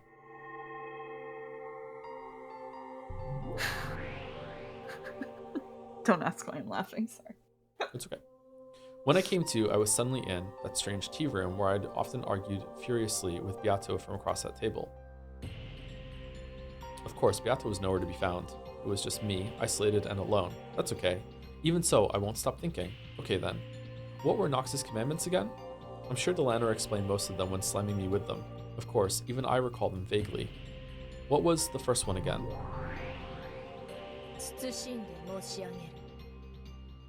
Allow me to speak. Nox is first. It is forbidden for the culprit to be anyone not mentioned in the early part of the story. When I muttered about what the first one was, as if answering my question, Delanar's subordinate appeared. Without bothering with an unnecessary hello, she told me nothing more or less than what I wanted to know. Yeah, that's it. The first. The culprit has to be one of the people mentioned in the early part of the story. In other words, Samari, the culprit must have already appeared. As early as the first game? True, that's the most basic of basics in the mystery genre. A classic assumption. classic assumption? Have I really been keeping to that assumption? With each new game, the number of people in this tale keeps increasing. That violates the closed circle rule. By that point, everything gets screwed up. Did I give up on the inside, thinking that the true culprit or mastermind must not have shown up yet, and that reasoning was therefore useless? If I read this tale as a fantasy, new characters keep showing up, to the point where even having demon kings or gods or creators appear wouldn't be strange at all. Even if the true mastermind first appears in one of the last episodes, I'd have to accept it. However, if I read it as a mystery and stick with that conviction, there's no need to worry at all about anyone who shows up later, because Noxus first clearly states that it's impossible for the culprit to be anyone who appears later on in the story. Okay, so what about within episodes? This is the overarching culprit, maybe, of the whole story. But if someone appeared early on in, like, if a new character appeared in early on episode 6 that wasn't a detective like Erica, could they be the culprit in that one? Maybe? Not sure. Of course, there's also what both Delanor and Virgilia said. There's no guarantee that this tale follows the rules of the Decalogue. So of course, I can't deny the possibility that the culprit first appeared in the second game or later. However, this is one way of thinking. This time, I'll forget about the Devil's Proof completely and try to borrow the power of the Decalogue in my thinking. After all, I've already said myself that I won't be able to reach the truth without a multi-angled outlook. In that case, that means the culprit in all of these repeating games is one of the 18. In the very beginning, there was no need for an illusion of a 19th person. Even the first of Nox's commandments denies the existence of an unknown person known as the Witch from the very start. If I had followed that in the truest sense, I might not have suffered so miserably in the second game. And Nox's second? Allow me to speak. Oh, sorry. Allow me to speak. Nox's second. It is forbidden for supernatural agencies to be employed as a detective technique. Said the supernatural agency. Delanor's other subordinate appeared without a sound and gave me an answer to my question. That's right. A detective can't go around using magic. So, if this is a fair battle, does that mean that, like the detective, the culprit also isn't allowed to use magic? Allow me to speak. Know that you are free to interpret it as you please. I'm not, though. Yeah, that's right. Sure. I'll interpret it my way. If this game is a battle between me and Beato, then because this tale is solvable, no elements will appear that make it impossible to solve. Let me know if you want me to take over narration for a while, since there's a lot of it. No, I'm good, actually. I'm enjoying doing the narration. Do you want to read it, or? Nope. Okay. Nope. In other words, Samari, things like magic mustn't appear. When they do appear, I shouldn't suspect that the mystery element is breaking down, but I should instead question why it was shown and suspect the witnesses and observers. That's right. That was Beato's greatest weapon in the second game. Depictions of magic couldn't exist in a mystery. By showing me that, she forced me to think that this tale wasn't a mystery, and therefore that reasoning was impossible, so I surrendered. However, if I had believed unshakably that it was a mystery, it would have been completely obvious to doubt the witnesses who claimed to have seen magic. Also, at the end of the first game, it was revealed that this tale was passed on to people in the future by that message bottle. Someone had written about this crime, this tale. In other words, Samari, this entire tale is a world that includes the personal opinions of an observer, namely the person who wrote that message in the bottle, but this was shown to you via a supernatural method and is also magic, and you should doubt this and what this is trying to show you too. But okay, in other words, Samari, the observer isn't God, it's a human. Therefore, there's no guarantee that this description is truly impartial. By the end of the first game, it was already clear that we'd broken the constant premise of the mystery genre, that the story itself must be seen through the eyes of God. For that reason, it's possible to doubt even the observer as well as the witnesses. If I could have doubted this much, then no matter how many seemingly insolvable displays of magic appeared, I wouldn't have had to blindly accept them and give up. However, that begs the question, is it even possible to solve a tale written by an observer who isn't impartial? If I get obsessed with this, all my reasoning will end here. However, I had to believe called out. I had to believe that Beato was trying to fight me through this tale. Because it's a fight, that means I've been given a chance of winning. By giving me that, does it mean that reasoning is possible? This part is tough. Unless I believe that the cruel witch took on the risk of losing to try and have a fair fight with me, I can't get past this part. Just like Virgilia said, it's just like love. If I can't believe that Beato is fighting me head on, with everything she's got, I won't be able to reason any further than this. Sure, I'll acknowledge it. Unless we acknowledge that we love each other, we won't be able to get any further. When Virgilia ran out of patience with the two of us, shy and incapable as we were of acknowledging that out loud, she gave me that red truth instead. That was the red truth saying, Beato wanted me to solve the riddles of this game, so she created them to be solvable. What the hell? It's like Sato-san in Class A says he likes you, like hearing a love confession by our friend. I really am pitiful. Reasoning is love. If we don't love each other, the reasoning won't start. In that case, how can we say that we love each other? If you think you can solve it, just you try. You're incompetent, like hell you can solve it. Yeah, according to George and Nikki, people like that are called Sundora. That brutal witch is finally starting to look a bit cute. If I meet her again, I want to try saying, "You're such a Sundora, milady," if I meet her again somewhere. Tell me the other parts of the Decalogue. I don't care about the order. Give me something that seems useful. Allow me to speak. Nox is 8th. It is forbidden for the case to be resolved with clues that are not presented. Allow me to speak. Nox is 6th. It is forbidden for accident or intuition to be employed as a detective technique. It must not be solved with clues that aren't presented, and it must not be solved by relying on accident or coincidence. If this tale is made to be solvable, we can read this the opposite way. In other words, Sumari, clues must be prepared so that the case can be solved. And it has to be made in a way that it can be solved without relying on coincidence. If I can believe that Beato is challenging me to a fair game where reasoning is possible, then I can be sure of that.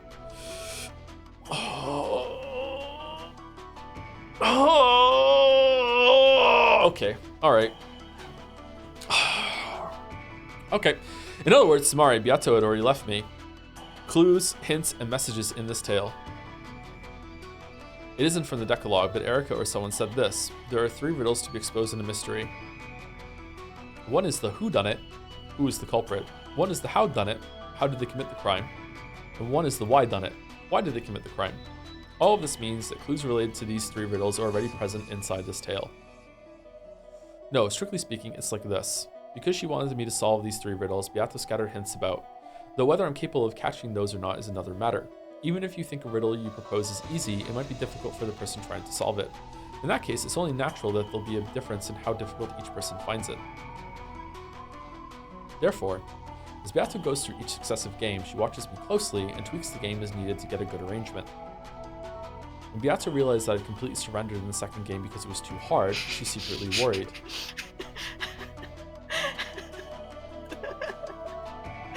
I'm laughing because it's just literally Ryukishi rewriting episode 3 when people didn't understand episode 2. Sorry, I missed this the first time. That's okay. If I surrendered and lost the will to fight, the game would no longer remain on an even footing. Therefore, in order to make me regain my will to fight, from the 3rd game onward, she set things up in a way that made it easier for me, giving me tips on how to fight and a few hints. Virgilia and Renove obviously appeared so they could help me. And the 2 towers scene was just there as entertainment, just in case I was getting bored. Also, though we still had the usual crazy magic show, she gave me the metaphor of the Braun tube trial as well as tips on how to fight back. I finally understood how to fight, and most likely at the end of the 4th game, Beato managed to have the all-out showdown with me that she had probably wanted. Then, Beato acknowledged that my abilities had become full-fledged, and entrusted me with her heart. Entrusted me with explaining this tale, didn't she? In that case, it was really dumb of me to boycott most of the 5th game. Just because I was so disgusted with those 2 witches. It doesn't matter who the game master is. All I need is to search for the truth in Beato's game. On the contrary, I should probably thank those 2 witches just a little for continuing the game in Beato's place now that she's gone and left everything to me. Of course, I doubt those evil witches were trying to do anything of the sort. I am hating this more and more as it goes on. Culprit, crime, motive. The answers to those 3 ultimate riddles, the hints, must be scattered throughout the previously shown tales. It's probably a very faint light, like trying to find beads that have fallen onto a sandy beach. They're definitely there. However, they're so faint that unless I believe strongly, there's no way I'll be able to find them. Please, allow me to speak. What is it? Go back through the tale. Know that you will be given them as long as you don't lose sight of the truth's faint light. Right now? Through this tale. Know that for reasoning to be possible, a trusting relationship is required. Yeah, I know.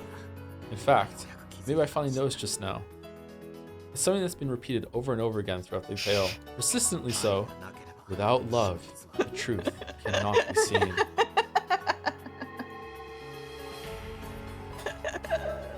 Man, this is my first abusive relationship via literature. This is crazy. Slowly, the teen room dissolved into darkness. Then, as though I was slowly sinking into a pitch-black sea, I passed through the crevice of the long journey I'd taken with Beato, and kept on falling and falling. It was a bizarre experience, like crossing over the boundary of sleep while still conscious.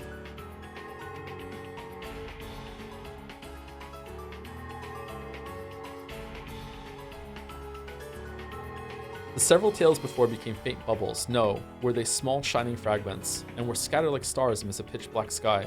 I kept sinking on and into that sea.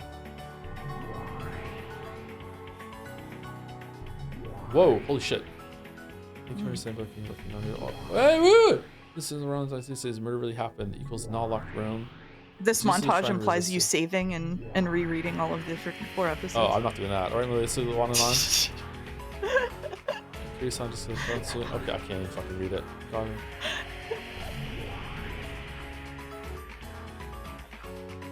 The tales up until now, one after another. Virgilius guided Dante to Mount Purgatory. Isn't it Virgil, not Virgil? Is it Virgil in Dante? Dante's Inferno? Is it really? I thought it was Virgil. Wasn't it Virgil in Mighty Max? I think it's like just an alternate translation or something, maybe. And brought him to the feet of the eternal lady who waited at the top, Beatrice. Therefore, the innermost depths lay not at the bottom, but at the peak of Mount Purgatory. The eternal lady had been waiting there for Dante the whole time. The whole time. And then I knew.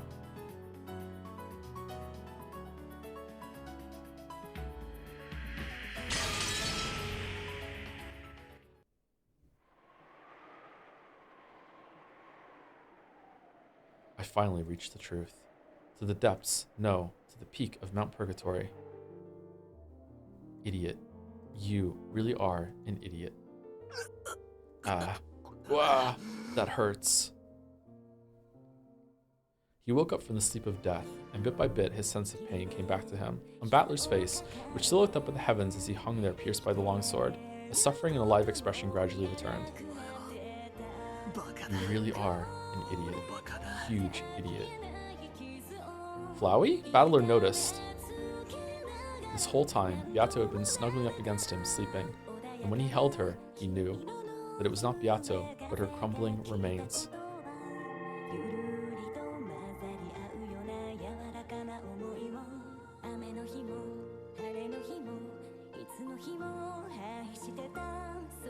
So when Battler just tried to hold that form as fragile as ash, then, just like a sandcastle made on a beach, washed away by a small wave, it fell apart and lost its form. At Battler's feet lay nothing but the ragged remnants of Beato's dress and a pile of ash. No, on top of that pile of ash, he could see something sparkling gold. It was the husk of a single gold butterfly, which had been torn to bits, and so Battler knew I've definitely reached the truth. However, I wasn't able to do it, while Beato still remained in this world. Beato,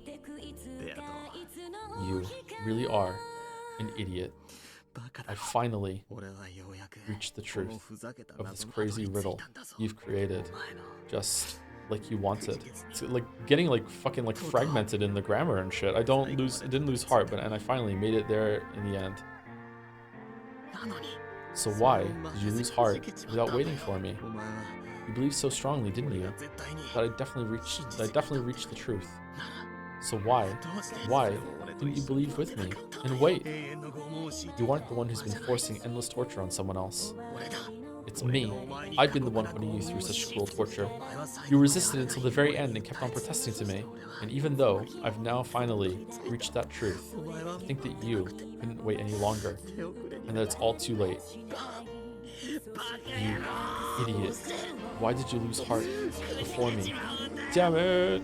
It's my fault. I forced her to endure this torture. In fact, she's been doing a wonderful job sticking through it for so long.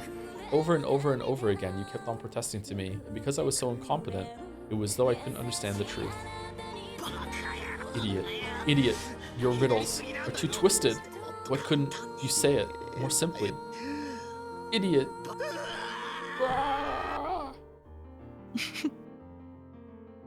His scream of pain filled the sad cathedral. The sad witch who wasn't able to communicate the truth to Bandle. The sad man who wasn't able to understand the witch's truth. Oh, it's me! Bandle's howl of anger and sadness rang out for that pair. The clock hung in the cathedral showed that it was midnight on October 5th, 1986. Time was up for everything. You're kidding me. Don't set something like a time limit on this difficult riddle you're so proud of. No, I understand. Even though there was such a faint chance of that miracle happening, you prayed for it to happen. You're just like grandfather. You prayed for and bet on the power of a miracle. One so unlikely that it was totally impossible, less likely than finding a bead you've dropped on a sandy beach. And that means I've now truly arrived at that miracle. However, your time didn't last long enough. If I had reached this point even a little sooner, if I could have seen the truth, even if it had been right before time was up, I might have been able to save you. But right now, I've been run through pathetically. I can't even hold what remains of you. As I attempted to pull the longsword out, I tried stretching out my arms and kicking my feet, struggling to at least touch the remains, but nothing worked.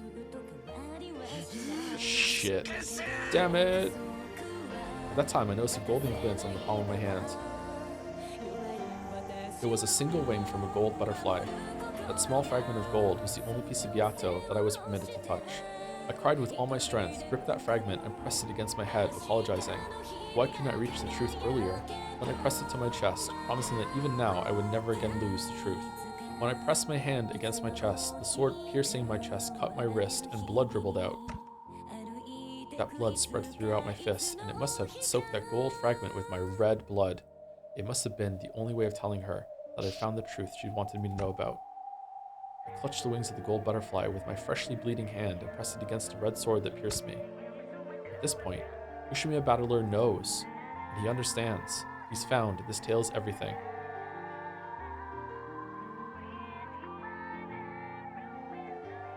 At that time, it seemed as though a faint golden light leaked out of the gaps in his clenched fist.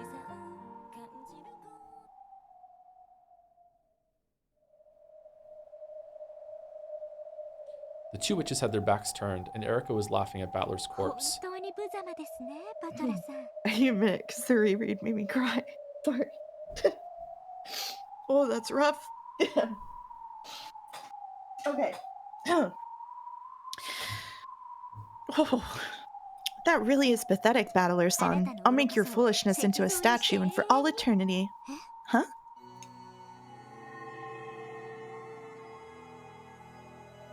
At that time, Battler's chest, no, the red longsword that pierced Battler began to sparkle gold from deep within his chest.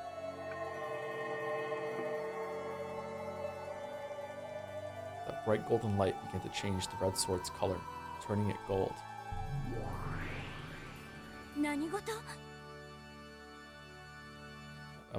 Sorry, am I Burn Castle? I think so, yeah. Probably. Yeah. Yeah. What's going on? Battlers, what is this? Huh?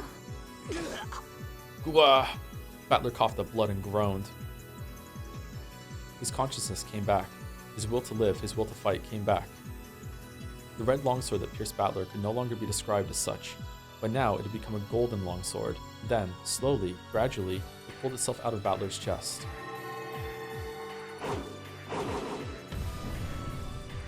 It finally pulled itself free and started dancing through the air, then stood up in front of Battler's eyes as though it knew who its master was. Battler, crawling on the floor and moaning, grabbed the golden longsword, and though it looked painful, he slowly rose to his— oh shit. Sorry, not intentional. rose to his feet once again. This sure is an elaborate act. Is this one of your tricks, Lambda?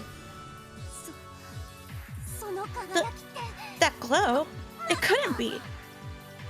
Lambda stared wide-eyed at that bright golden glow in awe. When she noticed that Battler's resurrection wasn't part of a script Lambda had thought up, Burn also frowned slightly. Sorry, retrials will not be permitted. Justice Sisters, eliminate this resurrection illusion. Understood. 45-410, firing permission granted.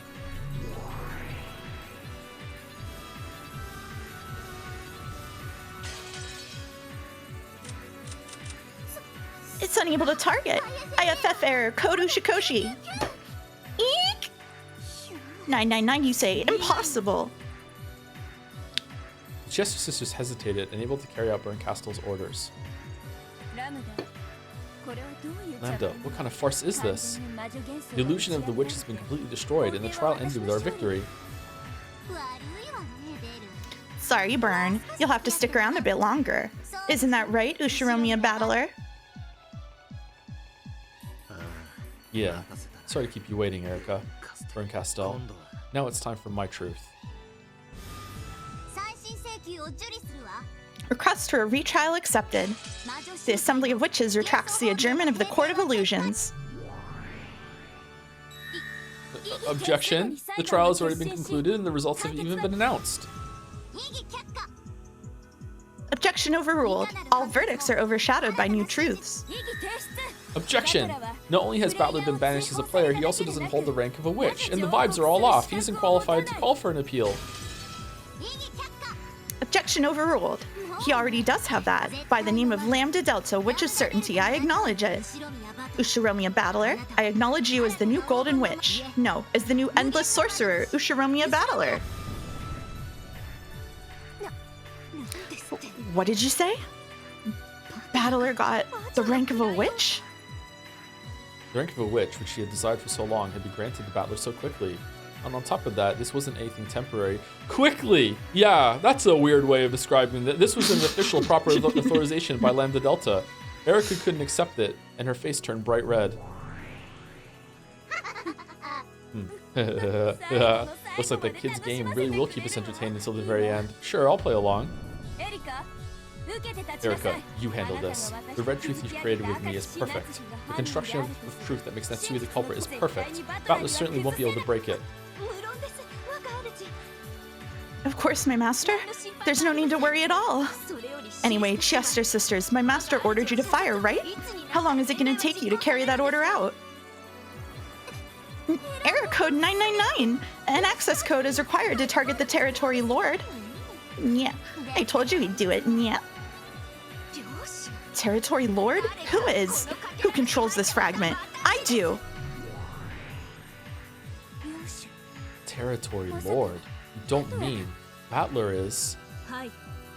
Yes. Ushiromiya Battler has been authorized as the official Territory Lord of this fragment. Yep, that's right. So you still don't understand? You don't know what that gold sparkle signifies? He's reached it. Battler has. He's made his way to the innermost depths of all truths.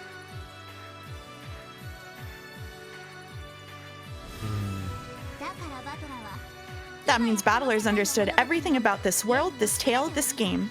In other words, Sumari, he's reached the position of the game's master. I bet you don't want to believe it, right, Burn?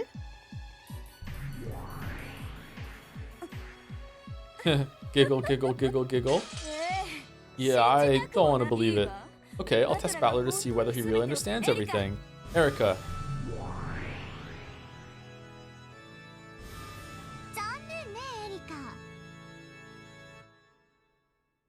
Too bad, Erica. Just when you were finally appointed as the Territory Lord of this fragment, you've been deprived of that title. The new Territory Lord of this fragment is Ushiromiya Battler. Is it awful? Hey, don't you feel just awful? How's it feel to be deprived of that title just when you'd finally gotten it? How's it feel?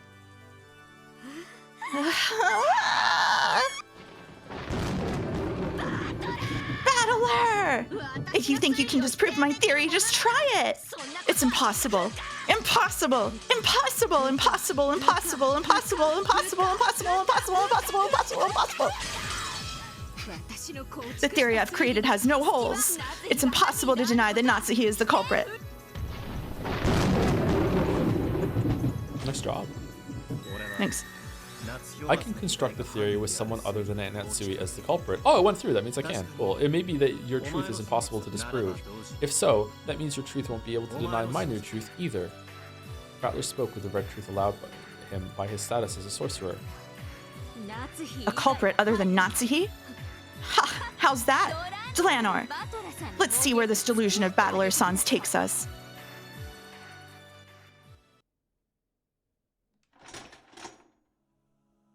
Slowly, Delanor stepped forwards.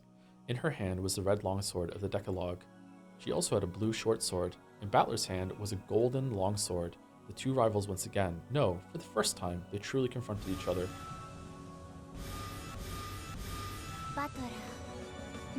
Battler, I've been waiting.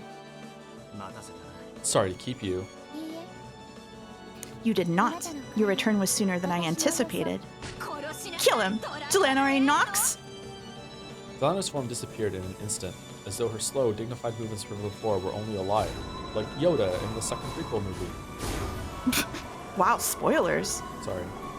The curve drawn by the longsword of Red Truth burned itself into the retinas of those who saw it. My retina! Before anyone had enough time to follow that curve, it was already approaching Battler's chest. Lady Erica's reasoning has solved the fifth game. No new facts exist to overturn this logically derived truth.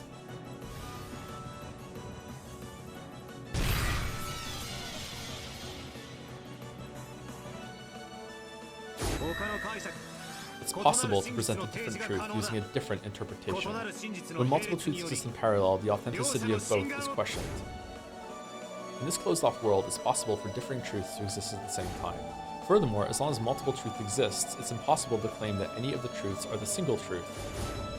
In other words, Sumari, even if I can't overturn Erica's reasoning by questioning its credibility and conquering it, I can defeat it. So, same shit, different day. Okay. Burns' reasoning is perfect. You won't be able to overturn it easily, but still, you can present a theory on par with Burns. The fight will come down to a verdict. That means either one of the truths might be defeated and denied. What a laughable script. I'd expect nothing less from a demon's script. Then let me ask, what is this theory with someone other than Natsuhi as the culprit? Battler's golden longsword with both red and blue curves at will. It's possible to construct a theory in which this was the revenge of the baby from 19 years ago mentioned by Natsui in her confession. Nux is first. It is forbidden for the culprit to be anyone not mentioned in the early part of the story. A person first introduced in the fifth game cannot be named as the culprit.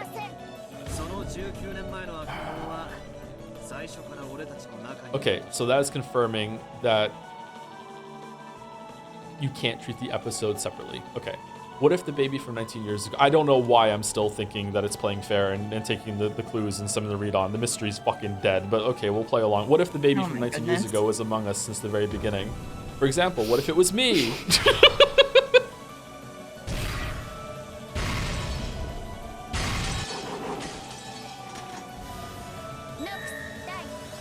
Nux is 8th. It is forbidden for the case to be resolved with clues that are not presented. Was there ever any foreshadowing showing you might be the baby from 19 years ago? Yes, when I vanished the first time. The red truth in the fourth game that I'm not the son of my mother Azumu. The feeling that Dad was hiding something in both the first game and this game. In particular, in this game, it was made clear that there were some special circumstances having to do with my birth.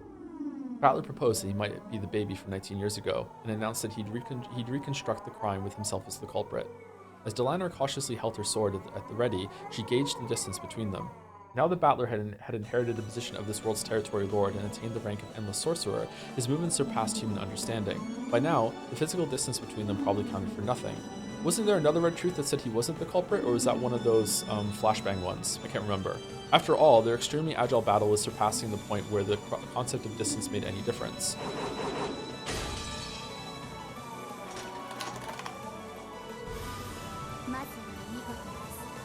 A good start. Let us hear your theory with Battler as the culprit. Yeah, I'll let you hear it. I'll prove that this explanation also works, and that you can't be certain Aunt Natsui is the culprit.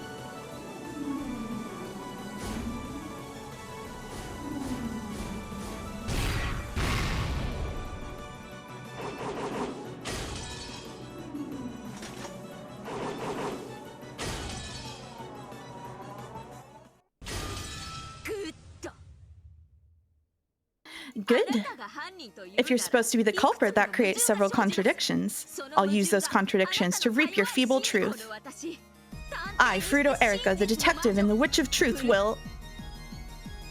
This time, Erica stepped forward. And Bandle just fucking killed her. Oh. In her hand, there appeared a scythe like one a Grim Reaper might hold. Is this because she was graduated to a witch? A ruthless scythe for reaping everything that threatened her theory.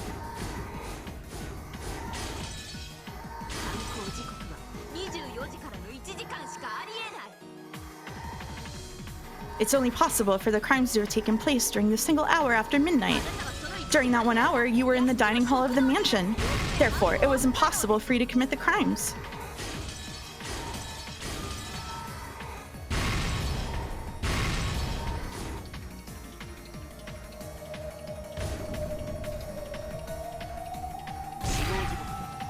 It has not been specified that the time of death was during the single hour after midnight.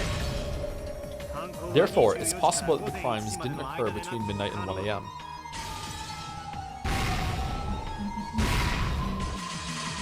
Is this the first time this music is played, or was it in an earlier scene? Oh, I don't know, actually. I bet chat knows. I'll speak exclusively about the murders in the cousin's room. It is impossible for the crime to have been committed in the cousin's room between 1 a.m. and the time of the crime's discovery. Delanor, now!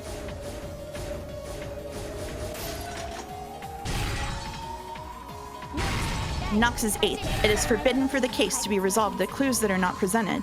If the crime actually was carried out in the cousin's room, clues must have been shown.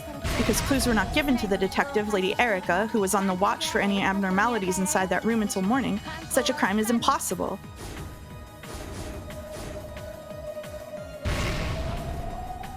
The time of the crime's discovery refers to a point at which I let out a scream and everyone gathered there.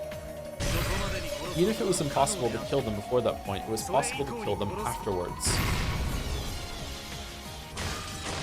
Okay, why can you call it a crime then if no crime occurred? Bandle used a blue flash to deflect both of the red truths that Erica and Delanor had flung at him.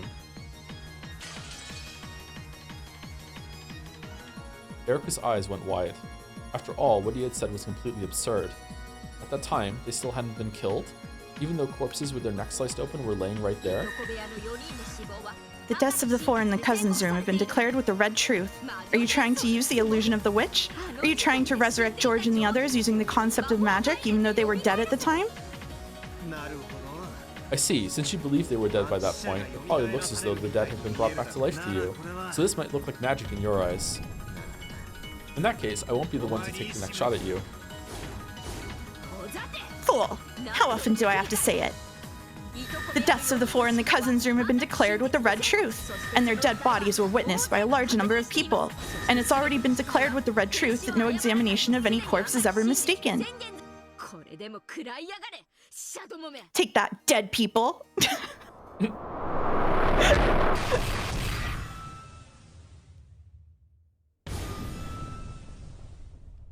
Oh shit. To what point in time did that red truth refer? Have you forgotten, miss? The fierce shower of red was blocked by a magical barrier set up by Renove, who suddenly appeared right in front of Bandle. Now that Beato was gone, the demons shouldn't have been able to manifest themselves in the real world. However, he existed here and calmly dealt with Erica's attack. You, Renove, how did you get here? Well, who cares? This all works out nicely. Now there's no need to go looking for you. I'll capture you here and deny your existence too.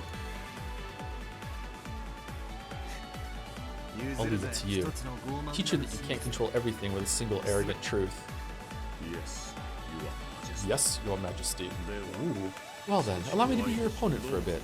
What do you say, miss?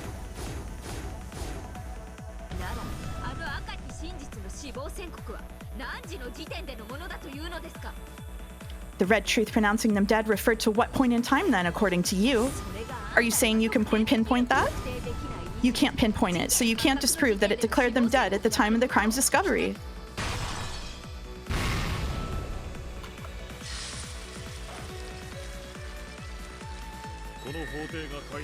When this court was opened, Lady Lambda Delta made a proclamation. She said this was a midnight answer session. They were pronounced dead at midnight on the second day. In other words, Sumari, at the end of the game. That does not deny the possibility that the murder occurred after the morning of the second day, after the so-called discovery of the crime.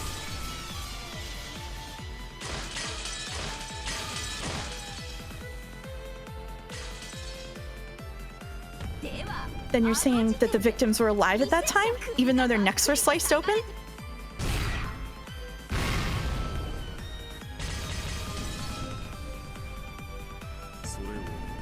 Did you see that yourself, Miss Detective? True, it has been said that no examination of any corpse is ever mistaken no matter who performs it, but it has never been said that there was a rule against describing something other than a corpse as a corpse. Erica swung her scythe recklessly, but Renove blocked everything with elegant gestures made with the shield on one of his hands. So at that point in time, no one was dead? There weren't even wounds on their necks? In that case, why did battlers scream? He just does that sometimes. Better watch your feet, little girl. Ushiromiya Kinzo is already dead at the starting time for all games. Huh? Pitch black hole opened beneath Erica's feet and swallowed her up. She could probably see through to the other side of the hole. It was the same thing you'd see if you looked down out of the skylight on the ceiling of this cathedral. Leah. Yes. Regalia could already be seen in midair inside the cathedral. Smothered mate? As Erica fell from the heavens, Regalia was right below her and caught her on the end of a divine spear that sparkled blue. Shouldn't you rethink your reasoning? Kinzo doesn't exist. Therefore, the way for the bodies to disappear in your theory breaks down. Correct. Unless someone other than Kinzo makes the corpses disappear, your theory fails. Damn it! This is nothing.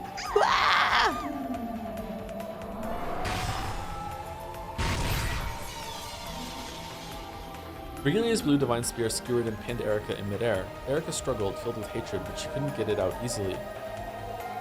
Then, all around her, several small fastenings climbed off the walls and enveloped her.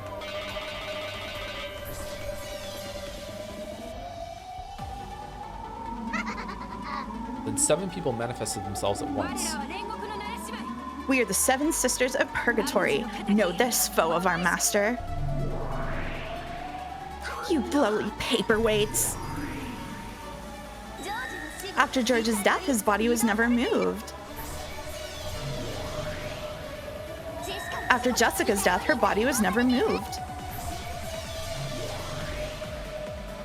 After Maria's death, her body was never moved. And after Rosa's death, her body was never moved. After Genji's death, his body was never moved. After Cross's death, his body was never moved. Therefore, the bodies couldn't have vanished after being discovered. Your theory about Kinzo carrying the bodies away breaks down.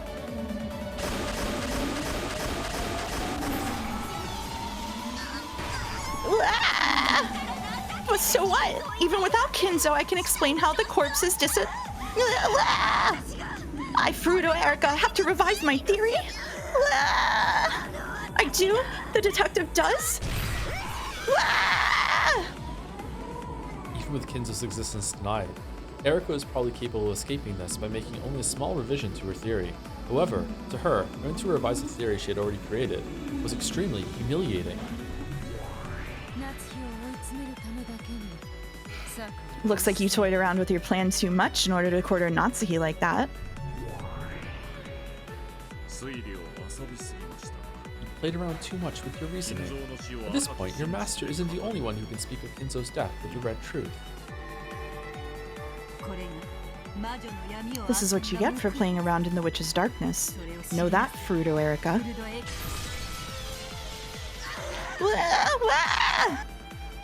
Of course, even Erica had doubted Kinzo's existence from the beginning. However, it had previously been impossible for anyone to deny his existence in that trial, except for Burn Castell and Lambda Delta, who had sided with each other. Why is she so upset? She knew it was bullshit. She was just trying to corner Natsui. It's kind of dumb. And because of the willful silence of those two, the truth about Kinzo had truly been unfixed. She's mad because she's losing.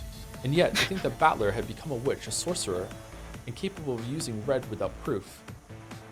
However, she had her own Inquisitor of Heresy who would also use red without proof to counter. Lanor! Nux is second. It is forbidden for supernatural agencies to be employed as a detective technique. If you intend on showing that Kinzo has died with the red truth, I demand that you present evidence of a human truth supporting such a statement. Forgive me, damn geezer. Overcome it, Bandle. Don't let my corpse stop you.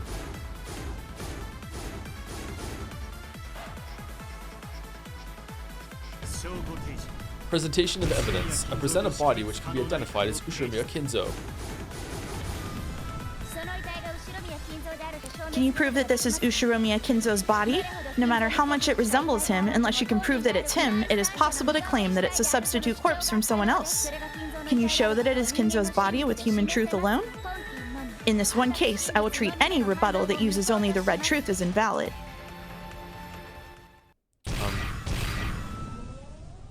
Okay. Ooh. Any counter with the red truth will be invalid? I guess that works. It may be true that the existence of third-party corpses has already been denied with the red. However, if saying that with the red is forbidden, Giggle, Bandle has nowhere to run to. What about with the support of a red? That's right. In this close-off for Kenjima, there's no objective way to show that this corpse is grandfather's.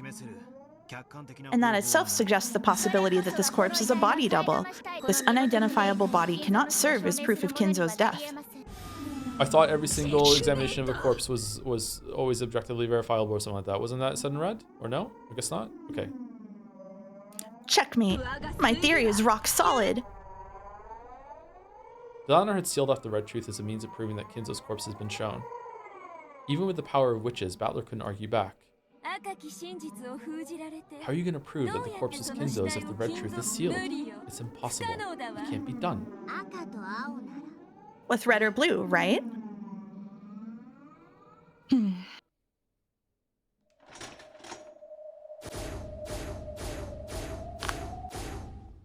Behold, a new color.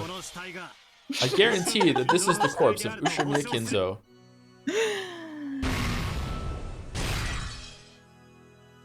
Then, when Delano met with Bandle's golden flash, she was unable to fully block it with either her red longsword or her blue short sword, and she was blown backwards into empty space.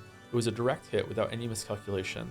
Though she had always seemed as firm as a small giant before now, she was finally blasted away and slammed against the wall as though she was the slender girl she appeared to be. Delanor, what are you? A splendid gold truth. It is valid. Gold truth? The golden longsword, which had been drawing red and blue trails before now, finally drew a curve that retained its divine golden color. The truth it showed was neither red nor blue. It was a gold truth. What is that? Lambda, does this follow the rules? Yeah. Gold truth valid. The gold truth can only be used by the territory lord of this world. No, only by the game master himself. What did you say? Gold truth. A divine truth woven in a different fashion than the red truth. Its strength is on par with the red truth. It may sometimes be inferior, but it is sometimes superior. That glitter is proof that Battler-kun truly understands Beato. I've shown it. Shown it the corpse's grandfather's. Yes, gold truth accepted. Unless Lady Erica's theory undergoes some revision, it will be destroyed. What the? Ah! Erica cried out in pain. It wasn't the pain of her body being pierced. It was the pain of her own theory being defiled. Like a downvote. See, it's like, and then there were no acroids.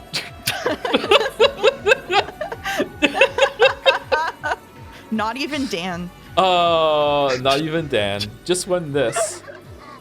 Giggle, giggle. What a crazy mashup of great works. Battler, it would be excessively unrefined to say any more. Even without saying another word, you've fully made your truth about the corpse's disappearance understood. I see. That thing you're thinking of doesn't conflict with any of the red in this trial so far. Your truth based around the revenge of the man from 19 years ago had been completely understood and processed. I proclaim that your truth has now been established. What? What the? Why is that, Great Lady Lambda Delta? He still hasn't explained everything. I still have many ways to argue back, like Hideyoshi's closed room, the seal on Natsuhi's personal room, and the button in the closet. Do you really still think you're capable of defeating Battler's argument? Only Erika, the one who was supposedly so intelligent, couldn't understand. She couldn't understand that Battler had already reached the real truth. Gold? Okay, so we're just making up rules now. Sure, whatever. The mystery's already dead anyway. Hope you guys are prepared for me to bring this up every stream from now on until Ryukishi declares in red that episode 5 is non-canon. If you disagree, then be sure to leave a message in Jad so I can refuse to read it and call you toxic. Like, unironically, yes? Yeah? Yeah? I don't think Koru likes me very much. She couldn't understand that Battler had already reached the real truth.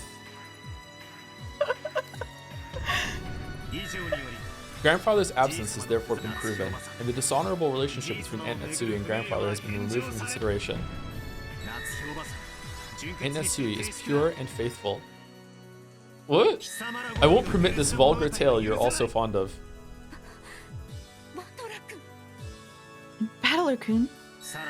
Furthermore, because doubts have been raised about the time of death for all who have died so far, the alibis for everyone besides Aunt Natsui are null and void. The argument that the crimes couldn't have been committed by anyone except Aunt Natsui no longer stands. The Lanar, who must have risen to her knees at some point, slowly stood up. The flash from the golden longsword was still buried deep into her chest. Though pain didn't show her expression, her awkward movements clearly showed how serious the damage she had taken was. Even though she herself knew that the match was long over by now, the Lanar didn't abandon her duty. However, in the cousin's room, you witnessed dead bodies which were impossible to misidentify. Are you trying to say that was a falsehood? Nox is 7th. It is forbidden for the detective to be the culprit. The detective is obligated to keep to an objective point of view. Your theory would mean you violated this obligation.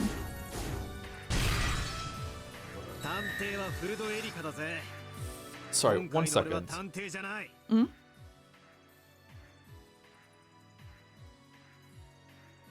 I don't even understand how the red is being used here. The red is being used to ask a question?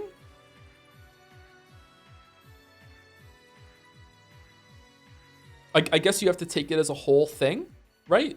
Yeah, I think you have to take it as a whole thing. That is a weird ass red, isn't it? Mm-hmm. Okay.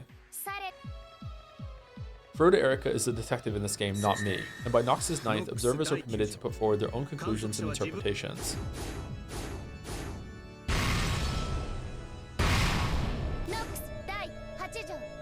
Nox is 8th. It is forbidden for the case to be resolved with clues that are not presented. Until now, you've been the detective. Was it ever shown that you were not the detective this time and you were an observer with a subjective viewpoint? Unless it was, you do not have the right to falsify your point of view. In this game, when I figured out the device of the Epitaph's riddle, I witnessed Grandfather. As has already been shown in red, Grandfather doesn't exist. It was impossible for me to witness him. Therefore, it has already been shown that my viewpoint wasn't objective. It is possible that it was just a sheet or something fluttering in the wind and rain which you mistook for Kinzo. It cannot be used as foreshadowing to form a basis for Nox's 9th. Mistaking things for something else is a right permitted to all observers. There's the red truth which Beato showed during the 4th game. No person will mistake Ushimiya Kinzo by sight.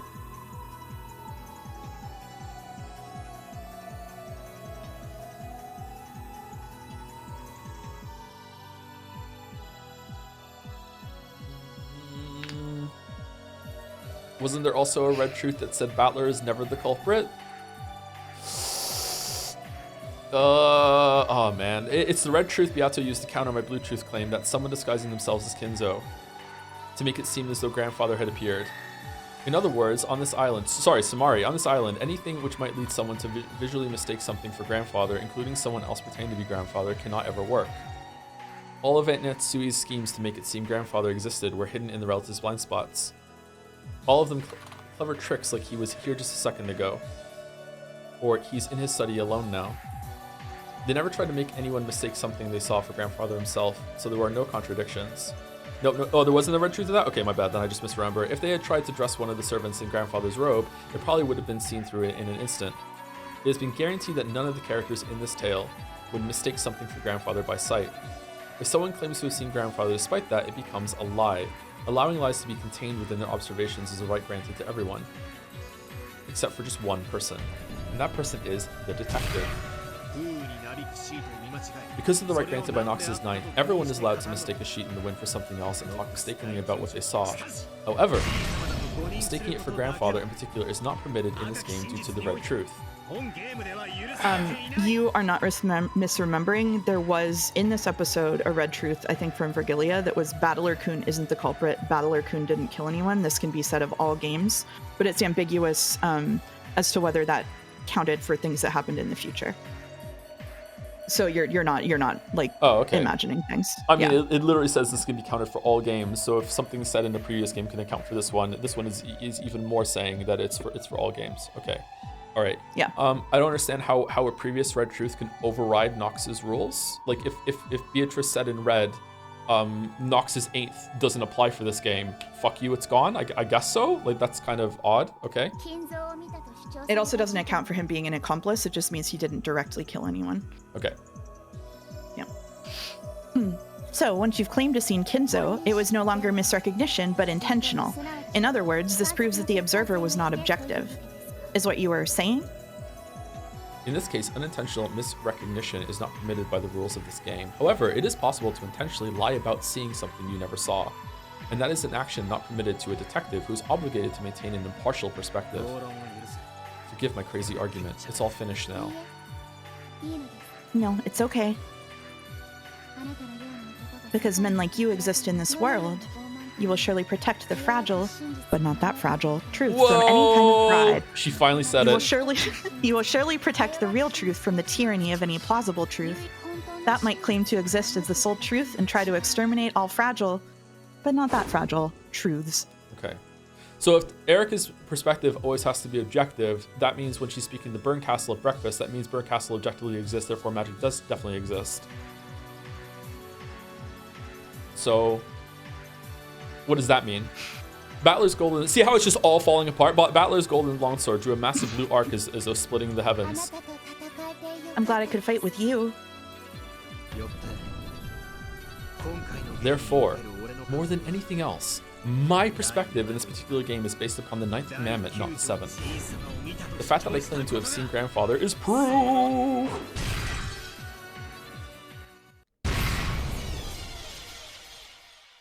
What if you're just lying to yourself? The noise that rang out across the cathedral was the sound of Delanor's longsword clattering to the floor. Simply letting go of simply letting go of that was the same as resigning to the proud Delanor. Why can't I say her name right? I'm sorry. Though the blue trail Battler had drawn was aiming right for the top of Delanor's head, it stopped a hair's breadth away. If it hadn't, Delanor would probably have been annihilated without leaving a single scrap of flesh behind. I resign. I give up on denying your truth. I've paid my debt. Let honor be your father. The Decalogue was neither arrogant nor judgmental. Honor to my father. Delanor sat down on the floor and completely abandoned her will to fight. What are you doing, Delanor? Lame, pathetic. You stupid half-wit murder doll. You've tainted the honor of your own father. Shame on you. You still call yourself Mysteries Wedges? Will you surrender to magic? The history of the mystery genre won't allow that. You're the one that doesn't understand what mystery is all about. If you see mystery as nothing more than a weapon with which to sneer at your opponent intellectually, I won't let you ever say so again. Battler? I present a truth that conflicts with yours. Aunt Natsui was threatened by a phone call over the internal line made by the man from 19 years ago. Me! His goal was to make Aunt Natsui look like a murderer. From the beginning, this has all been a drama of revenge intent on framing Aunt Natsui. That's wrong. It's a drama of revenge against the Ushiromiya family planned by Natsui. Your theory outright opposes mine. You still can't pull out the blue spear that's sticking through you, right? Yeah, that's right. From Erica, I haven't heard of a single way for the corpses to disappear that doesn't involve Kinzo. Looks like your theory is about to be denied, doesn't it? The spear is just... Ugh. Ah! You paperweights, get out of my way! The deeply piercing blue spear and the 7 red stakes tormented her theory. They won't come out. They won't come out. I acknowledge the mistake in Erica's reasoning and the need for revision. What the? My master? Watching Erica's face contort with pain as she struggled to escape from the spear, Berncastle spoke this with a disgusted expression. Stand on one leg. Faced with the facts, Berncastle had acknowledged Erica's loss herself. Erica gazed at her master, who was no longer confident in Erica's own victory, with a mixture of shock and despair. I don't give a damn about your pride. How long do you intend to shame yourself like that? You, my double, who's been granted the same blue hair as me. How do you intend to hang there pierced through like that? I guess I'll just have to descend myself. Are these actually the exact same color, but her colors... These are not the same shade. Oh, okay. All right. They are... I'm not... They're blue. It's fine. But like, I thought maybe it was a trick of like the contrast of her clothes or something, make it look appear different. Looks like it didn't need a piece after all. What a pain. What a pain. What a total pain. I don't need a piece. I'll just throw it away. Yeah, that disappointing, regretful, discouraging, hopeless letdown of a misfire. Do it quickly, filth. Didn't I tell you to revise that pathetic theory of yours? Yes, my master.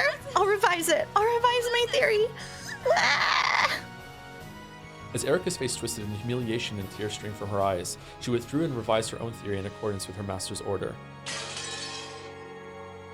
Mumbling quietly, she made various revisions with blue truth, had them acknowledged by Lambda Delta, and finally had the blue spear smashed and was freed.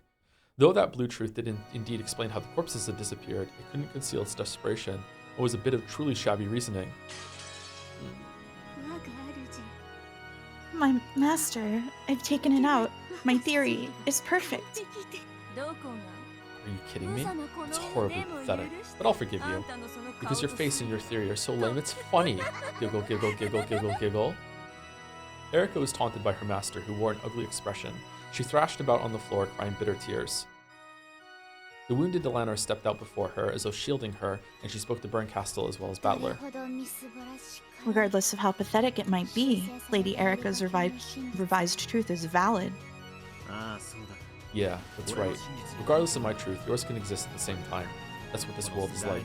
No one can disprove them, so even if there are various truths, and even if they contradict each other wildly, they can exist at the same time.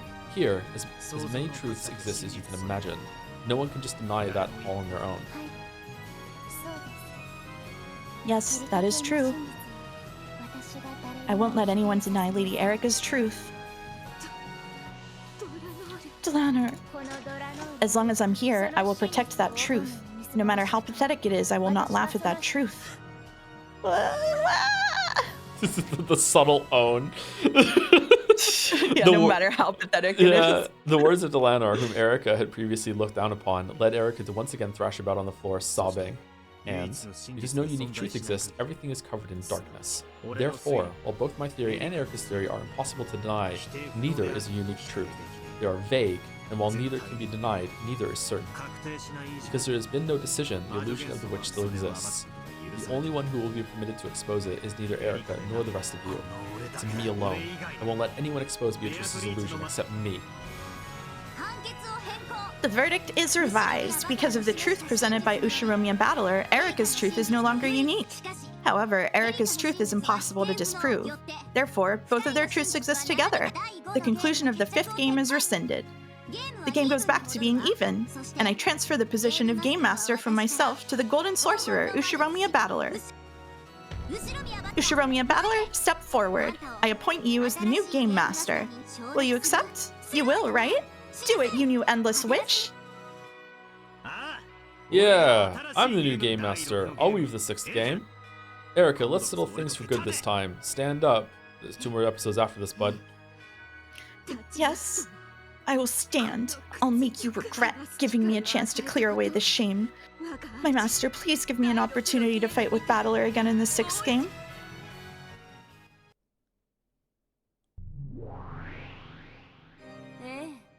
Sure.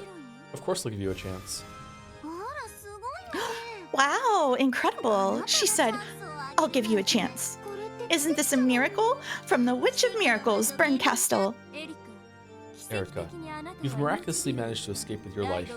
In the 6th game, Battler's game, expose the truth no matter what, unless you want to be tossed aside into the darkness of oblivion. Yes, my master. Dlanor. Of course. I will give it my all in the next game as well. I won't pretend to be a guest any longer. Together with Dlanor, I'll tear your game to bits. Sure. I'll invite you to my 6th game. Sorry, but that title of yours, Checkmate of the, isn't cutting it. It's your game. You can decide the name yourself. Just bring it on. I, Fruto Erica, am a detective before I am a witch. I acknowledge you as the new master of this game, and I issue a proclamation of war. I'll definitely expose it all. I'll kill you, Golden Sorcerer, Ushiromiya Battler.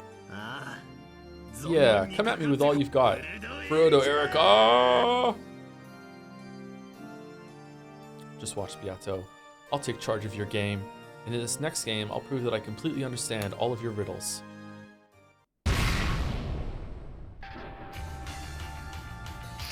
Supervision, Ryukishi 07, 07th expansion, original picture GFX. I can't read all this. I don't think you need to read the credits. Oh man, that one was long. I wasn't expecting that to be so long. It was very long.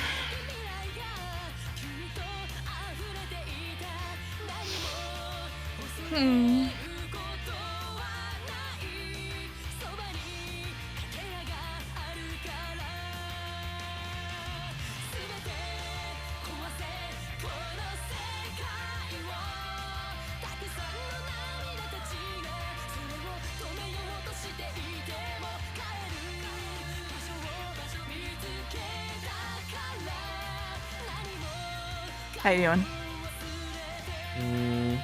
I don't want to fight with chat. I'm tired of fighting with chat. Alright, don't fight with chat. It's okay. You don't need to. That's true. I think you're in an unenviable position where if you don't talk, people are gonna be like, but I wanted him to talk, I like just theorizing, I like getting his take on it. And then if you do talk, there's like a big explosion. So I think you're in an unwinnable situation here, personally. Okay, so like what amount of percentage of the audience would appreciate one or the other? I think there's probably a larger amount of people that would prefer to have thoughts, even if it's gonna be incendiary to some people, rather than just have silence. Yeah. And people are gonna read into the little things anyway. Okay, so I'm really surprised that Ryukishi managed to like subvert expectations at the very end by kind of doing what I wanted, which was that Battler, I wish Beatrice had been there, but Battler came out and dunked on the game and really dunked on Erica, dunked on Bernkastel, really had his turnabout moment where the big hyping came on, but yet it still did it in a way that made the mystery worse. And like to me at this point in time, I'm at probably the same position I was like 2 streams ago, I guess. I can't remember when I said it. I guess we're going to go into episode 6 and we're going to see if it's resolved there, because episode 6 is feeling like part 2 of episode 5 at this point now. Unless there is like a big like refactoring of everything that's gone on right now, with how the red truth is being used in ways that I don't think is fair or good, how I think it's actually, there's probably some conflicts now. I know Chad is going to fill up with, there are no conflicts. There's at least a couple conflicts, like dead nuts on. There's at least 1 or 2 at this point. The golden truth is, I don't even want to talk about the golden truth until we see it some more. My read on this, and again, unless there is some sort of justification, reversal, whatever coming, the mystery of Umineko is dead. The mystery side is dead. Maybe that's what it wants me to think of. I don't know. Hold on, let me get into the here so we don't go. The mystery's dead. I don't know if this is what was meant to happen. Like, it's like, this is the magic side and it's meant to make me feel like the mystery is dead, and it's going to come back later on for the conclusion. The mystery comes back and it's like, hey, we pulled the wool over your eyes. Some of these segments that you were meant to be the detective actually were more magical, and blah blah blah blah. You know, like, keep on with it, all that shit.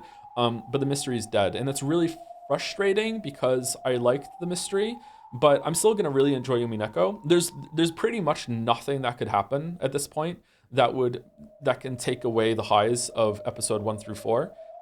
Episode 1 is just amazing after the parlor scene. There's no way you can take away the maturity and like the actual like courage to show Rosa and Maria's interactions. There's lots of them like that in there. There's also like just for sheer entertainment, there's been a lot of hype moments that have been in it. There's been a couple in this episode too. There's no way that I'm not going to come away from Umineko at the end of episode 8 not being on the positive end of like 5 out of 10 to put a numeric on it. Like it's definitely going to be like a positive, like good to great experience. But having spent so much time developing the mystery, showing you riddles and all this other shit, to then just take what I view as a just gigantic golden dump on it in this episode, leaves me a little bitter and like I wasted my time a little bit. Especially to end the episode speaking about trust and all this other shit is like, really feels like someone like just slapped me across the face and is then laughing at me for like being like, what the fuck did you do that for? It really did feel very abusive to me, like in terms of like, that's not fair. So I really think the mystery side is dead, and I also think that maybe the mystery side isn't even the point. Maybe like with all the meta stuff, we're going to go into the next couple episodes, and it's going to turn into like the mystery and the language that they're using in the mystery language was a way of communicating with Bandle, and this is all like more mystery themed than actually a mystery. I don't know. Like even at the end of this episode, like she revises her plan and we don't even get to see it. Like, I don't know, like maybe that's not fair to criticize that right now. Maybe that's for a point, maybe that's come back later. I don't know. I'm like really disappointed in how they're treating the mystery side. And again, like Ryukishi has shown many times throughout this that oh, I don't really like this, where is this going? And then I have the exact reaction to it, and then there's this moment that turns and I'm like, oh shit, okay, it was planned, here's the reason. So it makes sense to me actually from that perspective that we're in the answers arc. We're definitely leaning more into like, hey, you know what, for the first 4 episodes it's all been about magic is like kind of evil, kind of fucked up, has some redeeming qualities and some redeeming uses, as we saw, quite a few actually, but mostly on the bad side, air quotes bad side, and being like objective, seeking out the truth, like denying the murderers, the murders going on, everything like that is you know, great and just. And then that's what we were living with. And then we go into episode 5, Answers Arc, and it's just a complete reversal on the other side. Erica, the champion of the truth and logic and let's figure out the mystery, is so despicably, ridiculously evil. Like, shows all the bad traits that someone trying to solve a mystery can have. Whereas the magic side is like your refuge there, and you want the magic to come back. So it makes sense to me that, you know, the last 4 episodes might show, or the last 3 episodes, because I'm pretty sure like it's going to come together in episode 8 maybe. That's how I'm viewing how stories usually are constructed, but maybe not. It makes sense, but I was expecting to have more of an olive branch extended at the end of this, where it's like, hey, the mystery side still doesn't matter, it still actually matters, and it felt like it was building to that in the garden scene, and I'm like, okay, it's talking about Nox's rules, it's talking about like going back and solving it, it's basically begging you not to give up and love it, and then in the very next scene, it just does this. I just can't. Maybe I'm just too stupid. You can take that and run with it if you want, Umi fans. Maybe I'm too stupid. Maybe I'm too blind. I don't have love. I stopped thinking. Whatever the fuck you want to say.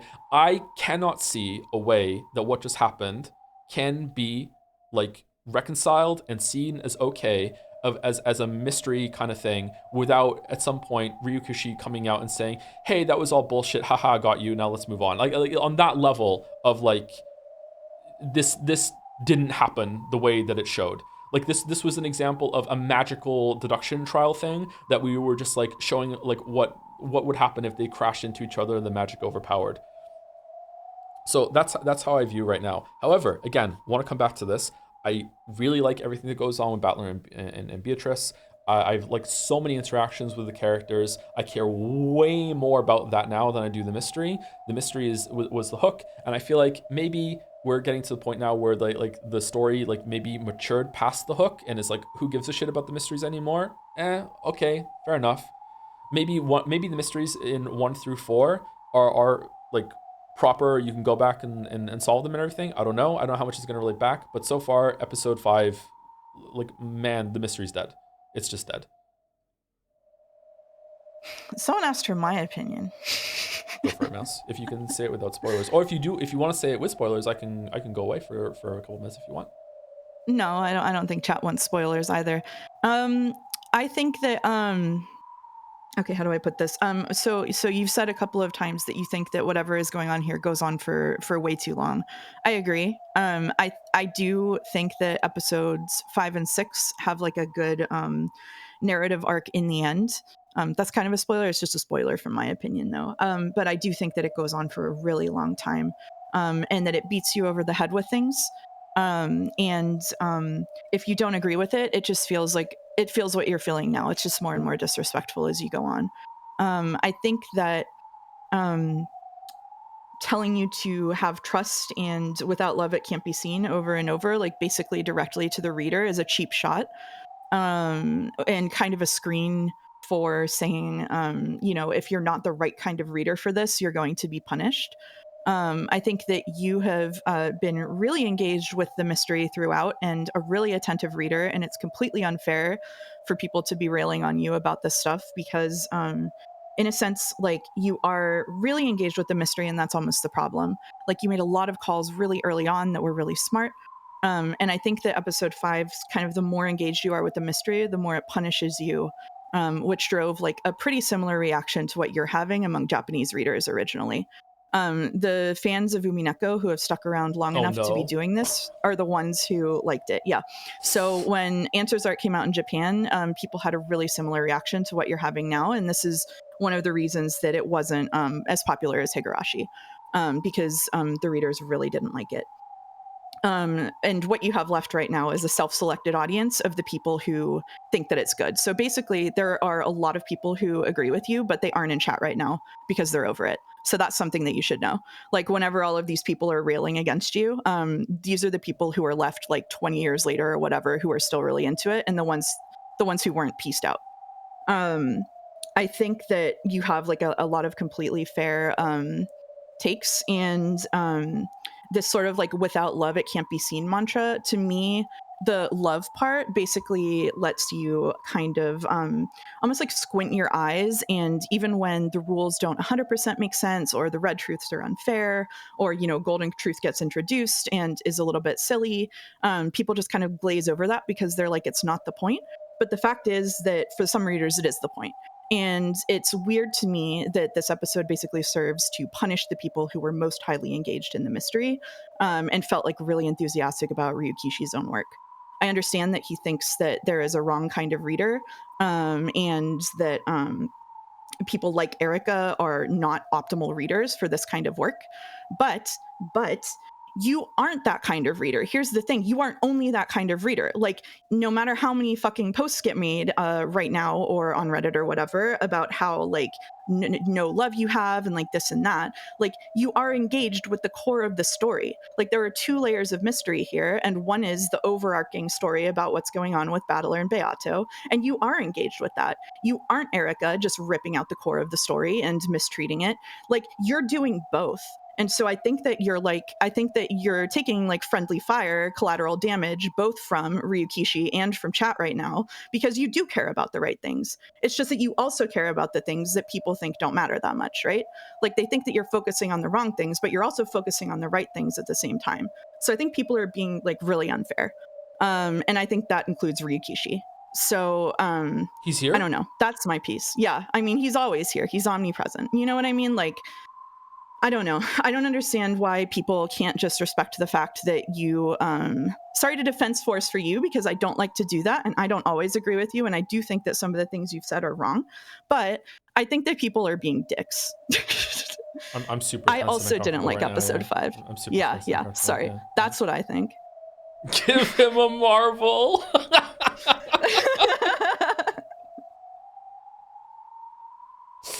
criticism is love. Chad is right. Like, that's the thing. The reason that you're engaging with it so thoroughly is because you care about it. Like, don't people want like you to care about what's going on? It's crazy. Like, I don't know. I mean, I think that you have a lot of good points, and I like episode 6. That's what I think. I hope I like episode 6. I do still really care about the overarching thing that's going on with the family, but especially Battler and Beato.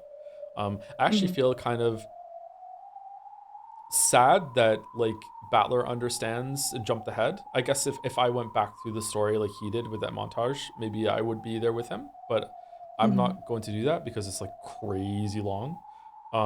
But yeah.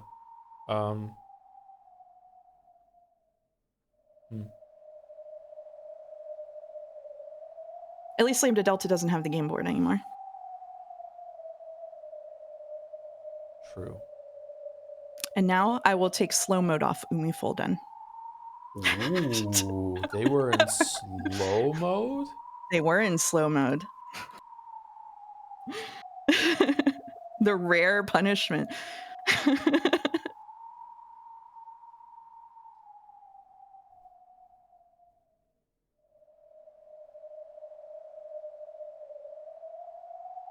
Would you like to take a break before doing some episode 6? Sure, we can take a short break. How long are we reading for episode 6? Like an hour or so? It's about 40 minutes, yeah. Okay, that's pretty good. Yeah. Mayo in chat says, honestly, as an Umi fan who started reading when episode 3 had just come out. You've said this before, haven't you, Mayo? I mean, I'm always surprised how many people are in chat that actually read these as they came out. I really didn't like episode 5 and even episode 6 when it first came out. It took me a long time to warm up to them because a lot of what Mouse is saying is it is okay to not like them even now or later.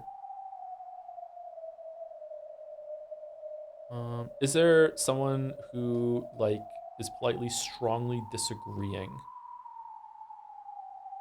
that I could read out for like another perspective? Probably Jelly.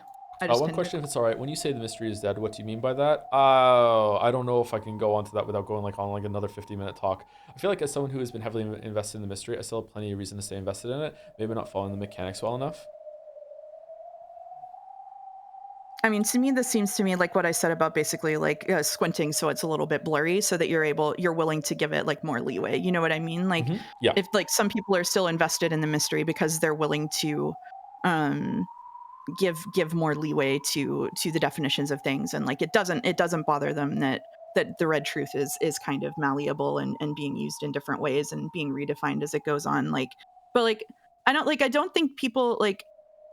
There are no choices being made here about how to read. Like, Joe is just literally saying the things that he feels. Like, I don't know what to tell you. Sorry to speak for you, but like, there are different kinds of readers. We know there are different kinds of readers, Umi Fullers.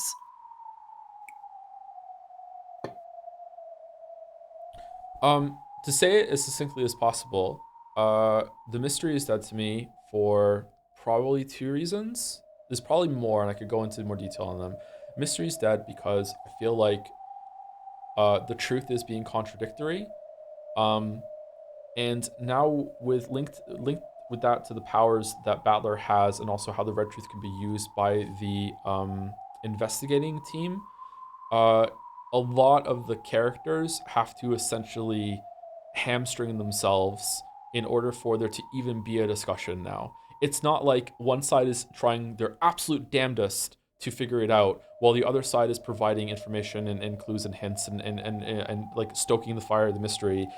Now the investigative side has to just be purposefully being as brain dead as possible in order for there even to be a conversation now. Because the investigative side has the power to just sit there and say, is this true? No, it's not. Okay, let me move on. Oh, is this true? Oh, guess not. Let me move on. Oh, excuse me, witch that's in the sky that's controlling the investigation. Can you confirm this if you can? Oh, yeah, I can. Here you go. Now, some people in chat are saying that, no, all those times there's enough proof and like there's setup and that allows the red truth to be used. There's been at least 3 times, just off my head, it's probably way more. There's 3 times that that has not been the case. And the investigative side can just decide what is true and just say it, and if it is true, then it gets to be locked in as a red.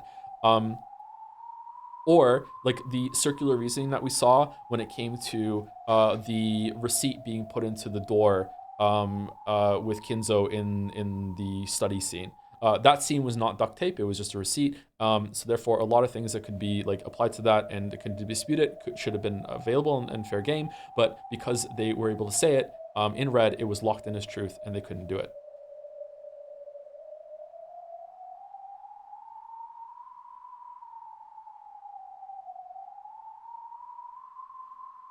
Okay, when you say the mystery is dead, do you mean for episode 5? I don't want to do this. Okay, I'll answer episode 5 going forward or retroactively episode 1 through 4. I am willing, I wouldn't be willing to do this if the story hadn't been written so well so far. I am willing to not retroactively apply this to episode 1 through 4. Most of the time I would be, because once a mystery is very delicate, which is what the garden scene was about. A mystery is very delicate. Once you have demonstrated to the reader that you are not playing fair, it's very hard to win that back, which is what happened with Danganronpa V3. Once you have like lost my trust or the reader's trust, like if you've used bullshit before, maybe you've used it prior to this. Maybe it's more likely you're going to use it after, but maybe you already used it before. I'm not going to retroactively apply it. I'm going to do my absolute utmost and best not to do that. But yeah, going forward, I really am not prepared to have like the evidence and backing, like to have this put on trial. Chat, sorry, I'm just trying to be like forthcoming with limitations conversation right now. Like it's really easy for me to say something and the chat just says no, it all makes sense. I know for an absolute fact, I think there's probably maybe even as high as 10 or more problems with some of the logic and deductions in the red things and contradictions there and characters holding themselves back.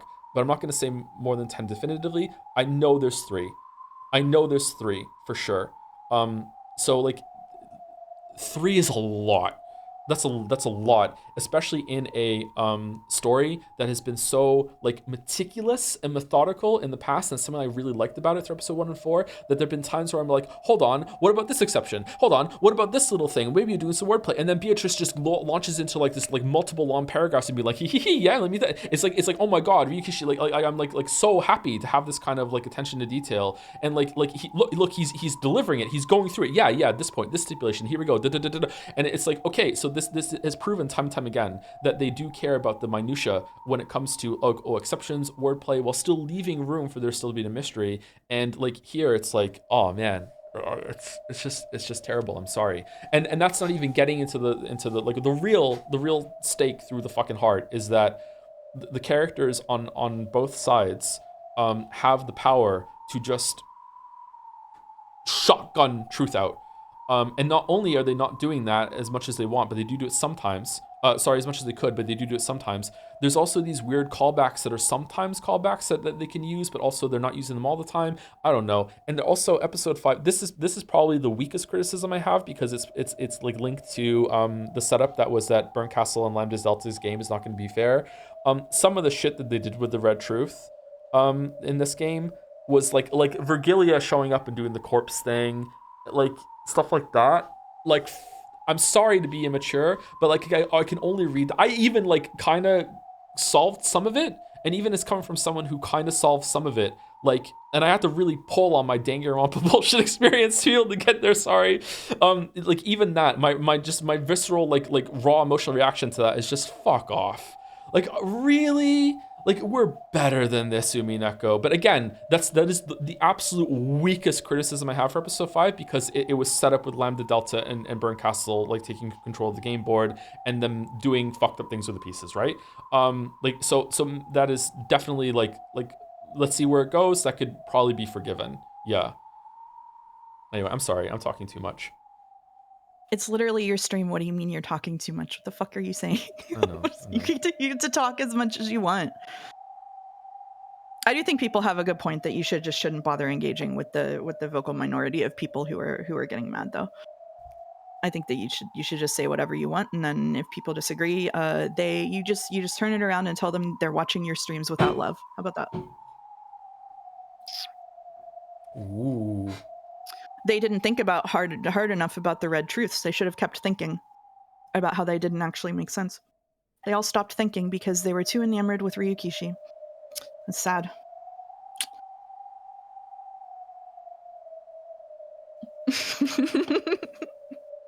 They're really being Erica's about it. I want to be really mean to chat right now. No, you don't need to be mean. I just did it for you. Oh, there's a comment in chat right now. I want to be so mean. No, I'm good. I'm good. I'm so cool. I was lying. I was lying. I was lying. I was lying. I don't want to be mean. I don't want to be mean.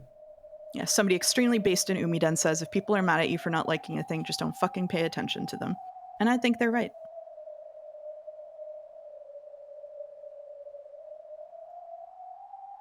Anyway, let me say thank you to some people, and then we'll take a break, and then we'll come back, and we'll do we want the first 40 minutes of episode 6, or do you want to have a different stream? We've already streamed for like 5 hours. We could just start next time, but I think it would be a nice place to stop if we do two chapters. It's less than an hour. I'm fine with doing it, okay, but it's up to you. That's good. Who's the last person to thank you to? Oh man, okay. It's been 2 hours. Okay, my bad, sorry. All right, thank you Artem V for the resub. Thank you Kieran Soul for the resub too. Thank you Mediocrities86 for the resub. I'm gonna be here for a little while, man, so if you want to extend a break or you want to get a kettle on for tea or anything like that, you can bounce out real quick if you want. But okay. If you want to stay, it's okay. Thank you. Do you want me to mute the microphone? If you do, you can let me know, okay? Okay. No, I'm just gonna stay. It's all okay. Right. Thank you Mediocrities86 for the resub. 6 months of jokes about appliances and your name. Good times. Tom, you're doing well. Keep going forward, my dude. Thank you very much, Mediocrities. Speaking of appliances, I need to go put the laundry in the dryer during this break. Shit, I forgot to do that. That's important because it's my bedding. I can't sleep after this if I don't put it in the dryer. Thank you, Dev152 for the resub. Earth B as well. I write these words in steel. For anything not set in metal cannot be trusted. Oh, there's steel truth now. Okay, all right. Fucking, we're gonna have one for every Pokemon soon. Thank you. Thank you, Huli Gordeau, for the bits. In a couple of months, Joe's streams will devolve far enough that they'll just become like those TikTok NPC videos where we just pay coins to make him say stuff like Sumari, useless, ayaya, on loop over and over. Crazy how some people actually spend money to hear that, right? Yeah, meta, very nice. I would make a killing on Fiverr, huh? Thank you, Kane Will Rise, for the new sub. I think it's Kane Will Rise. Thank you, Zero Nanashi 1 for the resub. We're so back, he loves it. I am behind 2 streams. Thank you, Mugs3 for the resub. Man, 5 months really flies by fast, especially when your favorite streamer is reading one of your favorite VNs. Heart. P.S. As a massive Fate fan, please do not read Fate. It takes about 20 hours for it to get good, and you will hate it. 20 hours. How long is Fate's Stay Night? Is it longer than Umineko? Or is it still going? Is it done? 60 a bit. Oh, is it over? Or are there a lot of spin-offs and shit? I guess so, maybe. Thank you, Alizan IRL for the resub. It's over, we're so back. It's over, we're so back. It's over, we're so back. Thank you, Wolflink resub as well. Keep up the good work. Thanks. Thank you, the Chum Bussy for the resub. First Umineko stream. I don't know why I expected this one wouldn't have lollies. Yeah, I know. Weirdly, Mal showed me some of the different art of them, and I think, correct me if I'm wrong, this is definitely true for Burncastle at least. But this version of the art is the one where they look the most like lollies, which is odd. Yeah. Of the Burncastle ones, the one from the Pachinko sprites that everyone hates the most, those look the best actually. So like, weird. Thank you, Sandra Rain, for the bits. I hereby surrender. Despite all my pride, the gulf between Koro and I is simply too great. He is just too funny. Koro has fought against me valiantly, and to respect his tenacity, I shall admit defeat. I am simply unworthy of being his rival. Thank you for an excellent battle up to this point, Koro. By all means, please continue your reign. I shall fade away into chat as just another nobody, but please never forget me, your rival. Also, Hydro, I guess. Thank you, Sandra Rain. Pitter patter. Thank you, Pals, for the bits. You know what VN doesn't fall apart at the end, chat? Oh, shit. Thank you, Henry, for the bits. The real mystery was friends we made along the way. Kinda true. Goated Outlook. Thank you, It's Jesus, for the bits. This was the most refreshing conversation ever. I feel so vindicated. 10 minutes ago. Okay, I'm not really sure what's that's about, but probably toward the end of it. Glad you enjoyed the conversation. Glad you got something out of it.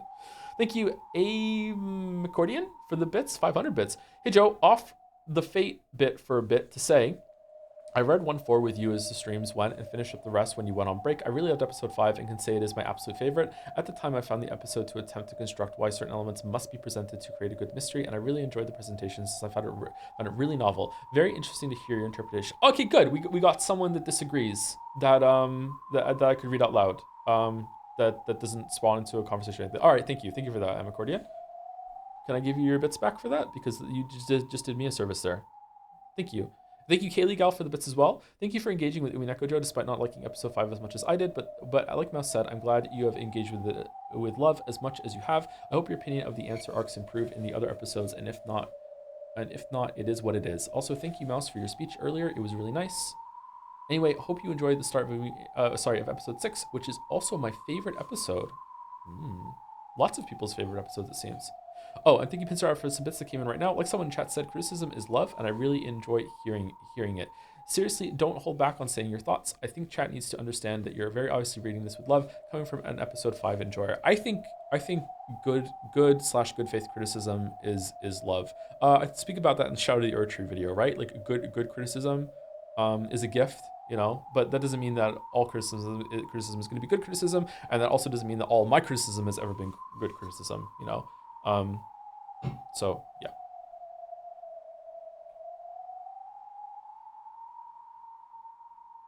What the fuck is a nerd tree? That's true. Will you play Metal Gear Rising as part of Metal Gear Marathon? Wow, just out of nowhere. We already did that one. It's on YouTube if you want to go watch me play it. I wasn't very good at it, so be warned.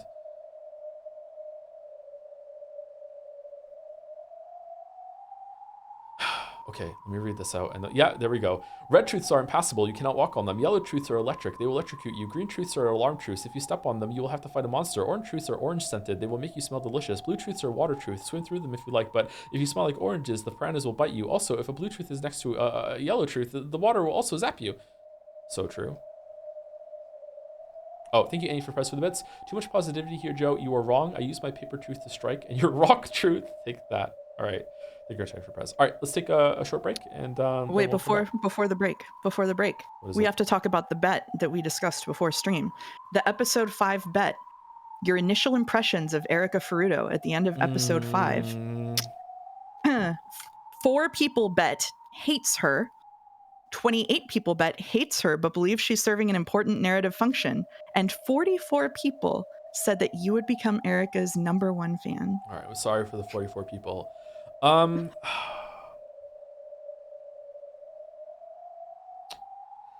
right. Well, I'm really sorry to those 4 people. I wish I could give you a good payout, but if my view of the read of the story is that Erika is actually important to the narrative, I hate her, but she is undeniably important, and it would actually be insulting to say otherwise to the author. She is undeniably important to the narrative. Yes. All right, we've closed the bet. That's it.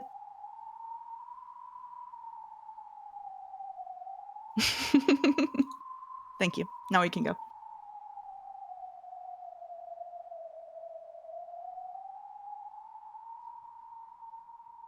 All right, let me mute 1 second.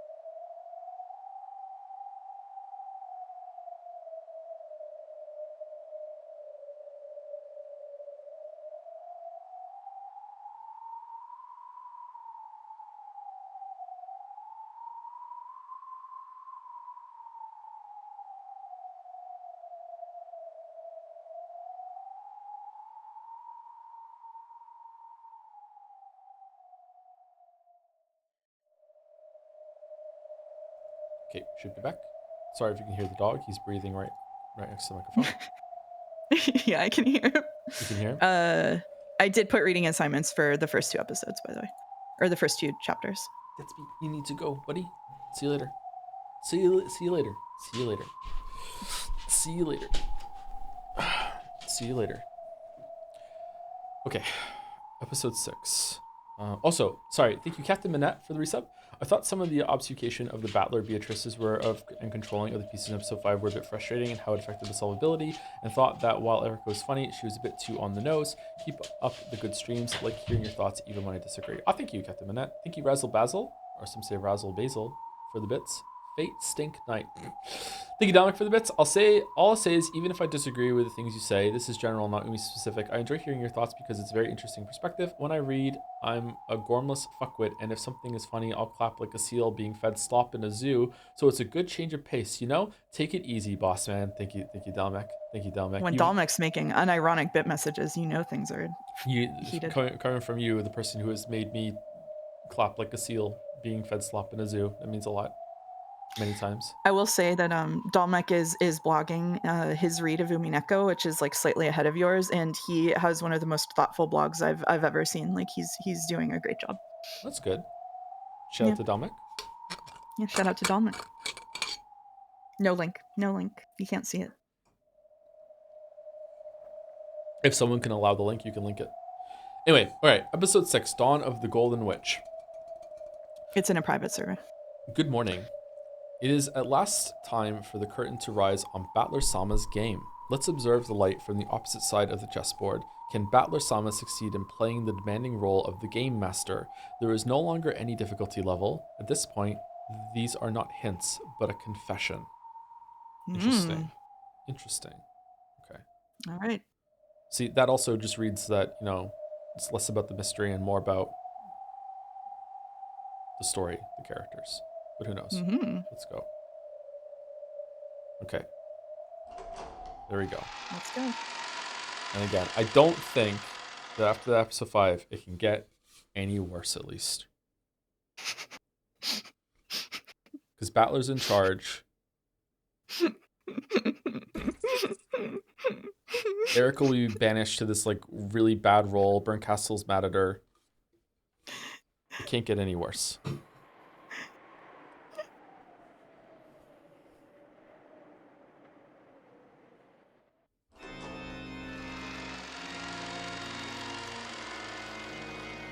Oh, beautiful glow. I didn't read the shown in. Sorry. You better go read the assignments. Okay. Ready? Yep. My favorite episode. A beautiful glow shone in from the skylight over the grand cathedral. The place was somehow different from the way it had been during the witch's trial. The decorations had changed.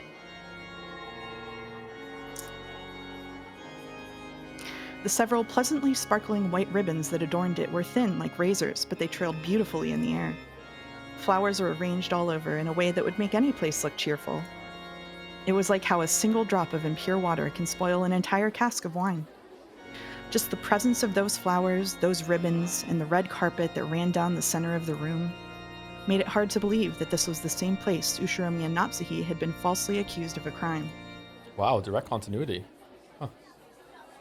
It had truly become a wedding chapel.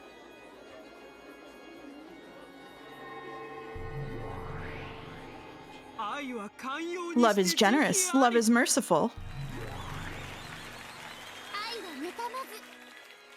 Love does not envy. It does not boast. These words, spoken by 2 demons who seemed to be in charge of this gathering and were Mouse's absolute favorite characters in the whole visual novel, were part of a ceremony for making an oath of love before the eyes of God. Of course, in this wedding celebrated by demons, there was no priest in sight. Instead, there stood the witch who controls miracles.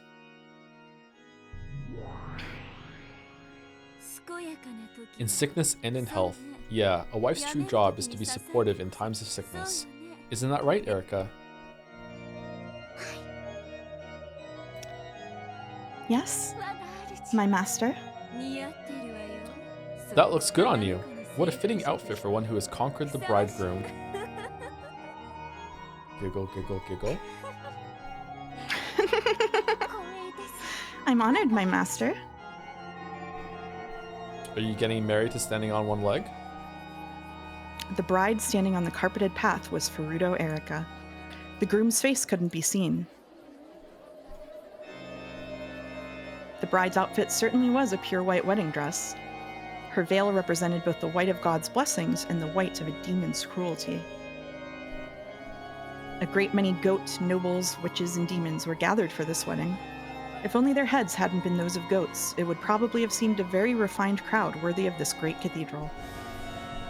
I'd expect no less of you, Byrne. The stuff you manage to think up is always so twisted. A wife supporting her ailing husband. Isn't that a lovely story? It suits you well, Erika. And congratulations to you too, Mr. Groom. Whoa, Big Burncastle. Yeah, at that point, Big Burncastle stared straight into the groom's eyes.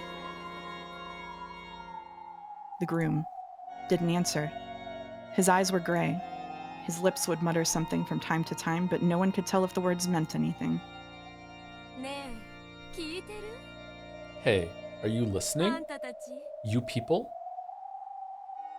She spoke to the groom in the plural. Of course, there was only one groom. And of course, the gray-eyed groom didn't answer. So even though you can hear her, you can't answer? Don't worry, okay? Battler-san?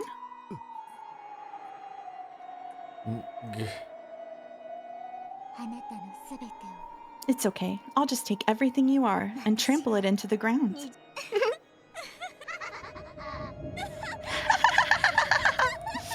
The Witch of Miracles sneered with an evil smile that even a demon would shudder to look at. Even that sneer provoked no response from Battler's dim eyes.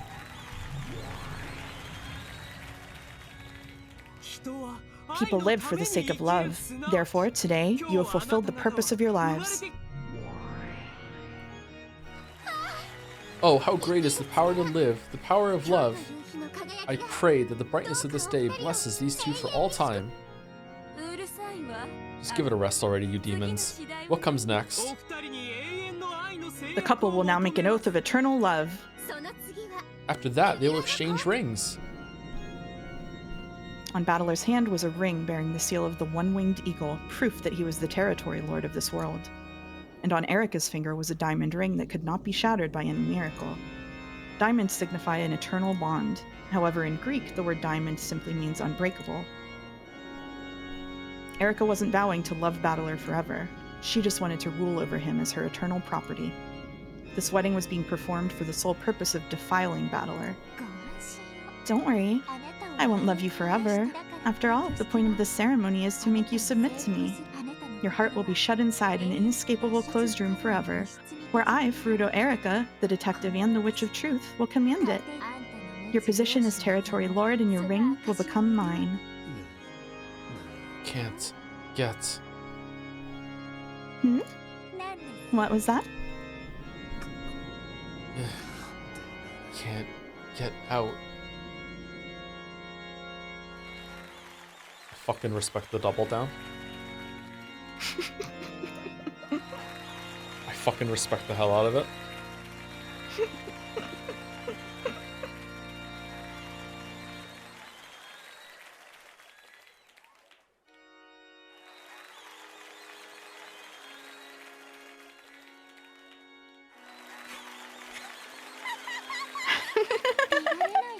Yeah, I'll bet you can't get out of that closed room. After all, you made it yourself. You'll suffer in that room for all eternity, and I'll remain by your side as your wife forever, getting to enjoy that look of anguish on your face all by myself. I'll defile you forever, Ushiromiya Battler.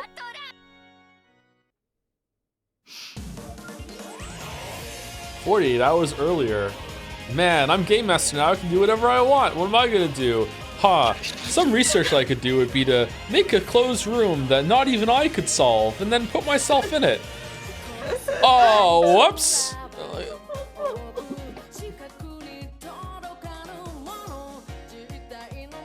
Let me talk to Beato. Hey, Beato, ring, ring. Yeah, what's going on? Oh, it's still the same then. How are you, love? All right. So remember when you said in red that I'm incompetent? We're gonna have to upgrade that one to a golden one. Is that all right?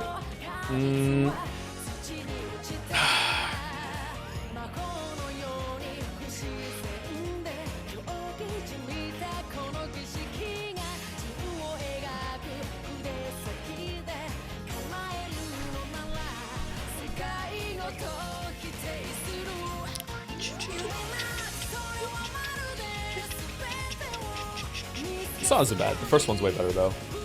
Yeah, that's true. I think the one with spoilers has this has the original song.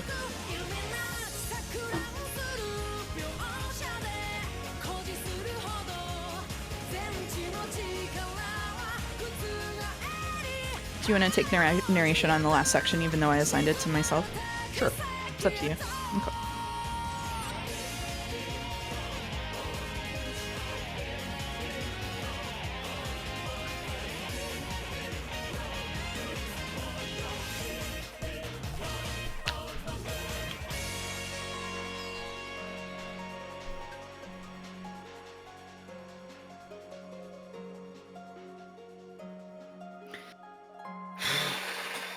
All right.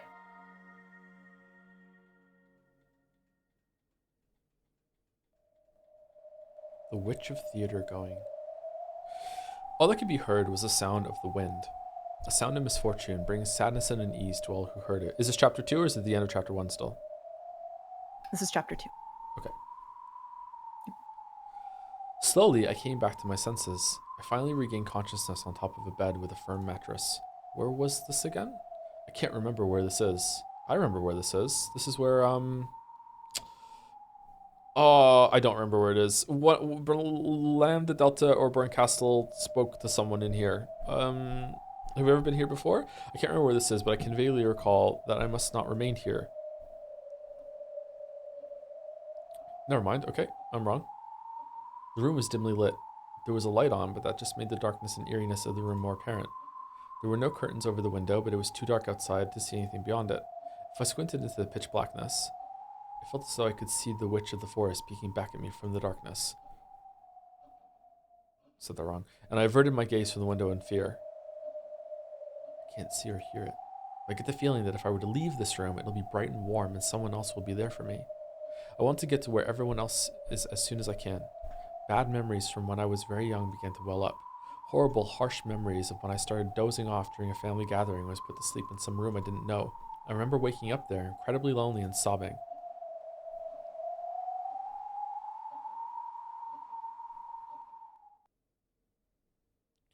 I must not remain in this room. I just want to get out of here quickly. Once that thought crossed my mind, I didn't want to stay in the room a second longer than I had to. I'm scared. It's creepy. Where is everyone? I want to get out of here right now. I opened the door, trying to leave the room. A pleasant glow snuck in through the crack of the door. As I thought, the corridor was filled with a comforting light. I couldn't actually hear them, but I could sense that far away, people were enjoying themselves. I'm sure everyone's gathered in the room across from this one. I've been shut up in this lonely, creepy room all alone. I should go, quickly. Whoa. As soon as I thought this, a merciless metallic sound rang out, and the door refused to open any further. The chain had been set. I always hated chain locks. You could open a normal lock just by twisting it, but chain locks are built in an annoying way, and I couldn't work them easily. So I've hated them ever since I was very young. See? Even this chain is causing me trouble, and I just can't get it undone. Why is this happening? I just want to leave this creepy room right away. Just on the other side of this thin door, everything is bathed in a warm light. I can't undo it. I just can't undo this chain. The more desperate I grew, the more that unsettling darkness seemed to be closing in on my back, and the more frightened I became. Then I finally noticed there's something wrong with this chain. Yes, there is a chain, but this isn't a chain lock. This is just a chain staked into the door, preventing it from opening any further. In other words, Sumari. It isn't made to be opened. What the hell's going on? Who'd do something like this, damn it? No matter what I did, no matter how much I struggled, I couldn't pull out the stake or undo the chain or break the mechanism. This door was just a demon's mouth made to trick me into thinking it would open before crushing my hopes.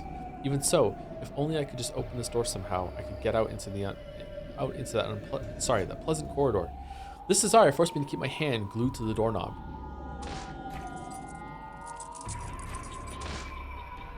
But it was useless. This battler stuck in the room, but both the chain and the stake were firm, and no matter how much I clattered them about, there was no chance of the door opening any further. Even though I could see the pleasant hallway through the crack, I had no chance of opening the door any further. Maybe someone will come if I yell. Maybe the door could be opened easily from the outside. When I thought this, I tried to call out to someone, but I couldn't make the words come out. I could mouth, "Someone, come here," and no voice left my lips. What's going on? Someone, come. Why can't I cry out? Help me, help me, help me. The mere fact that I can't say help me out loud is even scarier. I turn around, the witch gazing into the room from the darkness outside. Might be inside the room this time, standing right behind me. I'm frightened, I'm scared, I'm scared, I'm scared. Someone help me, someone help me. Can't get out, can't get out. Let me out of this room. Help me, I'm scared, I'm scared, I'm scared. Let me out, let me out, let me out, let me out. Help me, help me, help me. I'll take narration from here. Okay.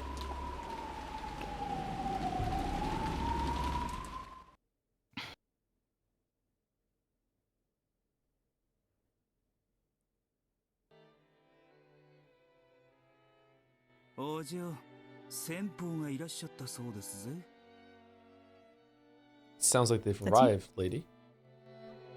Eh? Huh? Oh. Amakusa ran his finger down my cheek. In an instant, I awoke from the doze I'd just been in. I glared at Amakusa for waking me up in such a creepy way, but he just pretended not to notice. She's back! Where is this? It feels like a parlor in some dignified person's house. But I have no memory of this place at all. Where is this? And why am I... You still half asleep, lady? ねえごめん Yeah, sorry. どこ Where are we? Huh? Apparently, he hadn't expected me to forget something like that just because I wasn't fully awake yet. For once, I agreed with him. Why am I in some parlor that I don't recognize? The sound of the footsteps from the they Amakusa had mentioned had come right up to the opposite side of the door. I could hear conversing voices. Is that a woman? Judging by the coffee and snacks laid in front of me, I was the guest here. In that case, I'd better remember why I came here, or at least who it was I came to visit. Who am I? Ushiromiya Angie. Who's the man standing behind me? Amakusa Juza, the man who used to be my guard long ago. He's now the bodyguard Okanogi assigned to me. In that case, is this after Aunt Eva's death, when I've thrown off my pursuers on that journey to find out what happened 12 years ago? Is that how it went? Do I really have a memory like this?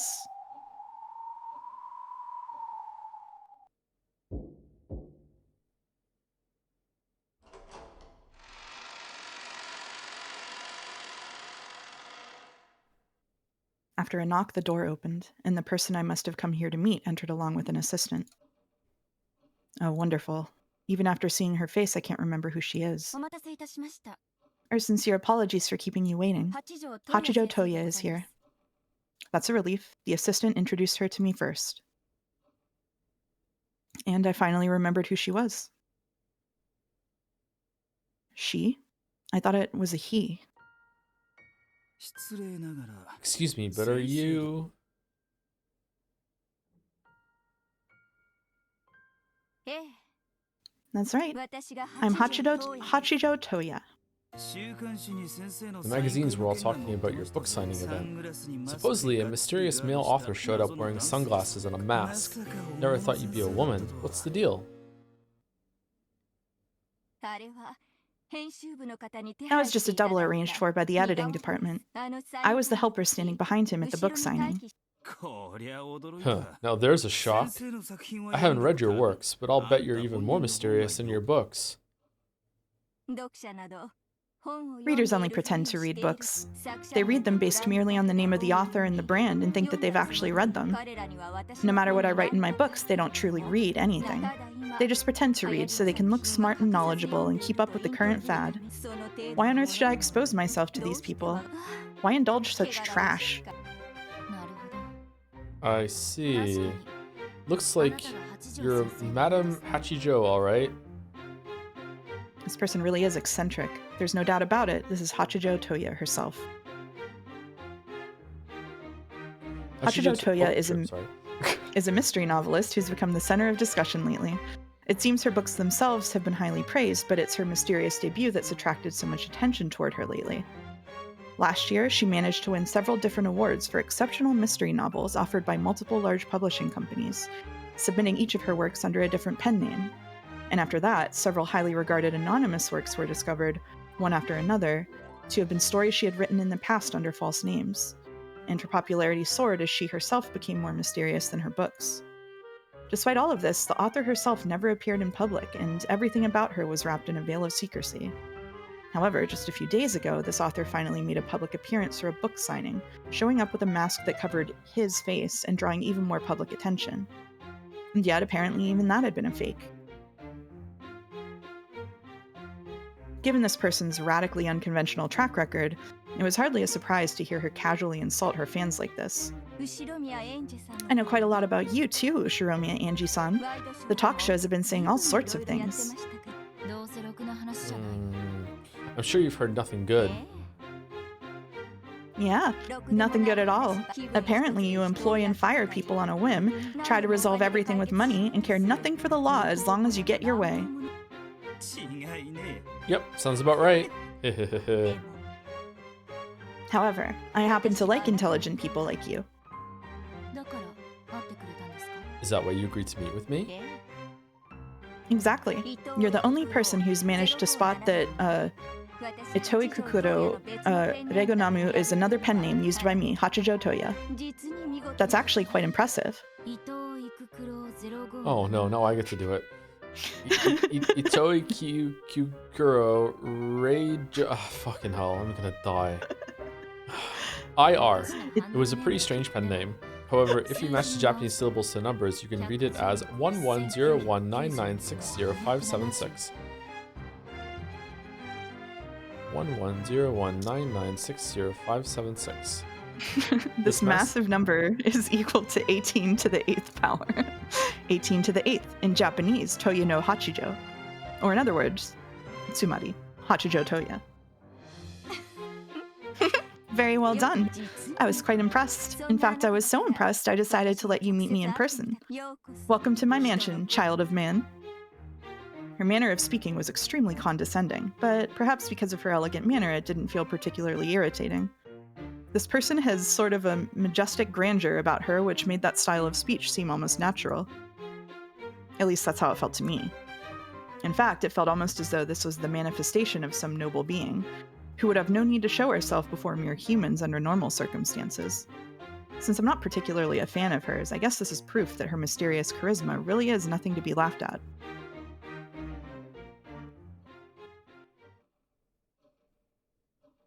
However, I didn't come here to talk to Hachijo Toya, the mystery novelist. I'm interested in Itoi Kukuro Regonamu, the mysterious web author who only released her works over the internet. What's with the numbers? A nice job there. It was just laying out the numbers that were in her name. Okay. Around the Japanese parts of the internet, Itoi Kukuro is an extremely famous witch hunter. However, she isn't a big opinion leader like Professor Otsuki. She's one of those message bottle forgers who are always the center of vigorous debate. Message bottle forgers are, as the name suggests, people who forge and post the contents of what purport to be mysterious message bottles, detailing the events of the Rikenjima incident. They claim to have discovered a new message bottle, and post either a very similar counterfeit story or a new theory with their own interpretation of the truth, all of which are supposedly written by Ushiromiya Maria. In so doing, they openly take on the name Ushiromiya Maria, writing up new bizarre tales as if they'd been present themselves and knew the truth. Episode 5 is just fan fiction of one of the bottles! Yes! I'm back in. I'm so in. Sorry, go ahead. They then send... Why do you think I wanted to read up to this chapter today, buddy? They then send these stories out into the newest sea discovered by humankind, the internet, claiming that it's a third or fourth message bottle. all of the first forgers were either simple pranksters or crooks trying to swindle collectors. Eventually, though, people who claimed to have solved the riddles of the message bottle tales and reached to the truth started to appear, and they started creating original works of their own, third and fourth message bottles from Ushiromiya Maria, as though they had moved over to the riddle teller's side. These people rewrote the tale of the witch with whatever interpretations they wanted, and every once in a while, parts of their theories would gain big followings on the net. Some of these creations grew to be so widely trusted that they were believed to contain some grain of truth. The more rigid witch hunters openly despised these people, calling them forgers, counterfeiters, or just witches. Though they claimed to have reached the truth, they refused to tell anyone and created fake message bottles as though testing everyone else. It was no surprise that more straight-laced witch hunters were seriously annoyed by these forgers. However, among those who simply liked to entertain themselves with the occult fantasy of Rikkenjima, an extremely small number accepted these creations as literary works, glad of these additions to the mysterious tale. Itoi Kukudo was the most highly regarded of these forgers. End of the Golden Witch. End of the Golden Witch. I've read that one. That's one hell of a hobby you've got there, killing off other people's families however you like. Did you come all the way here just to say that? I think not, final descendant of the Ushiromiya family. In her latest forgery, End, she killed off 7 members of my family, at least during the actual story. No, if you count Alliance and Banquet, the other forgeries she's made before now, then she's killed off most of my family in horrible ways, over and over again. Of course I want to complain. However, all of her works are known for being, in both form and level of perfection, the closest tales to those written by Ushiromiya Maria herself. That's Okay, so- episodes 3 and 4, by the way. Sorry, yeah, I was about to ask. Sorry to interrupt. So, like, these are... I don't remember the names of the episodes. This is 3 and 4? Yep, that was 3 and 4, yeah. Alliance is 3 and Banquet is 4. Oh, okay, I hate it again. All right. Yeah, okay.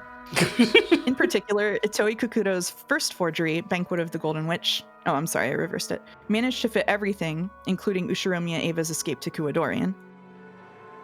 People wondered whether this might be the true story of Rikkenjima, and it even made it onto the talk shows.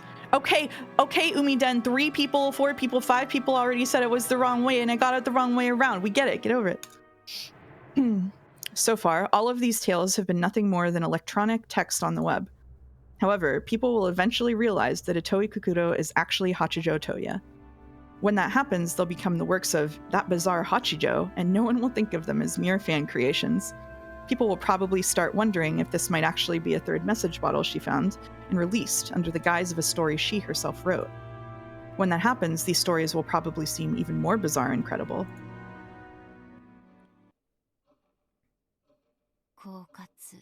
You're pretty cunning, aren't you? Why do you say that? You're doing this to make your forgeries seem more mysterious and more credible. And what do you mean by credible? Once you've gained credibility, your forgeries will rise to the level of truth. Rise to the level of truth? How foolish. Such a thing is unnecessary for my works. Are you saying that because your works are truth and not mere forgeries? Correct. They are truth, so there's no need for them to rise into anything. You aren't Maria One-chan, and you definitely weren't on Rikkenjima on that day. So how can you be so absurd as to call this the truth? Hey, don't lose your cool, lady. Shut up. What makes you think I'm losing my cool? She said cool. losing her cool. Angie half realized that she'd let her emotions get the better of her. She let out a sigh and shrugged. Your reason for coming here, it wasn't to yell at me for killing your family several times within my forgeries, correct? Hachijo had been smiling at Angie kindly, but in a condescending manner, or else like a mother might watch over a very small child. Angie realized this and was unable to suppress her irritation. Apparently, Amakusa could tell that Angie was getting worked up. He joked around with her for a bit so that they could start the conversation over again from the beginning.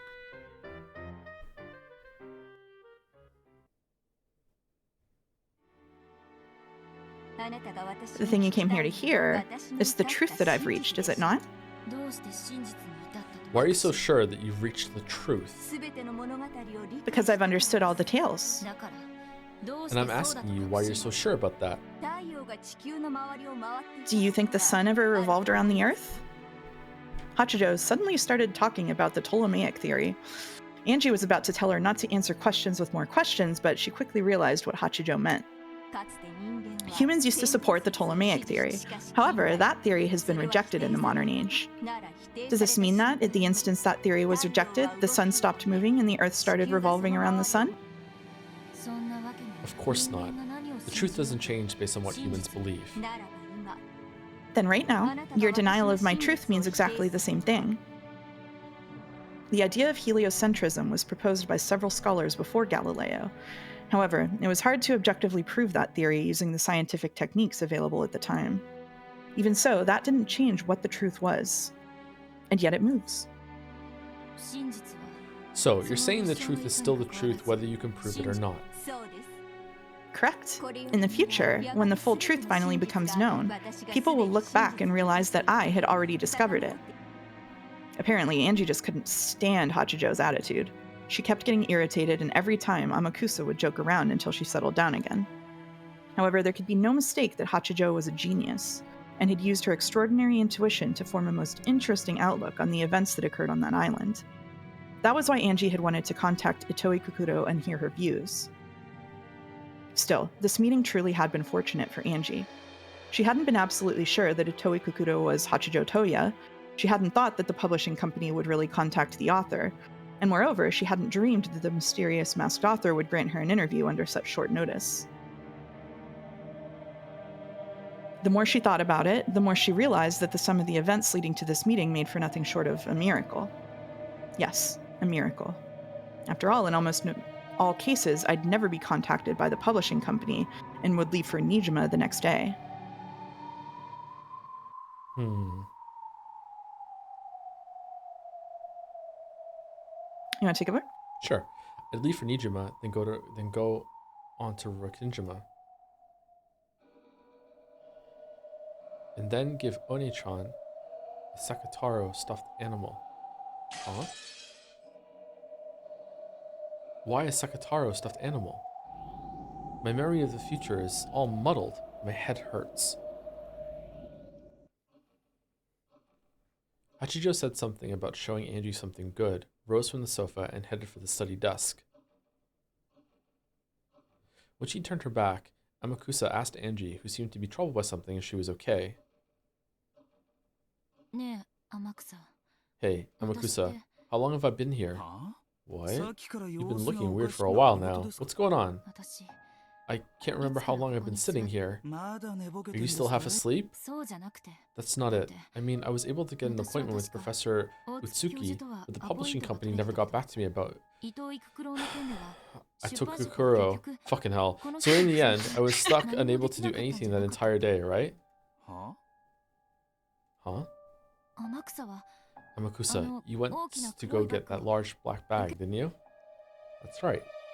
Just before we left for Nijima, Amakusa and I parted ways just one time. He said something about getting a weapon from an acquaintance of his, and he went to go get that large black bag. Wasn't that today? What am I talking about? I mean, didn't I go to Nijima, meet Captain Kawabata, and inside the bed shop? Huh? What? Something wrong? Did my confusion and uncertainty make me sigh out loud? Even though Hachijo's back was to me, she slowly turned around and smiled as though she had peered into my heart. No, it's nothing. Strange memories, ones that even I can't understand. I tried to hide my confusion, but for some reason, Hachijo had a strange glint in her eyes, as though she could read my mind. I have revived and killed your family several times within various forgeries, almost like a witch might. Reviving and killing them whenever you like, endlessly. Sounds almost like Beatrice, doesn't it? Yes, it does. So please follow the lead of all those people on the web and consider the possibility that I might be a witch. She took a thickly packed brown envelope out of a locked drawer. It appeared to be filled to the brim with printer paper. Perhaps this was a manuscript for one of her works. The neat letters written with a fountain pen on the envelope spelled out the word Dawn. There was no forgery by the name of Dawn, which must mean, Angie could tell, this was a new one. Hachijo's newest unreleased forgery. Dawn of the Golden Witch. For one such as I, who knows everything, everything is boring. However, I don't dislike letting the ignorant read my works to see what kind of reactions they have, and so I want you to read it. You want me to read your newest work, which you've created as the new Endless Witch? Correct, child of man. Whether you resent it or admire it, you can help me forget my illness for a time. Huh. Let's put an end to this farce, shall we? Who are you? I don't remember ever meeting you like this. Yes, I did try to contact Hachijo Toya, but in the end, I never got a chance to meet her. In other words, Sumari, all of this is a falsehood. Whose piece am I this time? Sorry, but if you think you can tame Ushimi and Angie so easily, you're making a big mistake.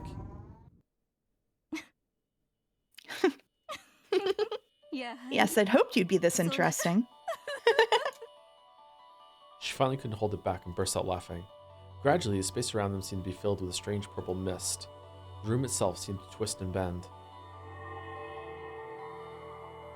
Her figure also twisted, and after something that couldn't be described elapsed, her form changed to become just what she had called herself, a witch. Splendid. You did well to see through my veil. Oh, it's not Burncastle? What the fuck? It seems I'm the type witches just love to cling to. You all have that same condescending tone towards humans. I figured you were a witch right away. The novelist sitting on the sofa was nowhere to be seen. Even Angie's bodyguard, who was supposed to be around at times like this, was gone. It was only a non-human figure relaxing in a large, ornate rocking chair. I find you truly intriguing, child of man. Your charming nature is the perfect medicine for my boredom. Yeah, well, I don't see anything charming about this. Why am I alive? Wasn't I killed in a pretty nasty way for breaking the rule about revealing my name? To be honest, I did doubt that those people would just let me go so easily. What kind of farce will I be forced to go along with this time? I really don't care. I'll just do whatever I can within the bounds of the role they give me. Whatever I can to help Oni-chan. Of course, I understand. Even if he wins, he'll never come back to me. Even so, I'll struggle on. I'll make sure Oni-chan comes back to me of that day. No need to lose your temper. I'm not asking you to be a piece. Witch of Laundry. I didn't put the dryer on! Oh, for fuck's sake. Okay, it's fine. Then why did you summon me here? Don't tell me you want to read this new story or whatever it is you've written. That's it exactly. I do not want you to be my piece. I've always been a mere observer, and I have no intention of sticking my neck into their game. I don't get it. What does it you want from me? Be an observer for me. An observer of the fragments Beatrice has woven. An observer? I don't really get it, but no deal. In the past, I observed the fragments through Battler's eyes. However, now that he has succeeded the position of Game Master, he's not a suitable observer. I'm following this tale with true and earnest intentions. It would be such a waste to observe it through the eyes of Battler as he is now, like reading a detective novel backwards. Oh, so we've been her? Oni-chan is the Game Master? What on earth are you talking about? You must have no clue what it's all about. You want to know, don't you? I want to know too. What kind of tale will Battler weave now that he's taken the position of Game Master? Furthermore, I wish to search for the truth Battler reached as part of my own mental journey. My illness affects me gravely. If I don't think, I cannot even keep my heart beating. So, Sumari, you want me to read your new picture book aloud to you? You might as well interpret it that way. In exchange, you will also be able to take part in your own journey of the mind. Did you think I made up that wording? I do believe that even you have yet to reach the truth. I think you want to continue on the journey to find that truth. Oh, sorry. I don't owe you anything. Do not push your luck. I can be lenient at times, but such cases are rare. Angie hadn't yet reached the truth either. Though she knew that the game was little more than a toy for the amusement of those witches, she wanted it to resume, so that she could follow the tale and close in on the king called Truth. I might explore the tale to find the truth for myself, but I have no obligation to read it aloud until the end for your sake. Understand? Angie was willing to read the story aloud, but she could quit at any time if this witch made her mad. She was, in effect, warning the witch not to annoy her, based. Of course. You call it a picture book, but to me, it's the only medicine for a fatal illness. I cannot take that medicine without you to assist me. In other words, it's a mutually beneficial arrangement. I call it We PowerPoint. So you're telling me to read you a book until you fall asleep, and in exchange, you'll let me read it too. Is that right? Precisely. If you're willing to accept, I shall ask that you become my reader for a time. Well, it's nice to get my own title, but all you really want me to do is read books, right? Yeah, to 2,000 people. Mm-hmm. Becoming my reader means the same as becoming my familiar. In other words, what is done against you will be done against me.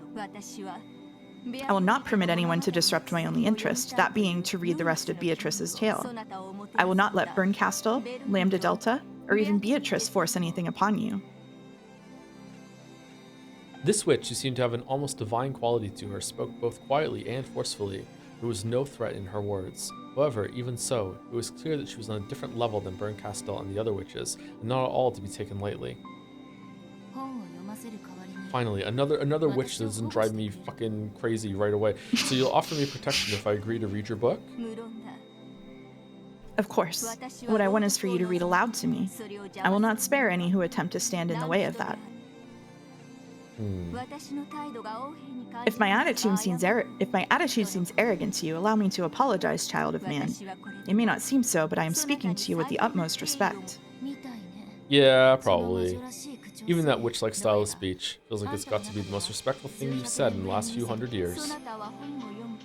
When you're reading a book, do you tell it thank you very much before flipping through the pages? Yes. I guess it is like that. I understand. Just by agreeing to have a conversation with Angie, she was showing an incredible amount of respect and willingness to compromise. Angie shrugged, and she also nodded to show her consent. Sure, I'll be your reader. I get that you showed a ton of respect just by asking for my consent first. You understand well, child of man. My name's Angie, not a child of man or whatever. Very well. As proof of my respect for you, I will acknowledge your name. For her, acknowledging human names was like acknowledging the names of all the leaves scattered across the ground. So, her acknowledging Angie's name was a miracle. No, it was immensely good fortune. From this point forth, Ushiromiya Angie will serve as reader and Miko to the Witch of Theater-going, Featherine Augustus Aurora. Until you finish reading, I shall bring calamity to all who attempt to hinder your task. Yeah, my immortal last name. What? Wow. Holy shit. Where's Renee's me? Holy fuck. When the Witch of Theater-going, Featherine, spoke this, Angie was wrapped in her bright light.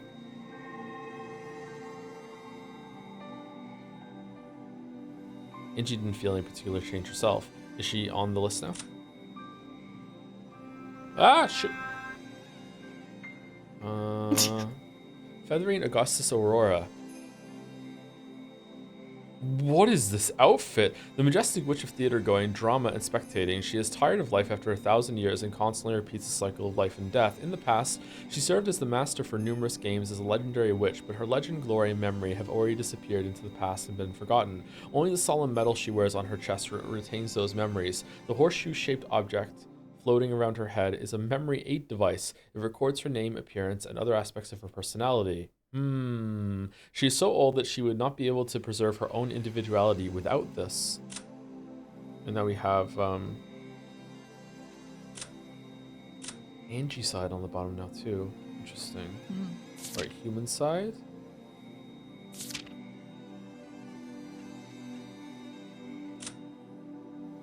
Yo, the Endless Sorcerer and Final Game Master, he is the ruler of the game board and the Territory Lord. To prove that he has won Beato's game, he must take on the position of Game Master. By succeeding in this, his victory will be acknowledged and Beato's game will reach its end. But unfortunately, he, trapped himself in his game. Because he knows the whole truth, he exists on a higher plane than all others.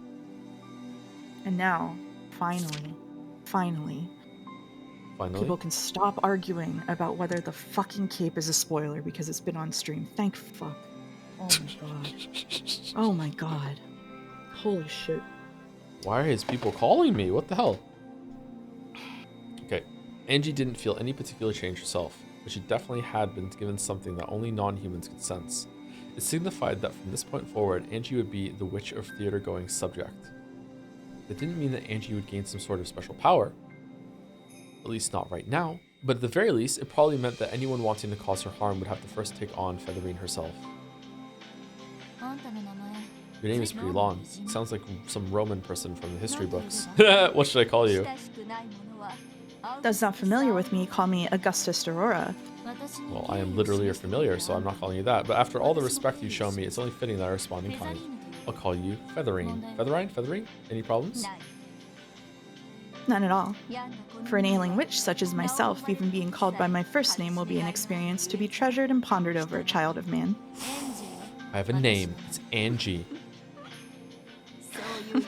Even conversations like this are pleasant every once in a while. Angie, my Miko. Oh man, she's wearing really gross gloves that go up almost to her shoulders. Oh, that's so gross. Oh no. I hope that she's not on the screen a lot. Angie accepted her role. She would observe this story with the Witch of Theater going. The curtain was rising on the sixth tale. Okay, now we're done. Yay! Okay. Now we're done. All right. Well, that was a slow but intriguing start to episode 6. Okay. So, you and Jelly morbed the existence of that character in like episode 2. I don't know if you remember. Yeah, we totally did, right, Jelly? Yeah, right. Yeah, high five. Yeah, did we? You did actually. You were talking about how you really hoped that there was like someone just writing fan fiction. Oh, okay. On stream, yeah. Did you just high five yourself? No, I high five Jelly. What are you talking about? I high five Jelly. I don't remember that. How long ago was that? Holy shit, that was months ago, wasn't it? Months and months ago, and unfortunately, I have just so much knowledge in my head about what's happened. What do you think about stories being forgeries? I mean, like, it was revealed that it was, like, maybe not true. I don't know. Like, what do you mean maybe not true? Emphasis on the maybe. Like that whole scene was like the witch coming down and talking to her, right? I'd like some more information first. Kind of an interesting idea, though. I think it would definitely happen. I feel surprisingly engaged with it becoming like this occult hobby and people writing about it, like the SCP files, and here's what happened in my version, here's what happened in their version. Like, I feel like that's interesting, and it's almost, it's fucked up at the same time, and it makes what happened on the island feel more real, like from that perspective of being like, oh, you know, the real battler, if there even was a battler on the island at this point, but the real people that died on that island had no idea that, you know, like their lives would be like trampled on and wrung out for everyone's entertainment after the fact. But they had no, it's kind of messed up, but in like in a way that's both interesting and makes me kind of immensely sad. I don't know. And now you have unlocked the fourth weapon of the Umineko fan. What's that? Which is, if you don't like something that happens in the story, just blame Toya. Oh, it's not real. Okay.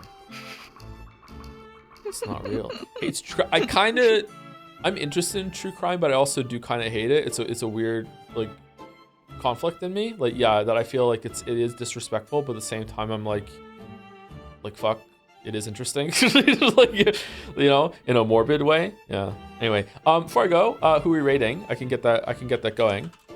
Are you streaming tonight, Mouse? Probably too tired, right? No way. Okay. No way.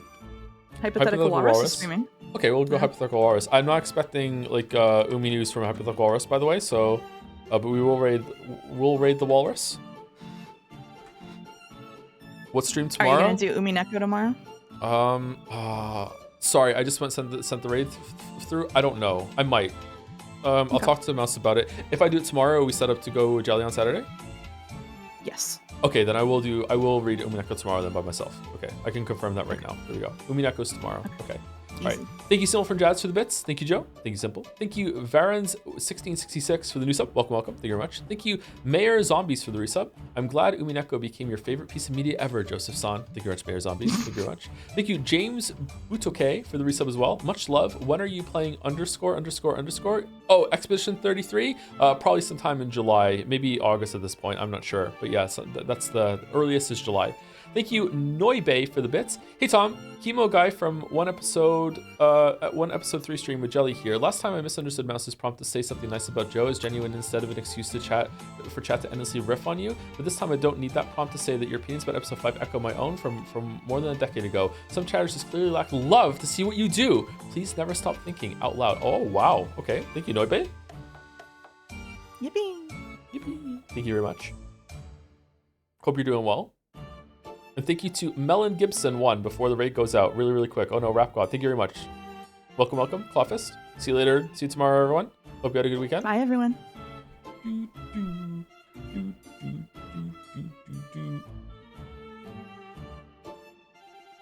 Raid is out. So anyone stuck around or is watching on the VOD, see you later. Thank you very much for watching. And also to anyone who came back because we went over 7 o'clock and you might have missed the beginning of episode 6. Sorry about that. See you later. Want to say goodbye, Mouse? Goodbye, Mouse. Goodbye, Mouse.